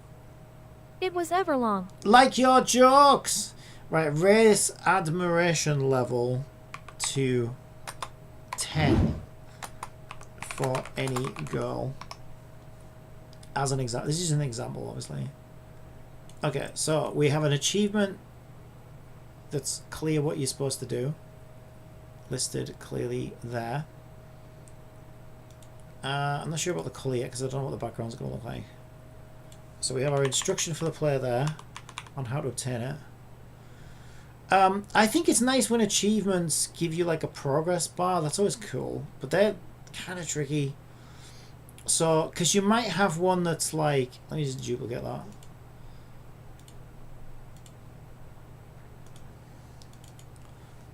So you might have one that says like obtain 100 pieces of armor, for example. And I like it when they say, you know, let me just shrink that.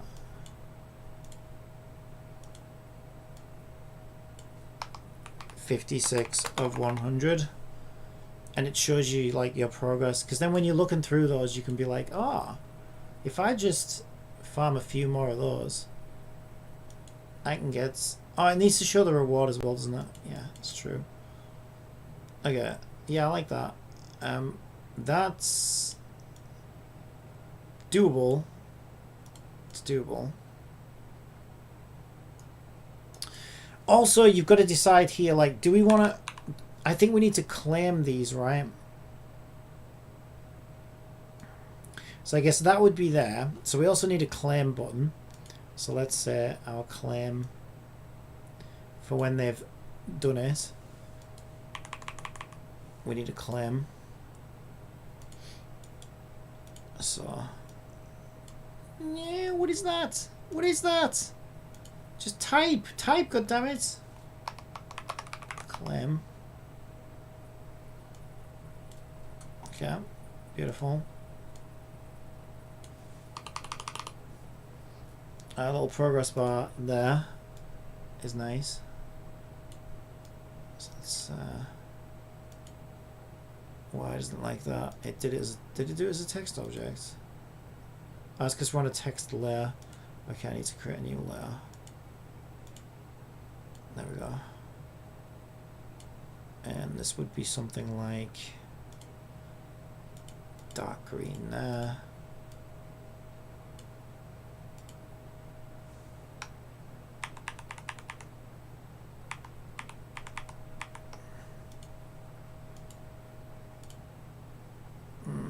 Color.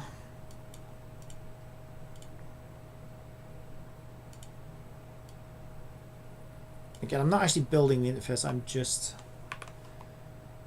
kind of blocking out where things should go so we can get a template in there and then build on top of that. So yeah, I think like an achievement bar there, a progression bar there, and we need to say what the reward is, right? Well, how do I know what I can obtain? So we need to say what the reward is. Actually, it's better. See, now that I've done that, I can see, okay, we need to put the reward next to the claim button because it makes sense. That's what you're claiming, right? So it would be silly to put it on the other side, I think. So we'll move, oh, that's the wrong thing. I think we want to move that there is part of, what, right, what is that? That's the progress bar. Okay, and what is that? That is nothing. Delete it. What is that? That's the thing. So that... wait, what the... what was I just saying? I don't know if that's the button. That's that, and that's the progress bar. So those two want to be together. And then we want to move these over here. There we go. Alright, and then we can show the reward here. So, okay, our currency has an icon. That is not our live project folder, sadly.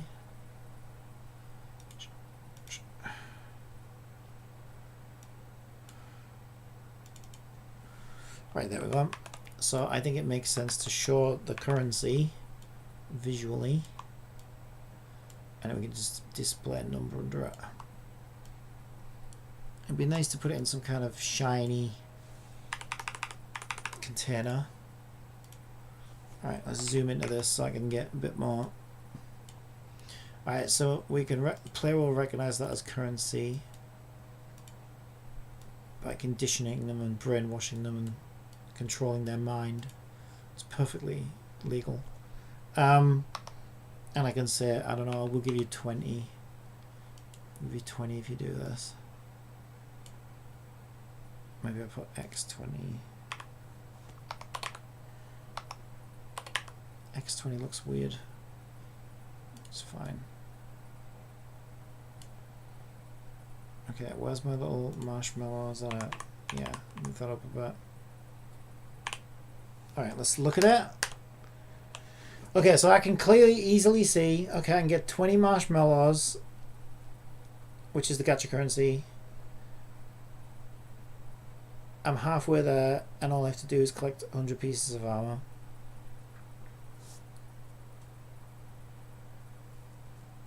I think that's pretty much all we need. Might want to put the gacha currency in some kind of, I don't know. Well, let's see what it's like with the background. We don't want it to look black and boring like that. So, what do we want? We could do. We could go with a simple. We could go with a simple. Oh, actually, it doesn't look too bad. Actually, I was just being lazy, but actually, it doesn't look bad at all.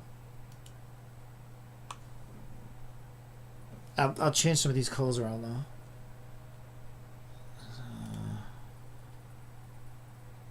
I don't know, is that looking a bit... Does it fit the game's theme? I think if we go... Oh, dark purple like that. Obtain 100 pieces of armor. That one would be black, I guess. Or dark grey. This one. This must be easier to read. Let's go dark grey. And now our gacha currency, we can't read it very well. So we could go black, dark. Let's go dark, super dark blue. And the button would be. I'll make a better looking button than that. Okay, well I don't know until I see it, but that I'm going to save that as a little template so we can build on it. So this is a goal. Image goal in UI. Alright, so now we can go and load image goal in UI. Except it hasn't imported yet. So that takes a second or two.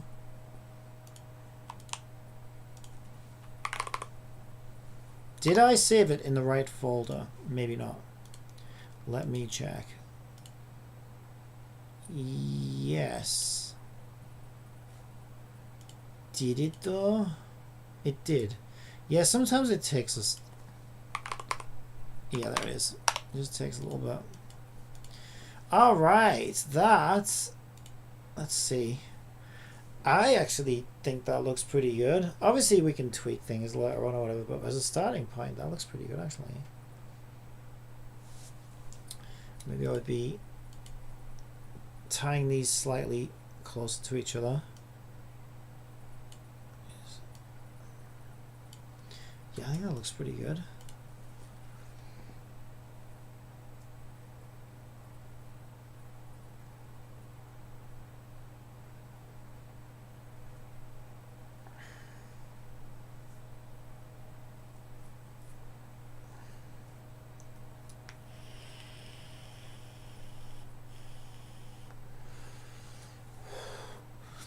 Alright, so I'm just going to add a few of these, make sure our scroll bar's working properly.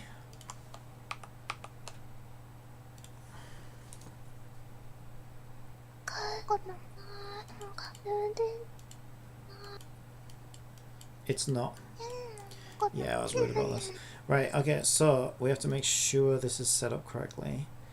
So our horizontal scroll bar is none, that's correct. Our vertical scroll bar is our vertical scroll bar. Untick horizontal. Okay.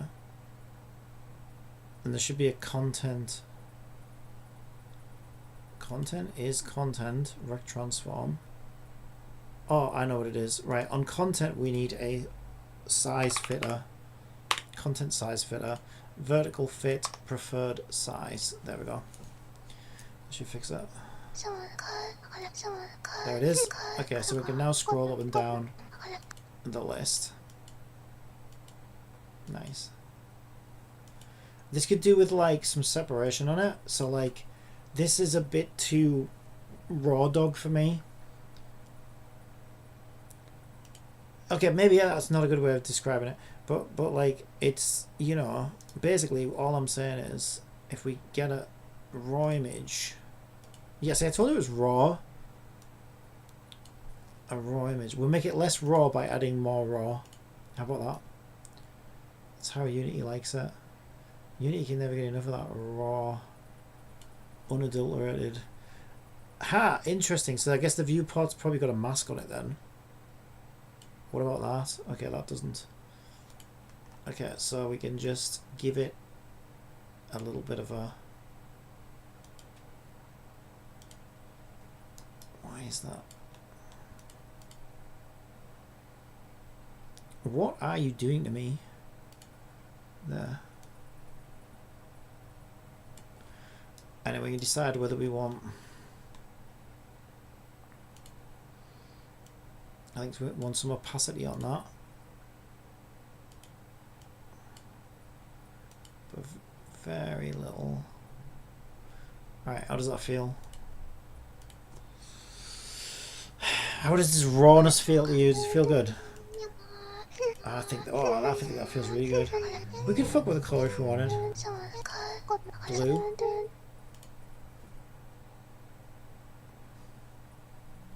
Yeah, I think that looks pretty good.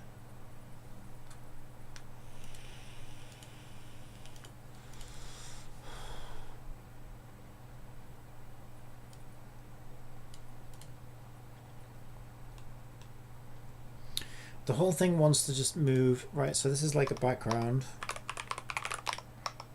So we'll call it such. And then this, along with the, or if we move the whole scroll view, we should be able to center it a little bit better. There we go. And then we want a title here, obviously. Alright, so we can start to build on this now. So basically this is going to be the object in question. So if we go back to Photoshop, we can actually save this background without any of the shit on it, because we can't use an image because we need to update it, and you know, it needs to be dynamic. So we want this as our image, but once we save this we lose our template. Ha. True. Okay. Yes, I'm gonna need that.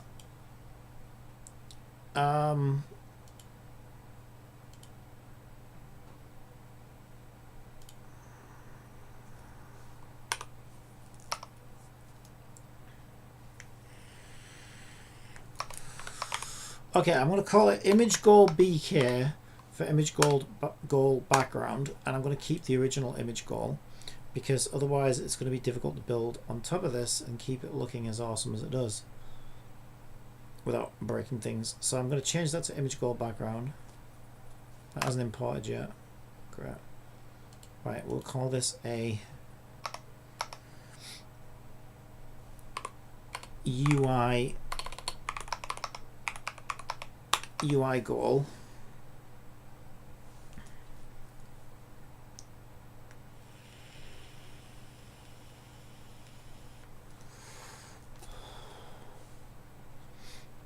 Alright, do we have our background now? We do not. Photoshop, what are you playing at? Come on. Save it! It's fucking slower than Stable Diffusion and it doesn't even have to make the image. Just save it? You make me look bad now. Photoshop, you know that. Alright, there we go. Now what we can do is we can drag and drop our image onto our image, if that makes sense. And we put it back in place. The reason we do that is we can make this one semi-transparent, so it acts as like a guide, and then we want to try and recreate this. So we're going to want a Text Mesh Pro component with said font. So our font was Mighty Solely, so let's change that. There it is. And we want obtain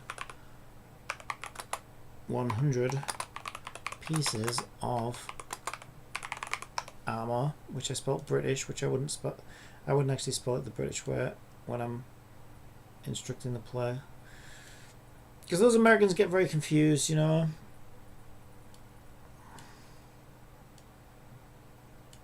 Nah, it just looks better anyway, I think. I think I'm just used to spelling it the British way. Okay, so that's about right. Now I've noticed that Photoshop for some reason decided to make it italic, even though I never asked for it. So now I've got to decide. Also, why am I shouting? Why have I wrote that in capitals? Okay, I don't know why I wrote it in capitals. Obtain 100 pieces of armor. So now I've got to make a decision. Do I prefer... Let me ask the audience. What do you think? Do we prefer italic or not italic? In video games, the EU way is more prevalent than is, even in is-made games. Really? That's surprising. Well, you think I should spell it the British way?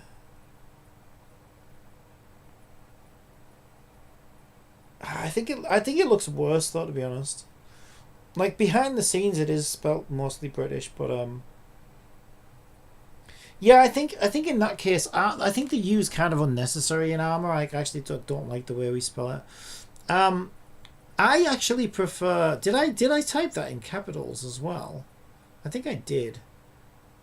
I think it looks better from Photoshop. Yes, Overwatch and Call of Duty both used meters, which is totally foreign in actual United States daily life. Yeah, we use meters though. Well, it depends what it is, right? If we're measuring people, for some reason we say I'm 5'10". But if we're measuring a distance, typically we'd use like miles and meters. But it's weird because like also it's a generational thing, right? Like my parents are used to like feet, inches and yards, and they still talk in those measurements, and I'm like, what the fuck are those? Like, we don't ever use meters, never heard of it till like 2016. Yeah, I know that's definitely a European thing. Metric. Yeah, I think basically we used, as a country, we pretty much taught and used imperial until maybe like, I don't know, a decade or whatever before I went to school, and started using the metric system, probably due to EU and shit, I would think. I don't know.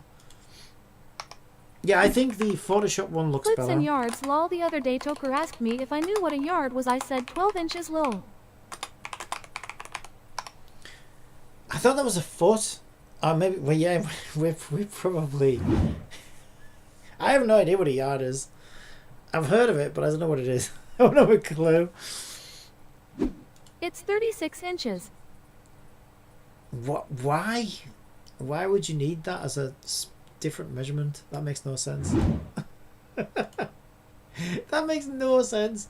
Oh, wait. Isn't it random, lol? That is random, yeah. Wait, that's not the same font. Why does it look different? I'm so confused. So it says I'm using Mighty solely. And look at what it's done with the MOUR, right? Like that looks way different to this one. This also says Mighty solely. What? Why does it look so different?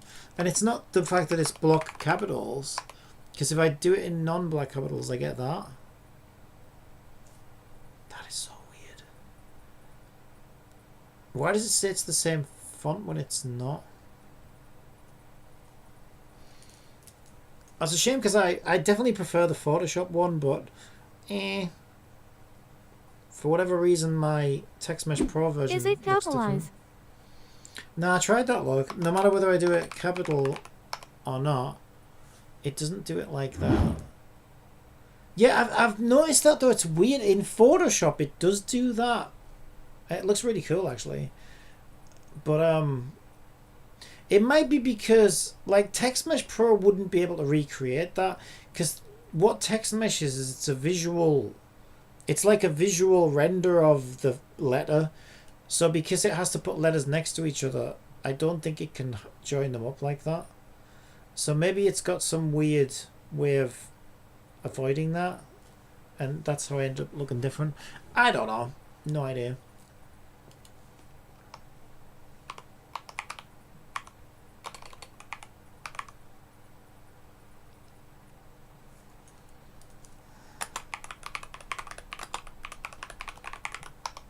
Okay, goal objective description we'll say.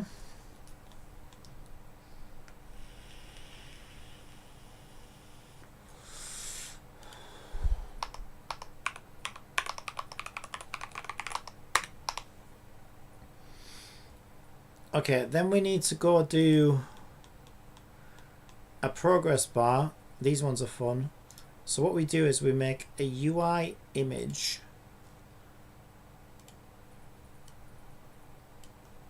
And we give it a color.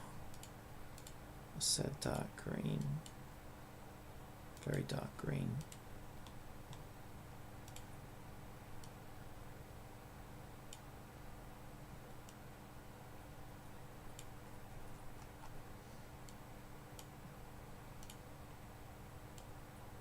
And we make it the full length of the thing.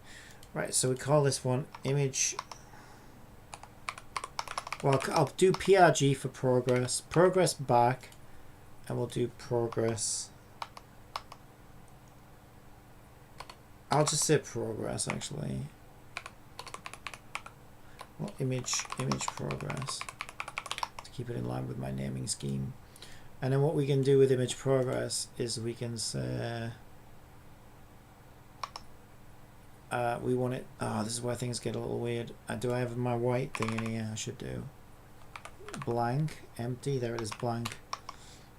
Okay, so we can make this a filled image, horizontal, so that when we set, there we go. When we set the value, we get essentially a progress bar. All right, so that's our progress bar. Then we need a number here as well, so I'll just copy text for now. And we'll do txt progress. Now, not every achievement will want a progress bar, of course. If it's just like, you know, clear chapter 1, how do you say, I guess you could measure how many levels are in chapter 1 and show the progress, but like not everyone can have a progress bar.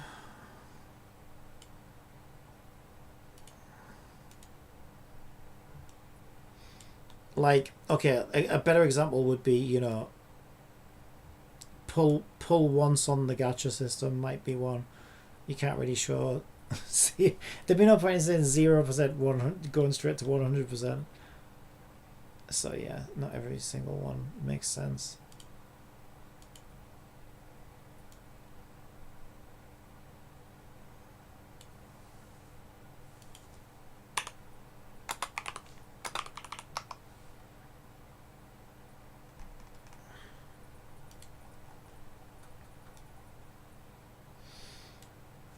Okay, so there's our progress number. Should we need it? 0 of 100. I think that looks a bit. Center that. There we go, and then center it to the thing. I have center centeritis, whatever. Actually, to really center that, I can stretch it to the end and it'll snap. Stretch it to the end and it'll snap. There we go. Now we know that's definitely centered. Doesn't look centered though, does it? It's fine. Right. And then most of these are going to reward. You don't have to give gacha currency, but I imagine most of them are going to reward gacha currency. They could all reward gacha currency. It's whatever we want, really. So this is my malor.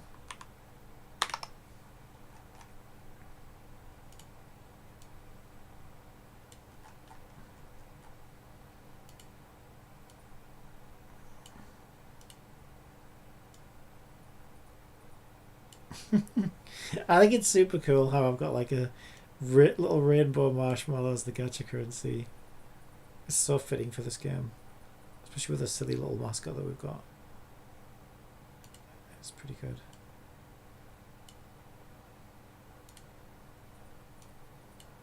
Alright, and then we want copy of text progress. We'll do txt quantity. That one is image reward. Txt quantity. How many are we giving? So in this example it's 20 dark blue.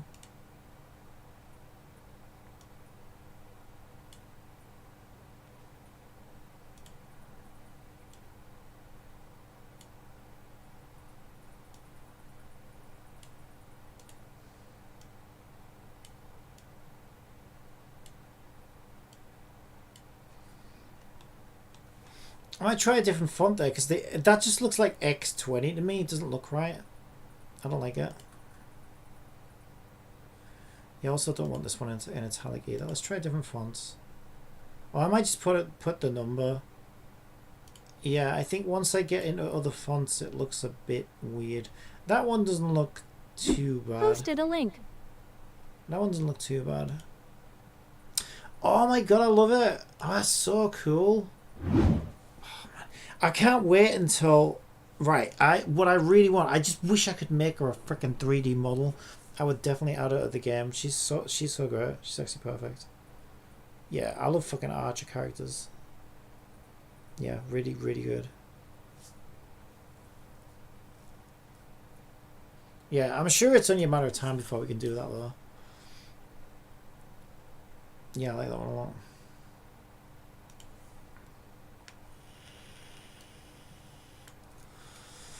Yeah, I think I keep the font. I think I take the X out. I think that's what I do. I think I just said 20 here. I think it'll look a lot better for it. Make it like 25. Alright, then we want our button. Now I can either make a graphical button, which is what I've been doing so far for this game, so I guess probably makes sense to be consistent. I could just make a cheap ass Unity button, but I think they look kind of shite. For some reason, I also feel like I don't like those buttons at all. I also feel like a black button, like a completely black button with like a white text might look better on this.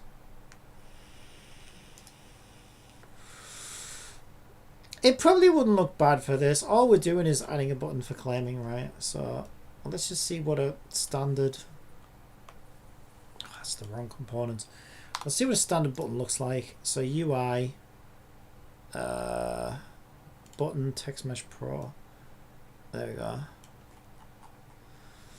Alright, so let's say I want a black button. And we go into the text and we make it that font, and we make it... Where do I change the color for this? I'm not seeing the color. Oh, there it is. I don't know about white. We'll figure it out. I also prefer italic for this as well. Shit, wrong thing there.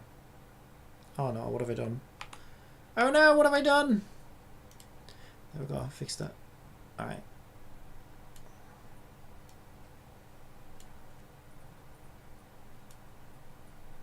Now the button, we'll only show the button if the reward is claimable. Otherwise we just won't show it. Alright, let's see what that... I'm not sure about the black button. Actually, in my mind I thought that would look good. Looks alright. Okay, so this one is button claim. So now we can get rid of the template from behind it, so we can get a feel for what that looks like. Actually, I do like the black. I think I do like the black button. I think it looks good. What do you think? I think it looks good. I might want to move. I might want to move that this text down. It's a lot easier to read. That seems a lot less legible to me. The Photoshop version still looks way better. And I think it's because text mesh has put these annoying outlines over things. Maybe I can fix that.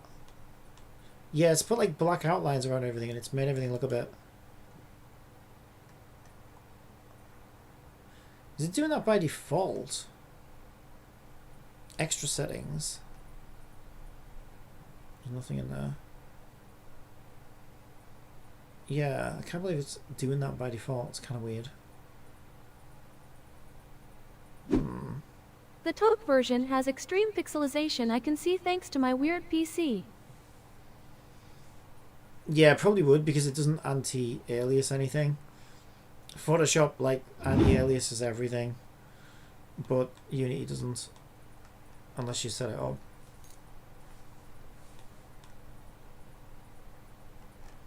Yeah, I can add anti-aliasing later. I wouldn't worry too much about. I'm not going to worry too much about that just yet.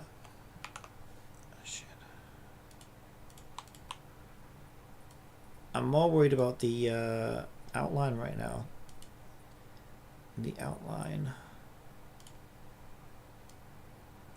Oh, and the text makes it a lot less legible than this. Yeah, you can see the anti-aliasing that Photoshop's put on everything. Look how much it blurs things. Yeah, Unity won't do that unless you specifically add it and set it up and stuff. Which I might do at some point, but it's too early right now to worry about that.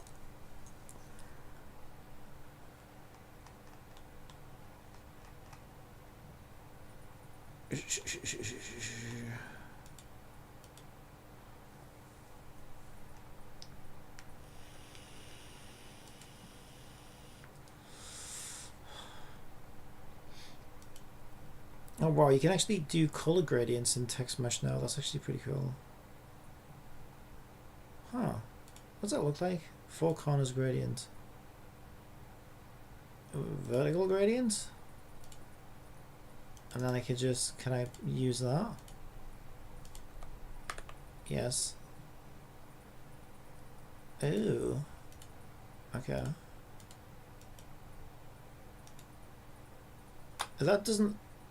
What? That didn't actually do it though, did it? Color preset. Like it did it when it was dark, but it didn't do... Does that not work properly? Like, why is it not doing to the really light one? Huh. So yeah, they do have a vertical gradient, but it doesn't work properly. It actually doesn't work properly. What the fuck? Now it's even worse. Oh my god, that's so broken. Oh, it's broken. Okay, let me just take that off because that is so broken. Also, I feel like this color's slightly off.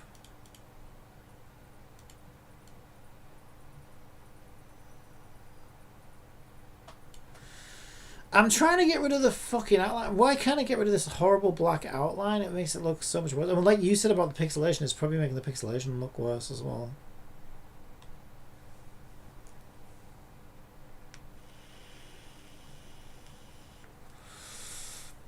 I don't know that there's a whole lot I can do about it.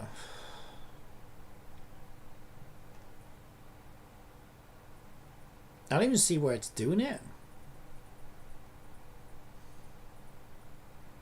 Looks like it's just doing it by itself, like by default, which is really weird. Oh.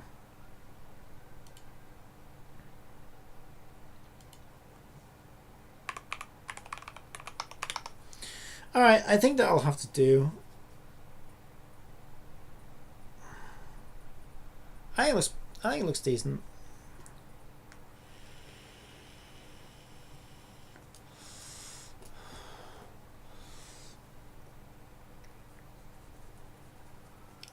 Goals. Should we try and get a picture of a anime girl kicking a football or something, or in goal or something like that for at the top? My fucking stability matrix still takes like a century to open. Yeah, I keep getting this as well. Oh, it's because it took so long. I got impatient and I was trying to load 2. That's why. Right. That's all normal.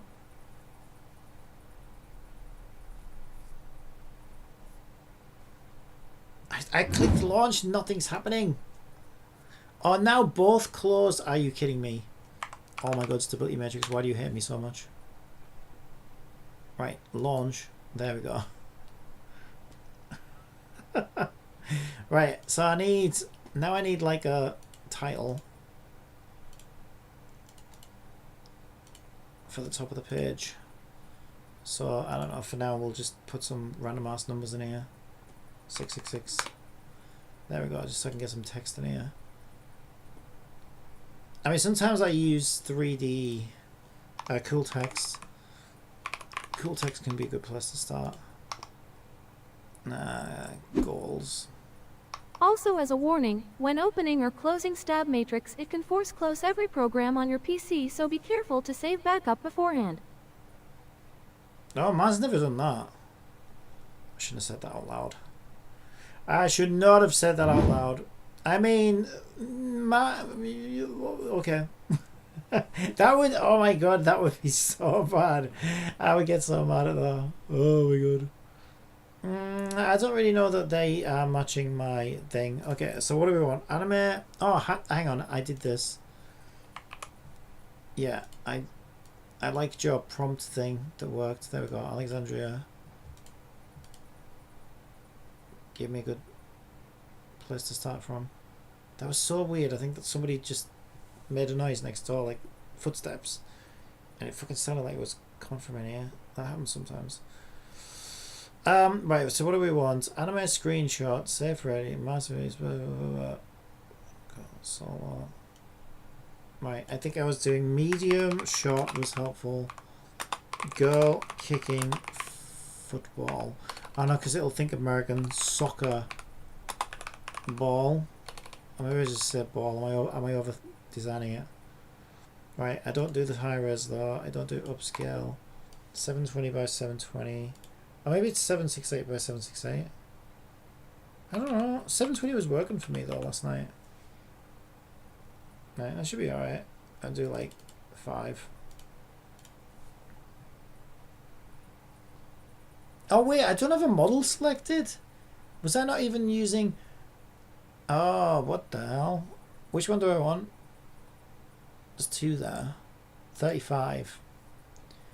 Oh my god, I wasn't even using a... Wait, what was it using then? Maybe it picked 22. Yeah, that's an interesting camera angle. Also, I feel like the ball's the wrong way. Shouldn't it be over here? Spot the ball. Oh my god, did you ever have those in America? Spot the ball. I had loads of those. What the fuck? I said anime, girl! Anime screenshot! What the fuck? Also as a tip, at the end of your prompt you can just write out a sentence like so, girl, solo, girl kicking football in a muddy football field, as example. Well, actually, really, I'd still rather have... Right, let me try anime, girl, black background. Right, girls kicking soccer ball. Alright, suck it to me, dog. How many legs did you give her? Fucking hell. What the hell? That's not anime, girl. Why has it gone non-anime? Oh, I picked the realism illustrious, that's why. Ah, I picked the wrong one. I thought they were both anime, but apparently not. Jesus Christ. That girl is flexible. Have you got a number? How old is she? She's not real, it's fine. She's not real, she's fine. Fucking hell, she looks like she's in pain. That's amazing, what an amazing shot. It's very detailed on the bottom, I noticed. For science. Oh, that one's actually really good. Wait. The default is always a really shit model from like 2018. Also, it keeps opening my grids folder for some stupid reason instead of images. It never did that before.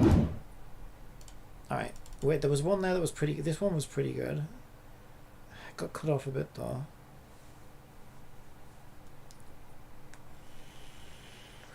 That one's interesting. Because when you use grids, it goes to the grid folder. Wait, that's the same. Yeah, but how do you... What is grids? It's your prompt, probably. How do you... I don't even know where grids is.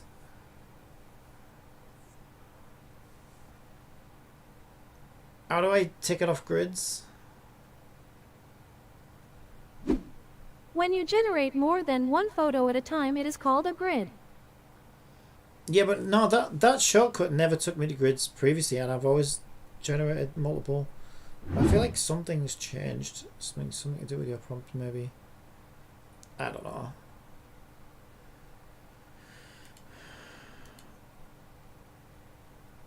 Is it actually using the right one?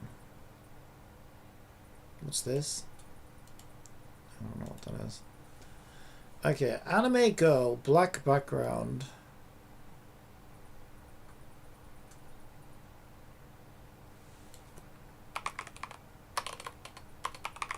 Simple. Let's see what we get.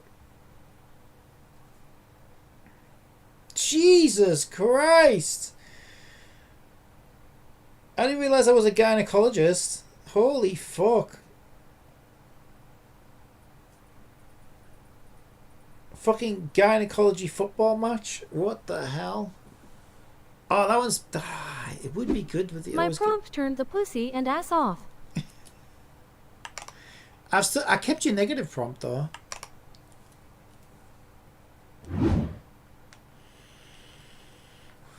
Well, I don't mind a bit of it, but when it's a bit... You know, judges have got to look at this. Okay, I actually quite like that one. I think if I can work with this, that one looks really good. You also needed those prompts you binned cuss there the pause to the negs.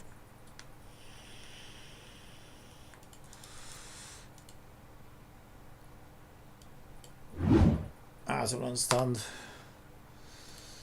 I don't understand this technology.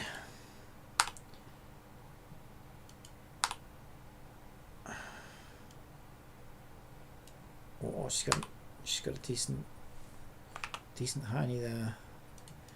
What the fuck? Magic wand? Is that what you want? No. Well, select it properly then. No, not the arm. Keep the arm. Thank you. Keep that bit. That's part of her as well, isn't it? Well, simply writing What happened to not her back? naked doesn't work. You have to write clothed in positive, nude in negative, if that makes sense. Kinda. I've not been doing that though. Okay, I like the little effect as well. No, I want the effect. Give me the effect. The effect brings it to life, I think. Brings it to life. Okay, I think I need magic wand for this area. I think that's what it is. Try magic wand method. When all else fails. Yes. Ooh, kind of. Okay, okay. They've got some bullshit around the hair. Okay, I just need to clean up now. Clean up. And then we'll add the black outline. I think this might be too might look a bit weird because it goes too far from there. Yeah.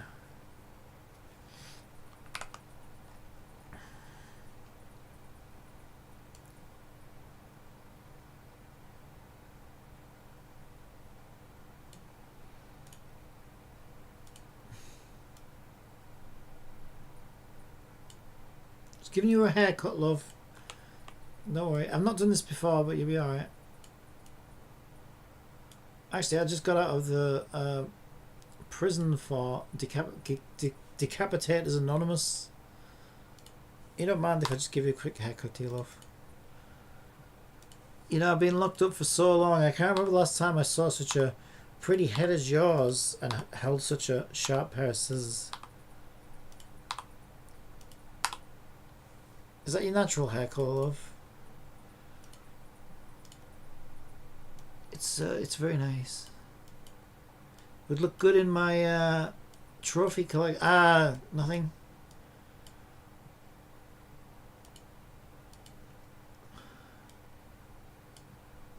Alright, now we're getting somewhere. Alright, I think we're mostly good.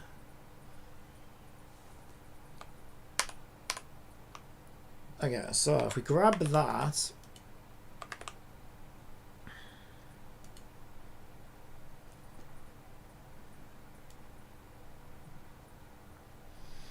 Now I don't know where the text should go. I kind of need to put it in the middle like that so I can see how it gets cut off. So what I would typically do with an image like this is pick a feather size and then just kind of feather out. Oh, that's not enough. I thought I put 22. There we go. And then I can feather out and fade out the missing bits so it doesn't just end abruptly. I think it looks a lot better. So same along the bottom.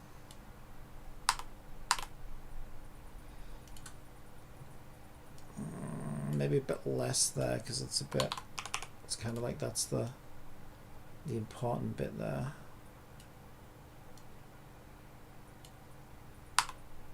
There we go. Bit of clean up.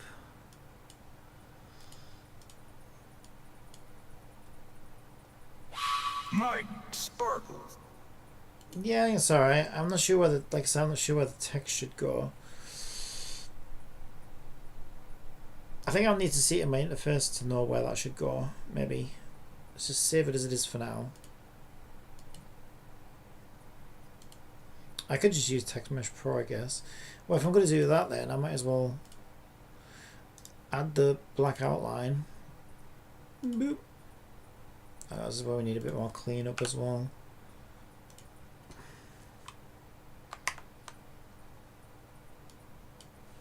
Your shorts are falling apart, missus. You could do some new shorts there.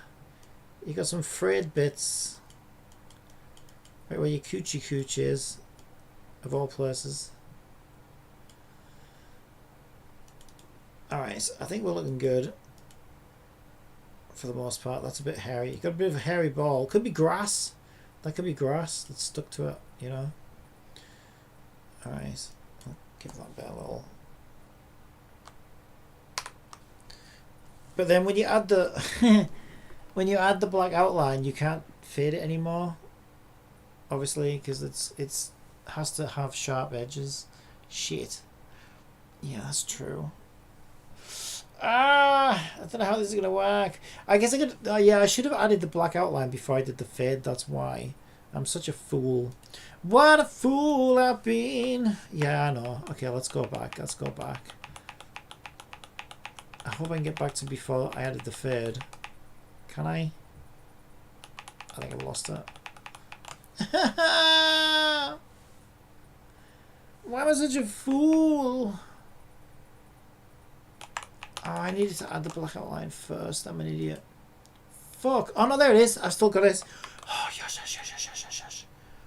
Yes, yes, yes, yes, yes, yes, yes, yes, yes, yes. Don't mind me. Just having a moment. Alright, okay, so what I should, here's what I should have done. I should have added the black outline first. Okay. Then did my cleanup. That looks weird now.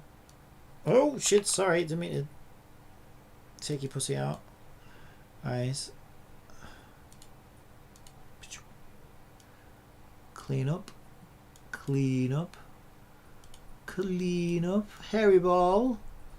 I mean, haha. We've all been there. A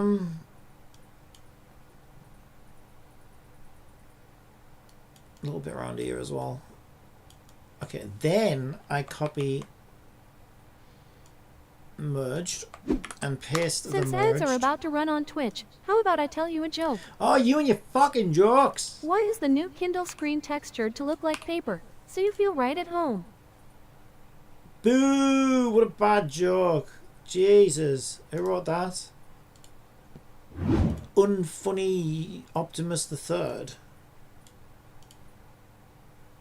It's probably related to me. Alright. Then we do the fade. That's what we do. Oh yeah. Now we're talking.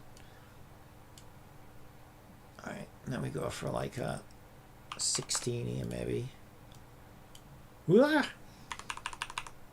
Ooh. Ooh.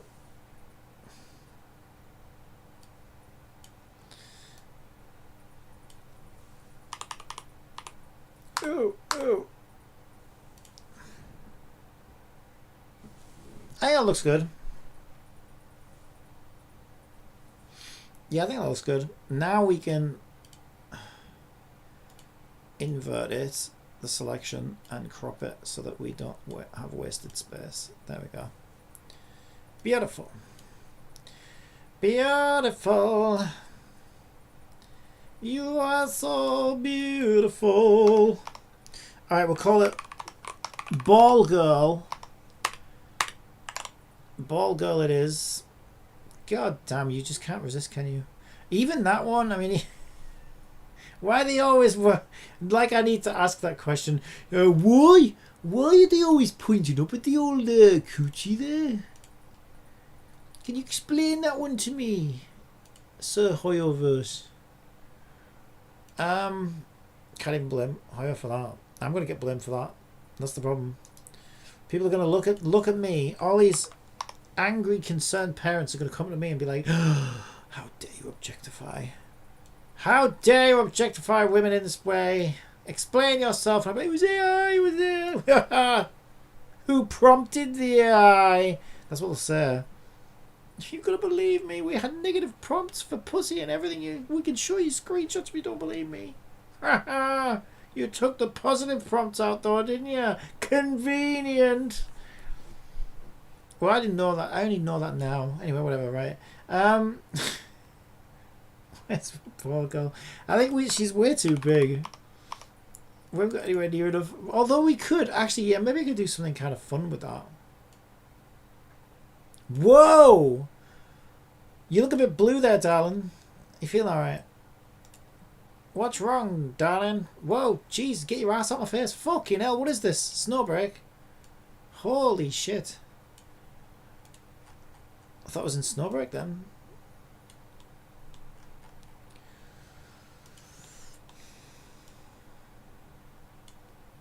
Jesus Christ, superstar.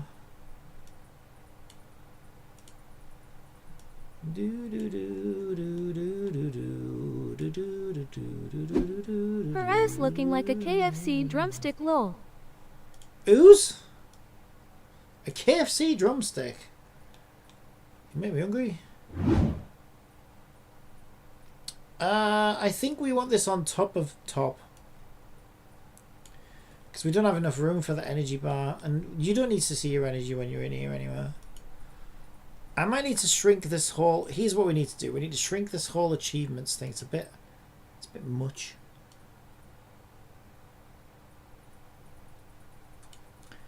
Yeah. And then we can get... She's part of that. She's part of it. She's part of the Illuminati. Ah! She's turning the frog's gate.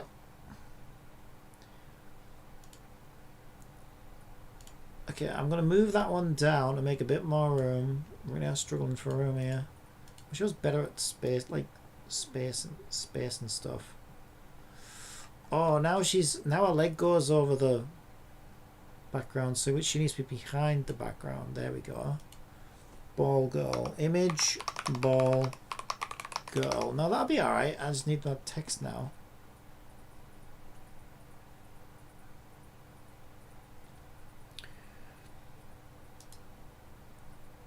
Alright, let's do a Text Mesh Pro. Goals.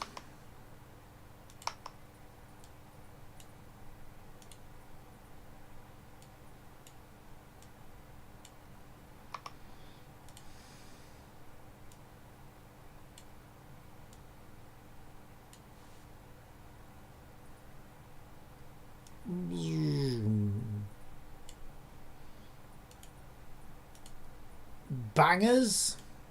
Who names these fonts?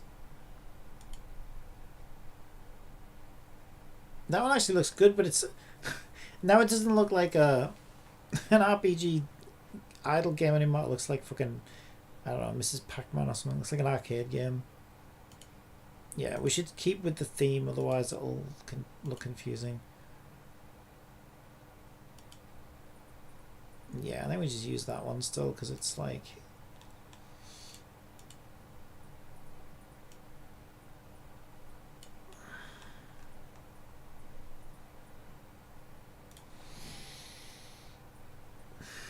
What are we thinking?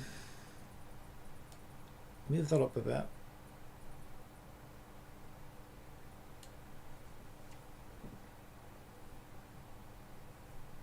Yeah, we'll stick a back button as well. I think it looks pretty good.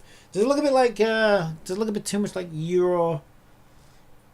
The latest fucking EA Euro fucking, what do they call it? FIFA, that's the one. Euro. Fucking FIFA, I meant. Does it look a bit too much like FIFA 20,652? Let's move her over. There we go.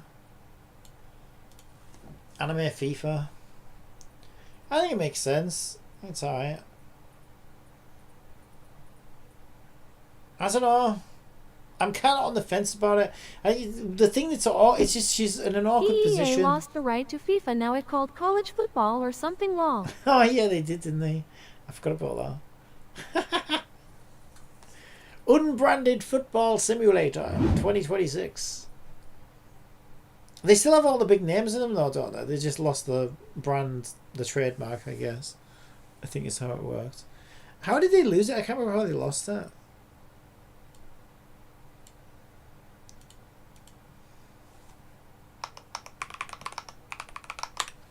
Yeah, I think that looks fine. So let's just get a... So now we can go into our well, I'm going to put a script on it actually. Alright, so it should look like... I'll take one out. Should look like that. I think it looks good. Clover likes it. Probably thought, we know better than the fans, we will save 0.01% profit by dropping the name LOL. Is there something slightly sexual about the fact that we're saying goals and we're showing her cooch? Or am I just imagining that?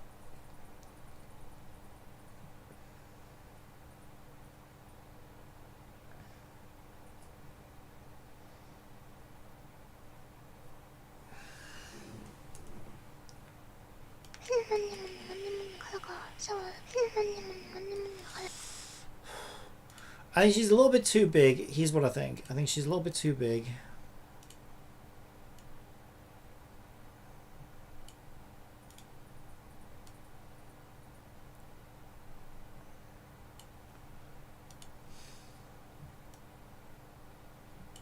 Also, why did I put that on the fucking thing? There we go.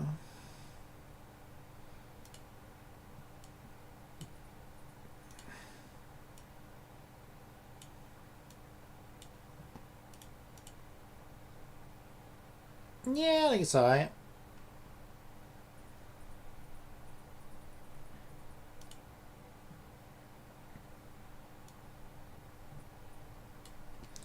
Oh, why can't I get any of these things where I want them?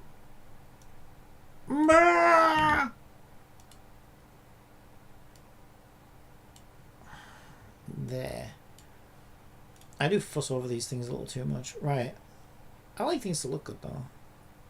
No, I think that's good. Right, so we could make we could put a script on goals.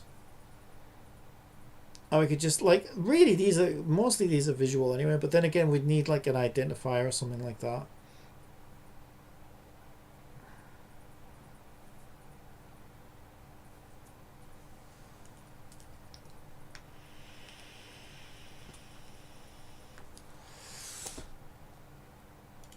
Probably the best way to do it is to create a goals.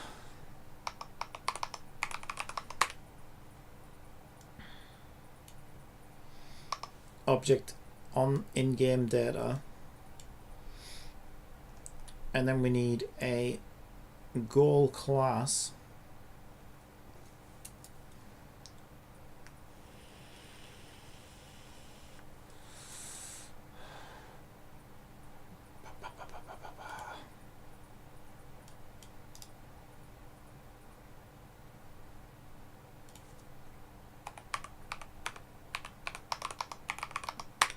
So I'm calling it player goal.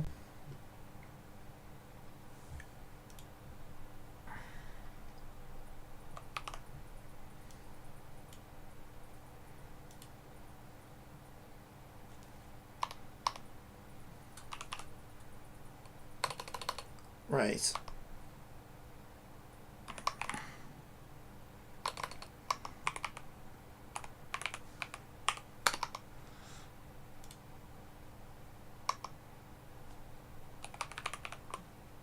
There we go. Okay, and then what we would need is a description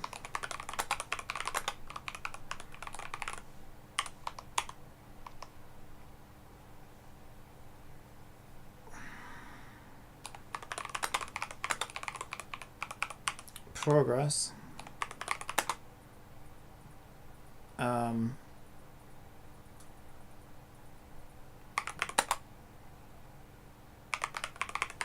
quantity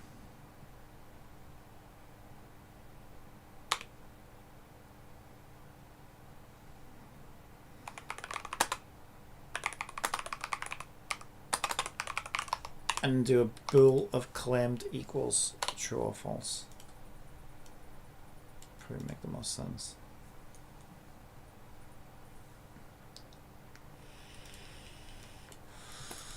So I could do complete chapter 1 and actually those two should be hidden in inspector because we don't fill those in the inspector.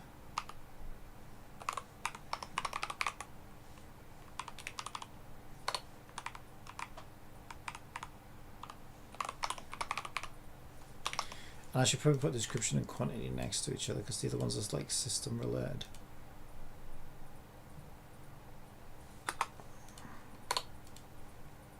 Alright.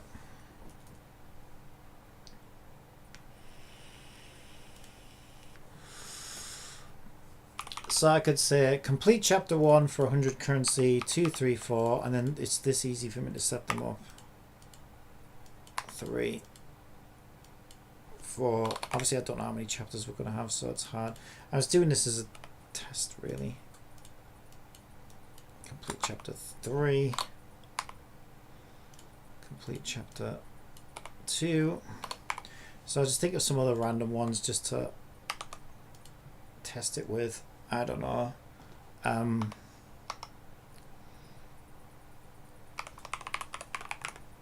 Affection 10. Raise affection to 10 for any girl. And we'll give 20 for that. What else can we do? Just trying to think of some bullshit. Gacha. Pull on the gacha. 50.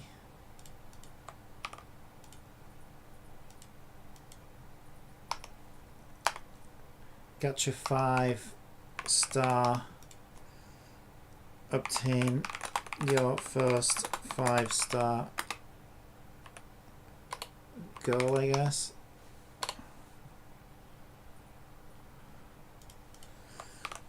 What else? Armor, 100 armor. That was a good idea. Obtain 100 armor pieces.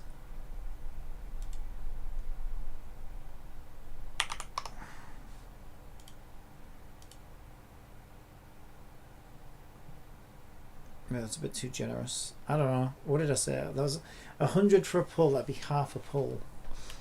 Yeah, we'll get you halfway to the next one. Why not? We've got to get them addicted, you know.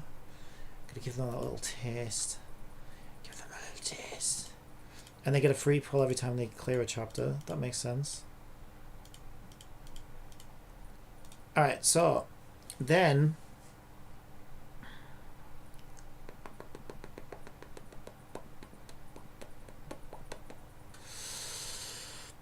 I think on our content here, we'll just rename this to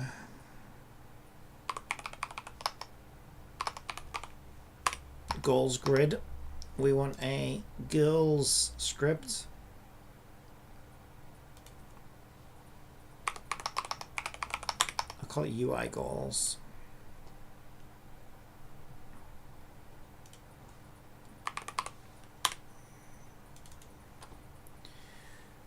And we want public transform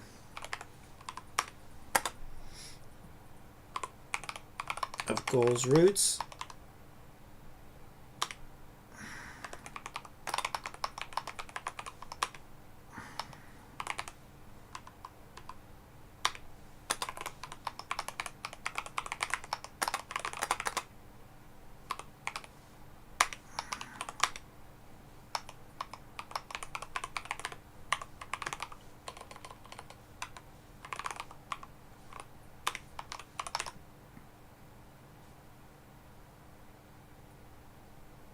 Actually, that should be this transform.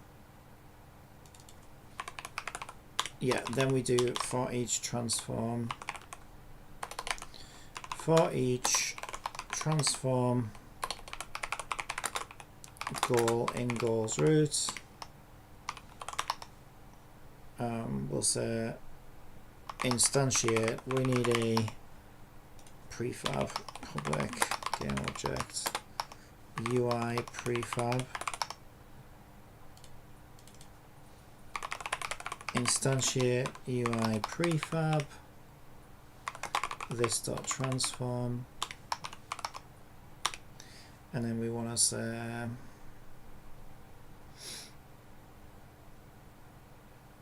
we need to like basically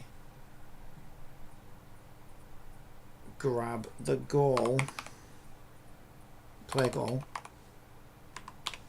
get goal equals child, where it's not child, it's goal, goal get component play goal. And basically what we need to do is, if we look at the structure of the UI, we need to go in,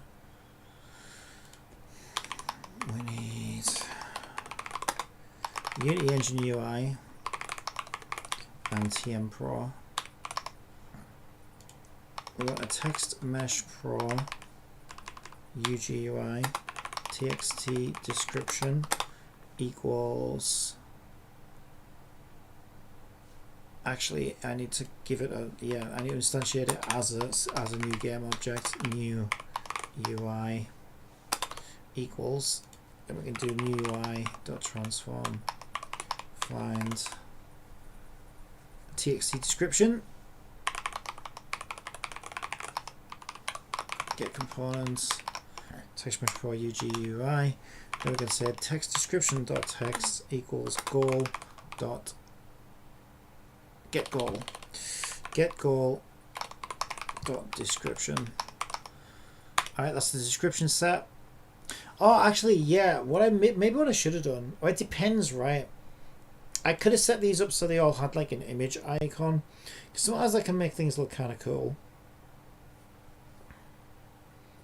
Because I don't have to, but sometimes that's kind of nice. I'm wondering if I should go in and change that so that I can give like every objective its own little icon. I think I'm good. Not sure what that's doing up there. Right. Yeah, I'll be alright. And then we've got Text Mesh Pro. We want the quantity of gacha reward. So it's a UGUI TXT quantity equals new UI transform find or TXT QTY and all that shite. Oh my god, why am I coughing? Get goal dot quantity. Probably wants to be a 2-string, does that? Yeah, it wants to be a 2-string. So we update the quantity, we update the description. Progress, we can't do that yet because like we need to integrate it into some kind of overall progression system. And I also need to do a code for the claim button so that when the claim button is clicked, we mark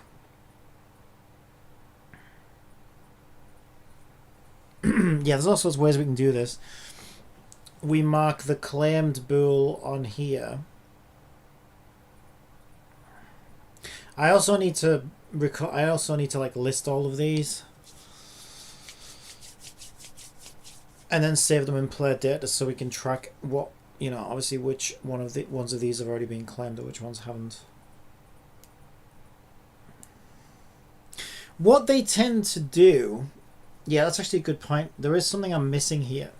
What these games tend to do, and I think it makes sense, is so we've got a button claim here. There are 3 states this area can be in.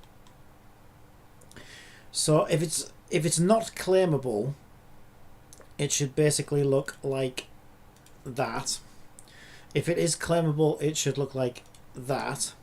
And if it's already been claimed, we should have something that lets the player know that they claimed it already.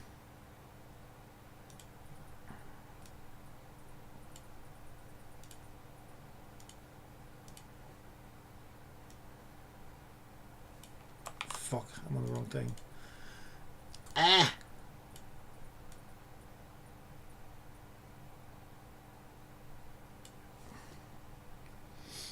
In fact, I might make a little... I think a tick would be good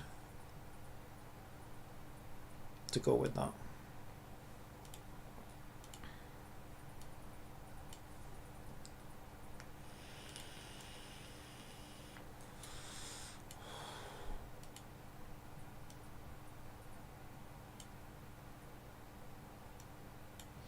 Maybe red's a bit like, you know, stop!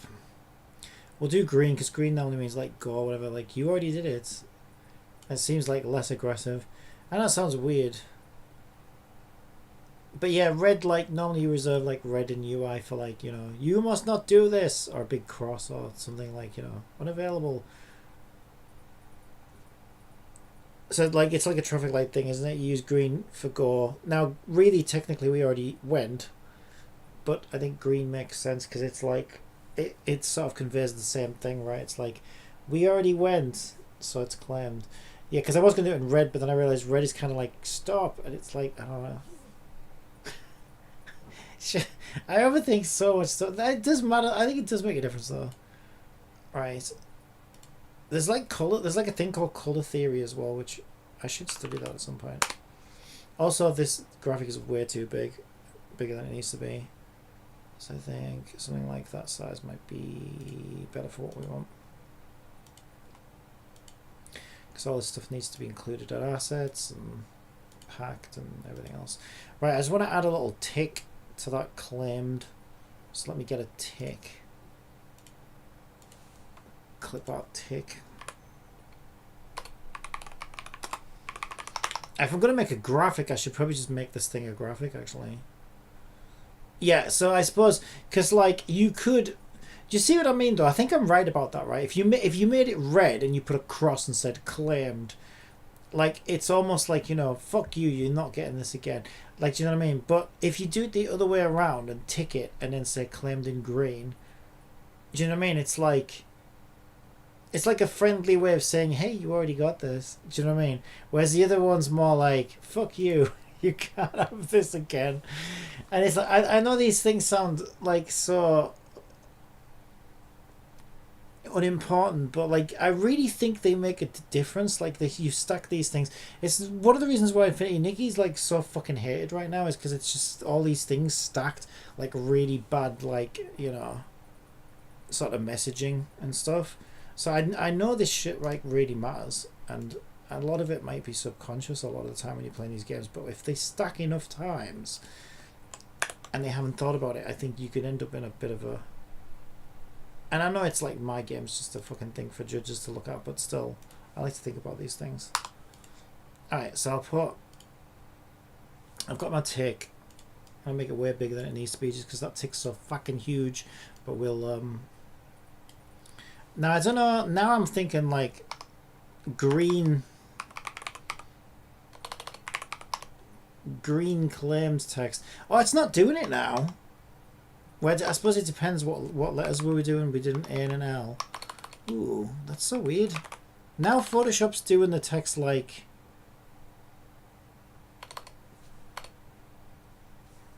Yeah, I don't know. Actually, kind of like the purple, I think.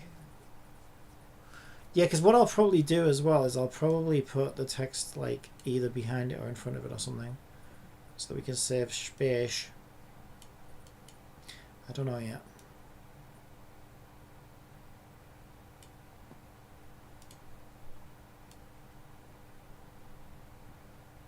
Nah, I probably should do that. What's our UI? Would purple work? I mean, it's kind of got a purple background already, but it should be fine. I feel like a green tick with green text. I suppose it matches, right? That looks more like the kind of thing I would expect to see, honestly. So I think I will go with that. I tend to like be scared to do that, like because I don't know, I have this thing in my head where it's like, you don't want too much of the same thing, you don't want too much of the same color, you don't want too much of the same this, but then so then in my early days of doing stuff like this, I would like try and vary things as much as possible. But then it's like Asmongold's pointed this out, it's like when he always says, when you discover the you know, special effects in Photoshop and you add absolutely everything and it just ends up looking like a mess. It's like, yeah, I used to do that, and then I think I've learned now that like you can make things look better. Do I want an outline around this? I mean, everything else has a fucking outline around it, I guess, so it probably makes sense to make it look consistent. Oh, fuck. I haven't got room for an outline right now. I could put the outline on the inside. I'll just make it bigger.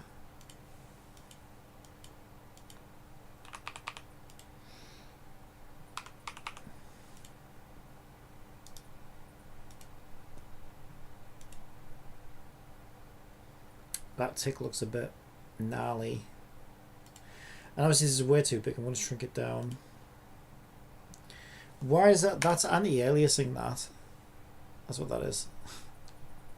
That's why it looks like that.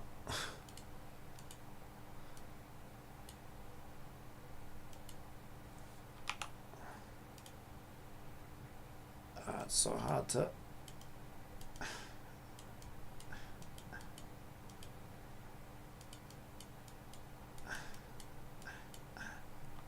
Got a bit close there. Fuck. Man, I didn't want it to take me this long just to add a tick in the word claimed, but whatever. Sometimes they do. It's so hard to see what the fuck I'm doing. Like, why can't I see the size of my eraser anywhere here? That's so weird. Is it because I got a transparent background or something?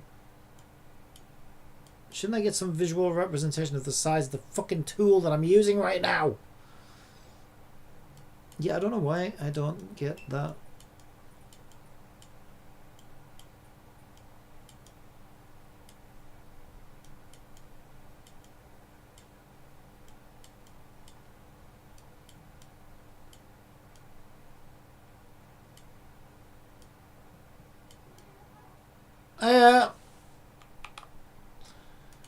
I'll be down in a sec.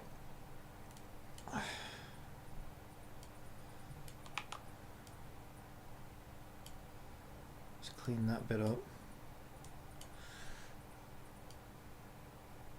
Fucking hell. Right, okay.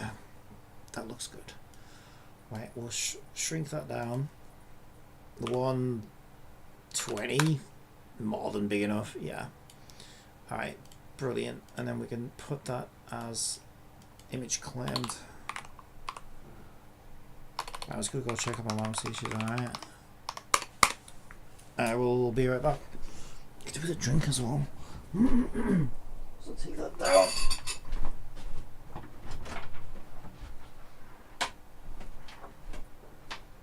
How's he doing?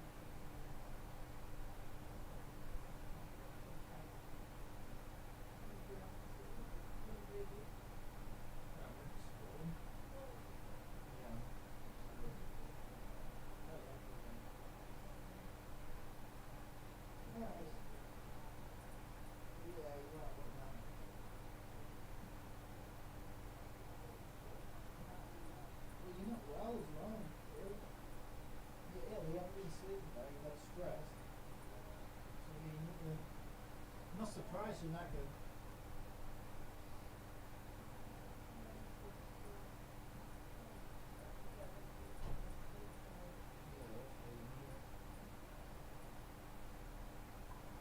Alright, see you, Mum. Right. I'll nibble. Ugh.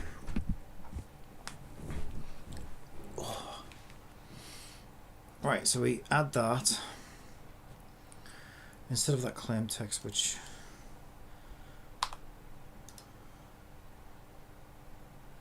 what am I doing? Raw image.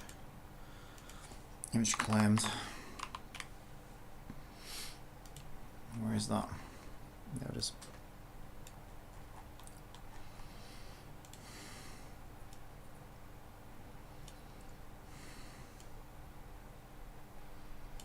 Why does it look like such shit? Right, what we need to do sometimes is go into settings. It should not look that bad. Turn compression off. Pika Beta says, "Hi Cappy." Hello Pika. I set it to 120, didn't I? Alright, 256 should do. And then clamp it. That looks really bad though. Okay, maybe it needs to be bigger than 120 after all. It looks fine on here though. Alright, I'll try 220. Yeah, I don't know why that looks so shit.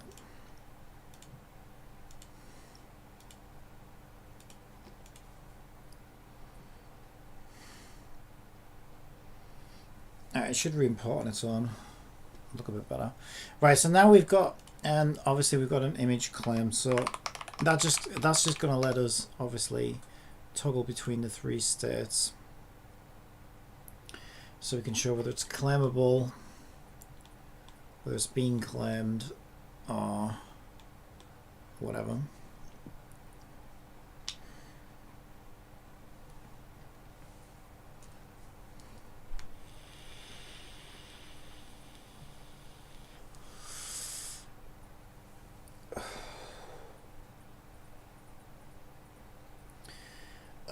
As for the button functionality, there's a few ways of doing this.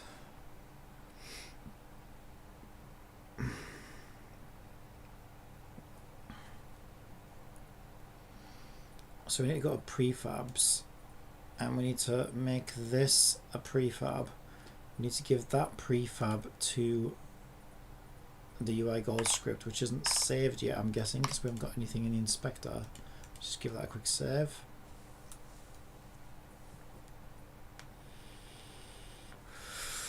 There we go. So goals root is there, and the prefab is there. And if we hit run now, it's going to turn that one off.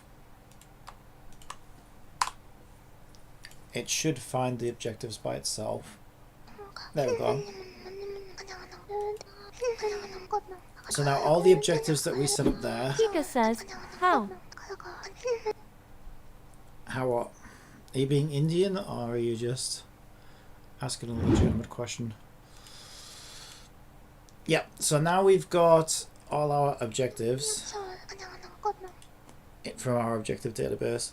So obviously we just put some logic to check those against, you know, whether they're claimable, progression. Pika asks, "How's your project so far tonight, Cappy?" Yeah, it's good. I'm getting there. As you can see, we're doing achievements. Silly Keyboard sent it early. Oh, your phone's keyboard. Yeah, that happens. That happens sometimes. I still find this font somewhat awkward to read, and I think it's just the outline effect, but I can't seem to stop it from happening, which is kind of weird.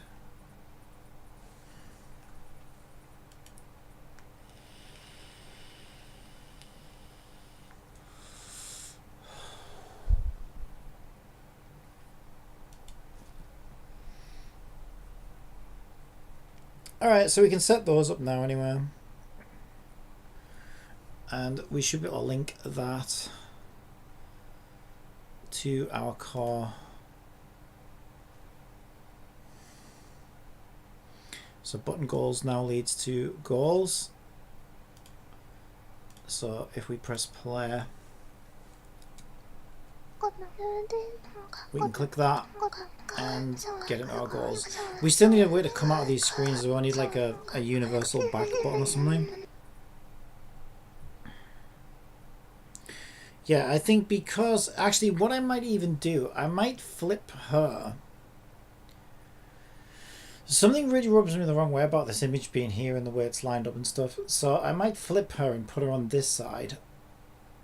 And because this game is themed around the internet, the two most common ways to get back from a new panel is either a red cross or something like that to indicate that you're closing a window in the top right, or like a back button or something similar on the top left.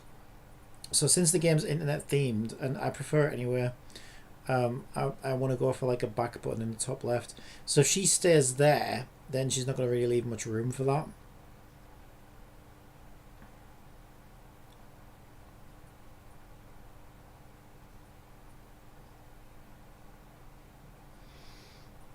I could probably show... Yeah, I could continue to show energy and whatnot up there if I wanted to. It's kind of hard to read it though.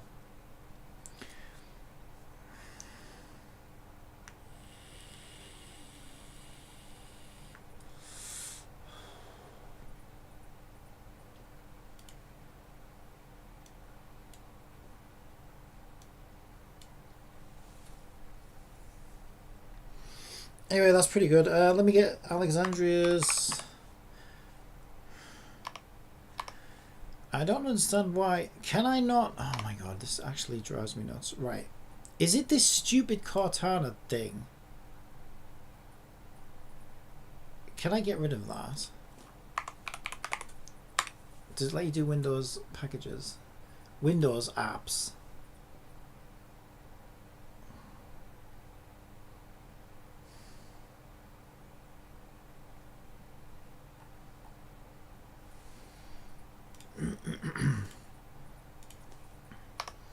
Windows 11 start menu, putting web search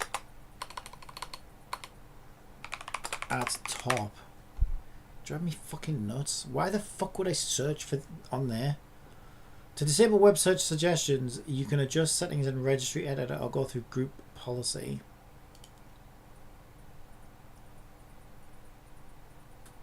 Why should you have to fucking do this though? It's so ridiculous. Oh my god.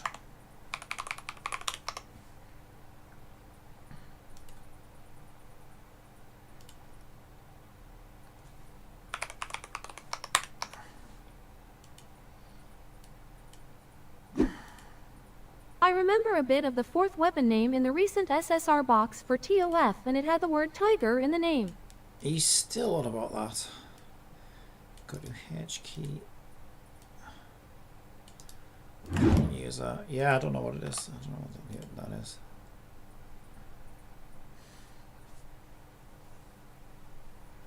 I don't know the names of any of the weapons in that game. I don't even know what Fenris is. I only know character names.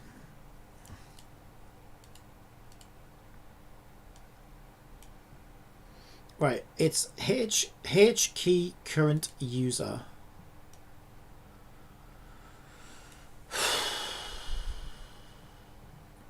Software, I have to create a new key. Policies, Microsoft, Windows, and I need to create Explorer key.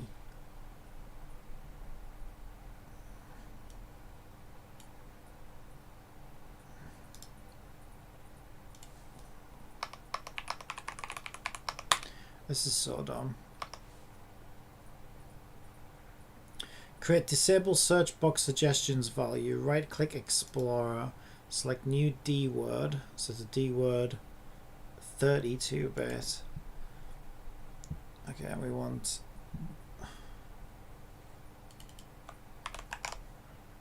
that as the value. I'm trying to edit it, you motherfucker. Modify. No, I want to modify the fucking name. Oh my god, are you actually fucking serious right now, Windows? Fucking hell! I fucking hate Microsoft. Absolute fucking knobheads. Why can't I modify the name of the key? Why does it just say new value? It's saying value data once, so it won't let me fit that in. I did. Yeah, you say name it. You can't name it. Oh my god. This is so irritating. Oh, you have to name it as soon as you create it. If you dare leave the naming part of the thing, then you cannot rename it after that. That's so fucking dumb. Right, and I assume I want to turn it to 1. Yeah. Kind of have to restart my PC. I'll tell you the character I chose in that SSR box was called Skyfire, but I'll try my best to write of that character though, and it started with P and it was Poely. Just tell me the character. I don't know. I already told you I don't know the weapon names. If you want to tell me, tell me, but if you don't, then don't. But I don't know the weapon names, so you could tell me the weapon name directly and I still wouldn't know what you're on about. I only know the character names in that game. So if you want to tell me, you'll have to tell me. Right, so that looks good. I'm going to have to restart Windows to see those changes. I should be able to stop this now and close it. Alright. Yeah, so what we'll do is, oh yeah, as for the buttons, okay, there's a few ways of doing the button functionality on the goals themselves. So we could broadcast the button that was clicked to like a controller, or we could register each button as an index. It might be better to register each button as an index.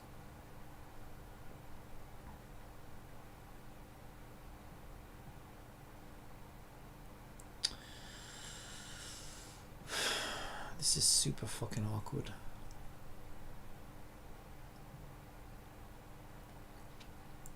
It's kind of... Can you get an index of children from a transform? I think you can. I think you can get child by index or something. So we could do it that way. Or we could store the actual goal class on the UI object. But if we're storing the goal class on the UI object, then we might as well broadcast the button that was clicked to the control as it's clicked. Let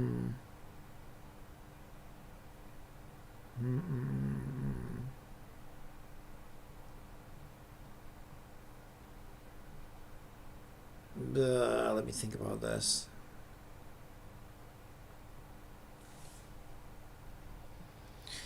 I think actually we wouldn't need to create a child by index. Okay, so all we'd need, I think, is two lists. So the way we can do this is if we do system collections generic and create a private list of buttons, we can set up button listeners dynamically as we pull these in. Plotty, right. Yeah, she needs a lot of investment apparently. I skipped her. Private list of goal, play goals equals new list of play goals. Okay, what we basically can do is we obviously want to add the goals as we're finding them and setting up the thing. So we can say goals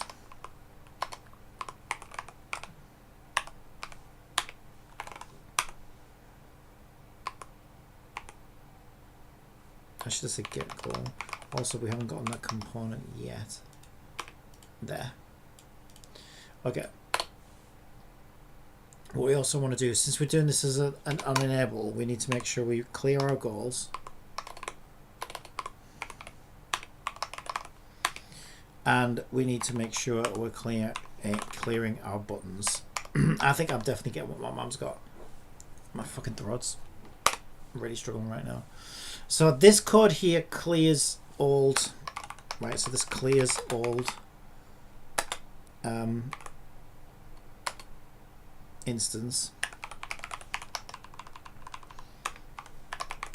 And this builds new.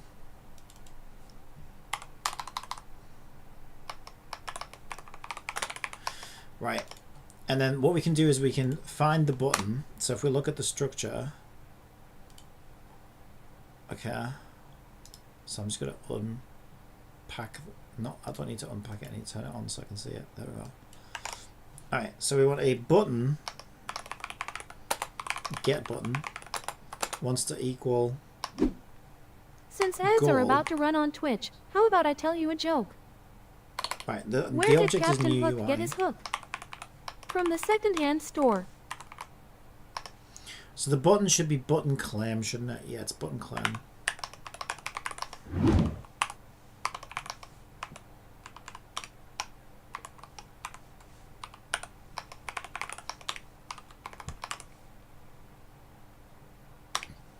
And then we want to say buttons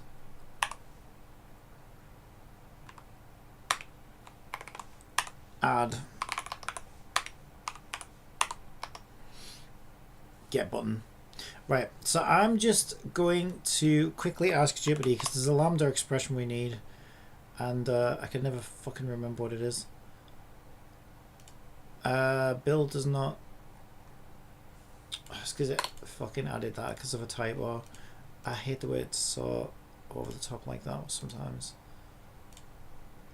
Right. Why did Cappy need to work? Because he was programmed.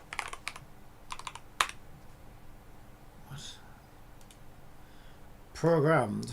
Right. Okay, so I'm just going to ask Jupiter, can you help me? There's a lambda expression I need. Can you help me add listeners for each button as we add it to the list with a method that can identify which button was clicked.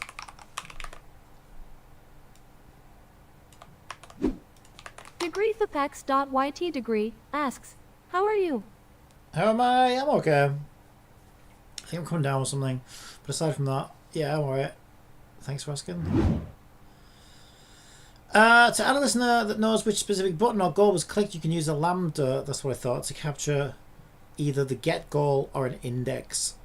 Yeah, we'll probably use indexes. So it's given us a structure here. So let's just stick that in real quick. It's also given us our old goal back. Okay, and then it wants a new button, on goal button clicked. Yeah, that's fine, honestly. There's our on goal button clicked. And then, okay, it's taking a goal from get goal. That's actually super useful. That is really, really super useful. Yeah, that's super useful. So now we have access to goal. We have access to goal directly. So if we need to like check to see whether, you know, we're probably going to want to go into the database. Oh my god, I can definitely tell I'm getting this. What are you doing? Thing my mom's got. What am I doing? I'm making a video game. At the moment I'm doing achievements for it. Yeah, so what we want to do is we want to go, there's a hidden field in here which says whether it was claimed or not. So we've got progress there to represent the progress bar, and then we've got claimed to say whether obviously the player's already claimed it or not. And so we probably want to go directly in here. So we can do that now directly through that class, which is quite nice because we have the class directly here. Now if we want to test this to make sure it's working, because those buttons are disabled by default, right, because they're in a achievable state rather than a claimable state, what we can do is we can activate that button. Cappy has been making his game for hours now. Hours? I've been making it for weeks. Get a button. Game objects. Set active to true. Right, we wouldn't normally do this, but we would need to test them. So I'm just going to turn each button on as I add it. And we'll see to make sure that's working. So what I'm going to do is I'm going to click each button and make sure that our debug reports the correct button. But yeah, that should be fine. Right, so there's our achievements. Let's clear that. And let's click complete chapter 3. Okay, clicked on goal, complete chapter 3. Let's click pull on the gacha. Okay, click goal, pull on the gacha. Yeah, so as you can see, it's obviously working. We know which button we've clicked. Now, normally, those buttons won't be active. So if we just test that, so there shouldn't be any way to accidentally trigger that event. So basically, whether, you know, if the currency is not claimable, there you go, then we can click as much as we want, but we're not going to get that output until we activate the button. Yeah, that's perfect. That should be fine. Should be fine. Okay, we're looking good. Let's give that a save. Yeah, I think my energy system's working fine, but today earlier it gave me some weird error, and I'm not sure what that was.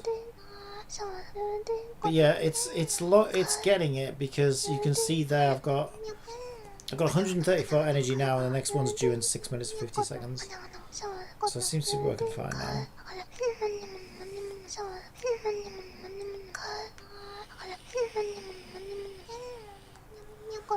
Is she bugged? I think she's bugged. She's talking infinitely.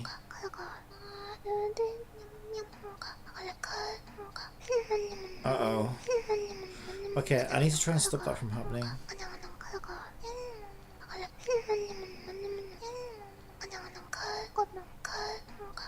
Okay, what I could do, I need to put a failsafe in there for when she gets stuck like that, because that's really bad when it happens.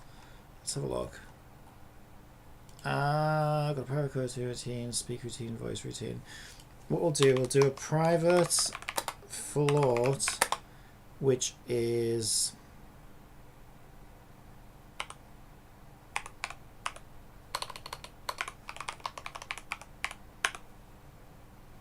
we'll call it talk reset. So what we can do is, as we go into, as we initiate the talking state, speak string, finish typing, stop routine, speak routine, start coroutine, speak routine. So what we can do is we can say talk reset equals time since level load plus however long we want it to be. So I think she should never talk for longer than, say, 12 seconds, right? So we'll set that to 12. And then what we can do is, do we have an update on here? We could do it in speak routine, because she should be stuck in here somewhere. Yeah. Yeah, it's here. So I'll put in here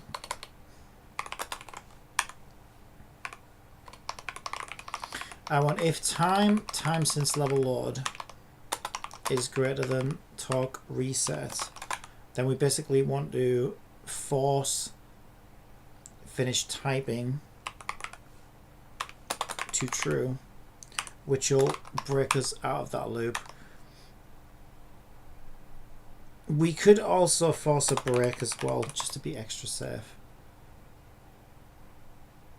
Okay.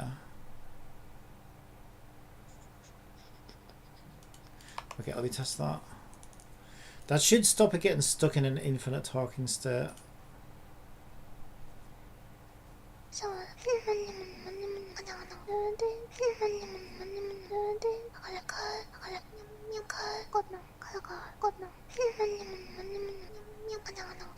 Wait, okay. It took it a while. Why is that happening though? So what she's supposed to do is when the subtitle finishes typing out, she's supposed to automatically detect that she stops speaking and then she goes into normal state.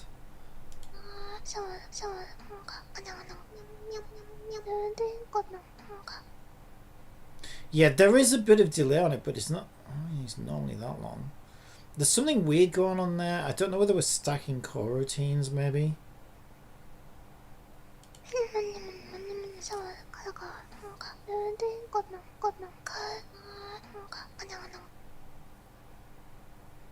Okay, that one seemed fine.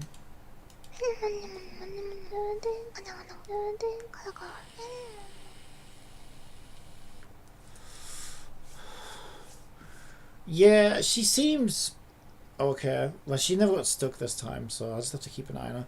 That's one of those fixes where it's going to take time to see whether it's actually fixed it or not. Alright, I think I'm going to leave it there for now. I need to get some food in about an hour or so anyway. I could do with a little break. Yeah, overall we're looking pretty good. We've got gear. We've got so many things now. Crazy amounts. We've got an inventory system. We've got a gear system with like 300 pieces of armor, all with icons and individual headpieces and leveling stats. Oh my god, there's so much stuff, but there's still so much stuff to do. Okay, Cappy, see you in a future stream. Bye. Yeah, I'll be back on tomorrow. Well, I'll be back on tonight, but I'll be doing... I don't know what I'll be doing yet. Yeah, still so much to do, but there's a lot here. There's so much to do in a game, it's crazy. Especially this one's going to be quite a lot. But yeah, most things seem to be working, seem to be doing good. Oh yeah, I was trying to load... Yeah, I got distracted because I wanted to load... Alexandria says, sound good. I wanted to get your thing, Alexandria, and then I got distracted because I was like, why is it giving me search results for Discord? Oh, you've made that your avatar. Okay, I can download this, right? Ask.text. What an interesting name. Small, less significant scale internet squabbles. Personal bullying, threats, harassment, boss battles, serious internet squabbles involving highly important subjects, and or large prompts on the internet. Personal, public, overall plot points. Idle girls' reputation in question. Are they good, bad, corrupt? General public question them. Government keep an eye on them. Phantom thieves, for example. Yeah, I like that idea. People mad at idle girls for not defending them. Like they won't start out that way. Well, it's the same as Persona, right? Like Persona, nobody really knew who Phantom thieves were until like sort of at least halfway through the game. So this would make sense to have a similar kind of thing. Rival group potentially trying to take idle girls, spot contest them. Yeah, that's a good idea. That's we've got like an actual like a real world enemy rather than just being some like random online battle that's being fought. It's like, oh no, these guys are after us, so we have to fight them now. Yeah, I like that. Nav player, a faceless formless operator who works remotely with the idle girls that has to organize supply and direct operations for squads.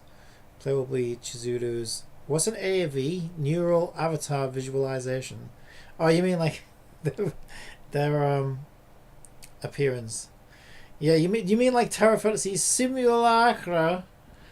It's a simulacra. An A student. Chizuru was overqualified to become an idle girl for a long time. Once she was old enough to become an official member, she joined eagerly to help protect people and make the internet a better place for herself and her friends. Chizuru's older cousin, who has been an idle girl for a longer time. Pika says, that restart game is out next week, Cappy. Restart? Yeah, I know. Well, Chizuru, maybe more qualified, Tama has more experience and can teach Chizuru the basics at the start. Tama has already formed a relationship with Izumu and Setsu, who will introduce Chizuru. I mean, I could go that route. I was gonna, cause yeah, I guess we like.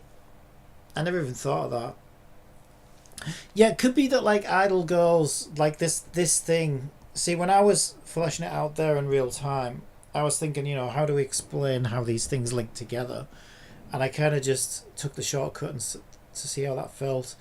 You know, oh, I'm going to get in touch with this girl and make a join, but maybe the thing's already been, for all we know, the thing might have been already running for a while, and then we just, like, we're joining them now kind of thing. Yeah, that could work. I don't know, I'll have to have a think about it. So much to think about, Jesus. I need like 10 brains to do this, and I barely got one.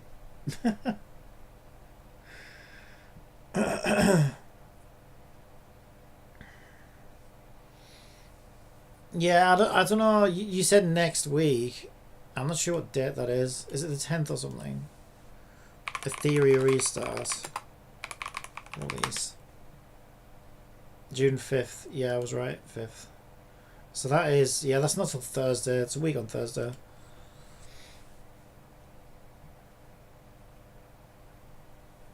Yeah, I mean, I still don't even know how I feel about it. From what I played of the beta, it was like, we'll see how it goes. So much to think about, but so little time. Well, I've got all the time in the world. There's no rush. Like last time with a Snowball's Chance, I gave myself a deadline. I think one reason I did that was to challenge me. Another reason I did it was to try and stop me from doing what I often do with these projects and sort of burning out and then just never coming back to them and never finishing it. So to kind of give me some pressure. But the main reason was because it was for a Winter Games festival. Ugh. It was for like a winter contest showcase. I wanted it to be part of that showcase because I had, you know, it was winter themed basically. So I thought, well, I have to do it for this winter one because, you know, the next one's probably going to be a summer one and then I don't want to wait a whole year. So, but this time around it's like, nah, I'll just enter it whenever it's ready. Because they hold these things all the time. Like they just do new seasons of it, I think. I haven't looked at it for a while. I would assume that's how it looked to me the last time I was looking at it. But they probably have one up now. What was it? Games Showcase or something.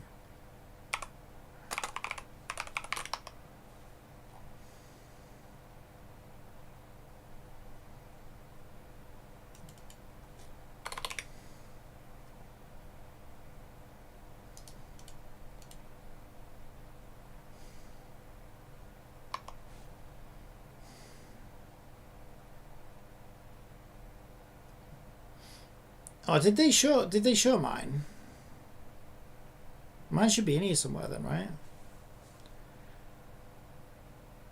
Yeah, there I am. Holy shit, I got 1,068 players now. Oh, cool.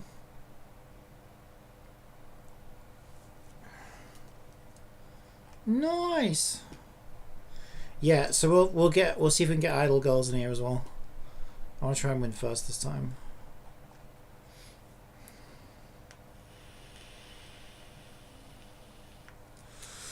Might have to play some of these other winners as well just to see what they are.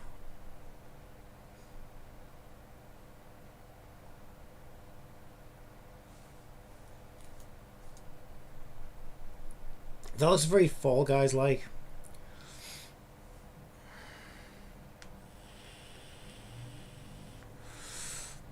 M's cases.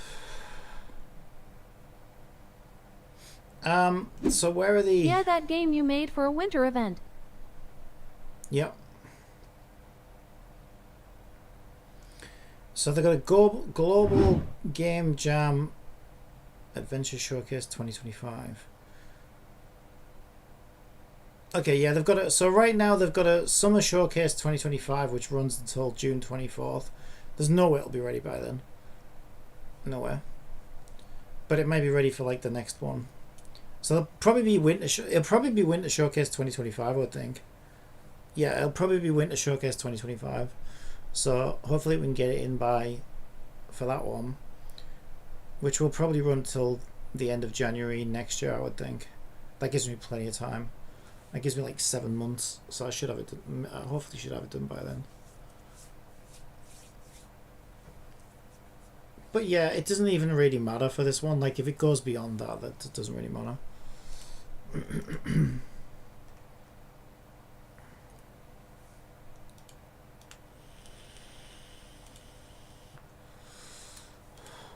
Yeah, some good stuff there. Thank you. Appreciate that.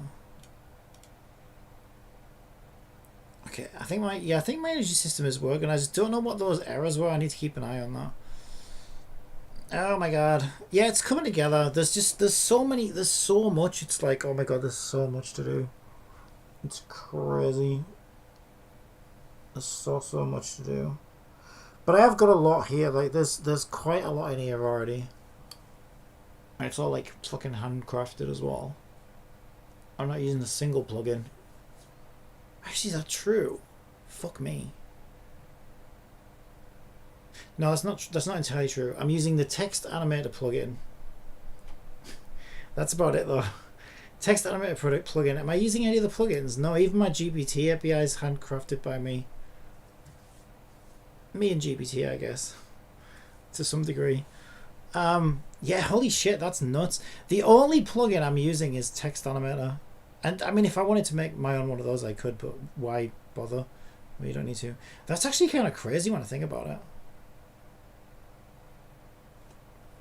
Yeah, that is a bit nuts.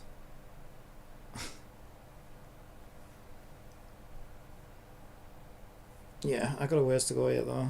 I haven't even started the battle system because I need all like the gear and the armor and everything, and like character progression. Like I want to make sure all the like build stuff, all the assets are like ready before I feed them into the battle system, and then the battle system I can just make sure it takes everything into account. Yeah, because even I was going to start by doing the turn order thing and making sure that characters took their turn the right way and stuff like that. But really, I don't feel good doing that until I know that... Pika asks, how have you been feeling, Cappy? I feel okay, but I can tell my mum's got like some kind of flu that she's picked up from the hospital. And so obviously there's probably germs in the air. And my throat feels like really rough right now. And I think that's probably me starting to get it. But I feel okay for now. Yeah, so I didn't want to do turn order until I know that every place that speed can come from to affect that has been taken into account, and just not everything's been set up with that on yet. But we're getting there. Armor was a big one. And I won't have anywhere near as many weapons as armor. But yeah, there's still a lot to do. Alright, I'm going to leave it there, give my throat a bit of a rest as well. But I should be back on tonight. I got a bad feeling. I think it'll be tomorrow. I feel like I wouldn't be surprised if I wake up tomorrow and I'm like, fucking dying. We'll see. Hopefully not. Alright. I will see you later. Bye.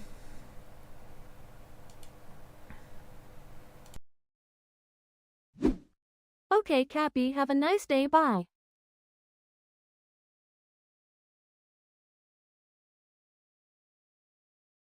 You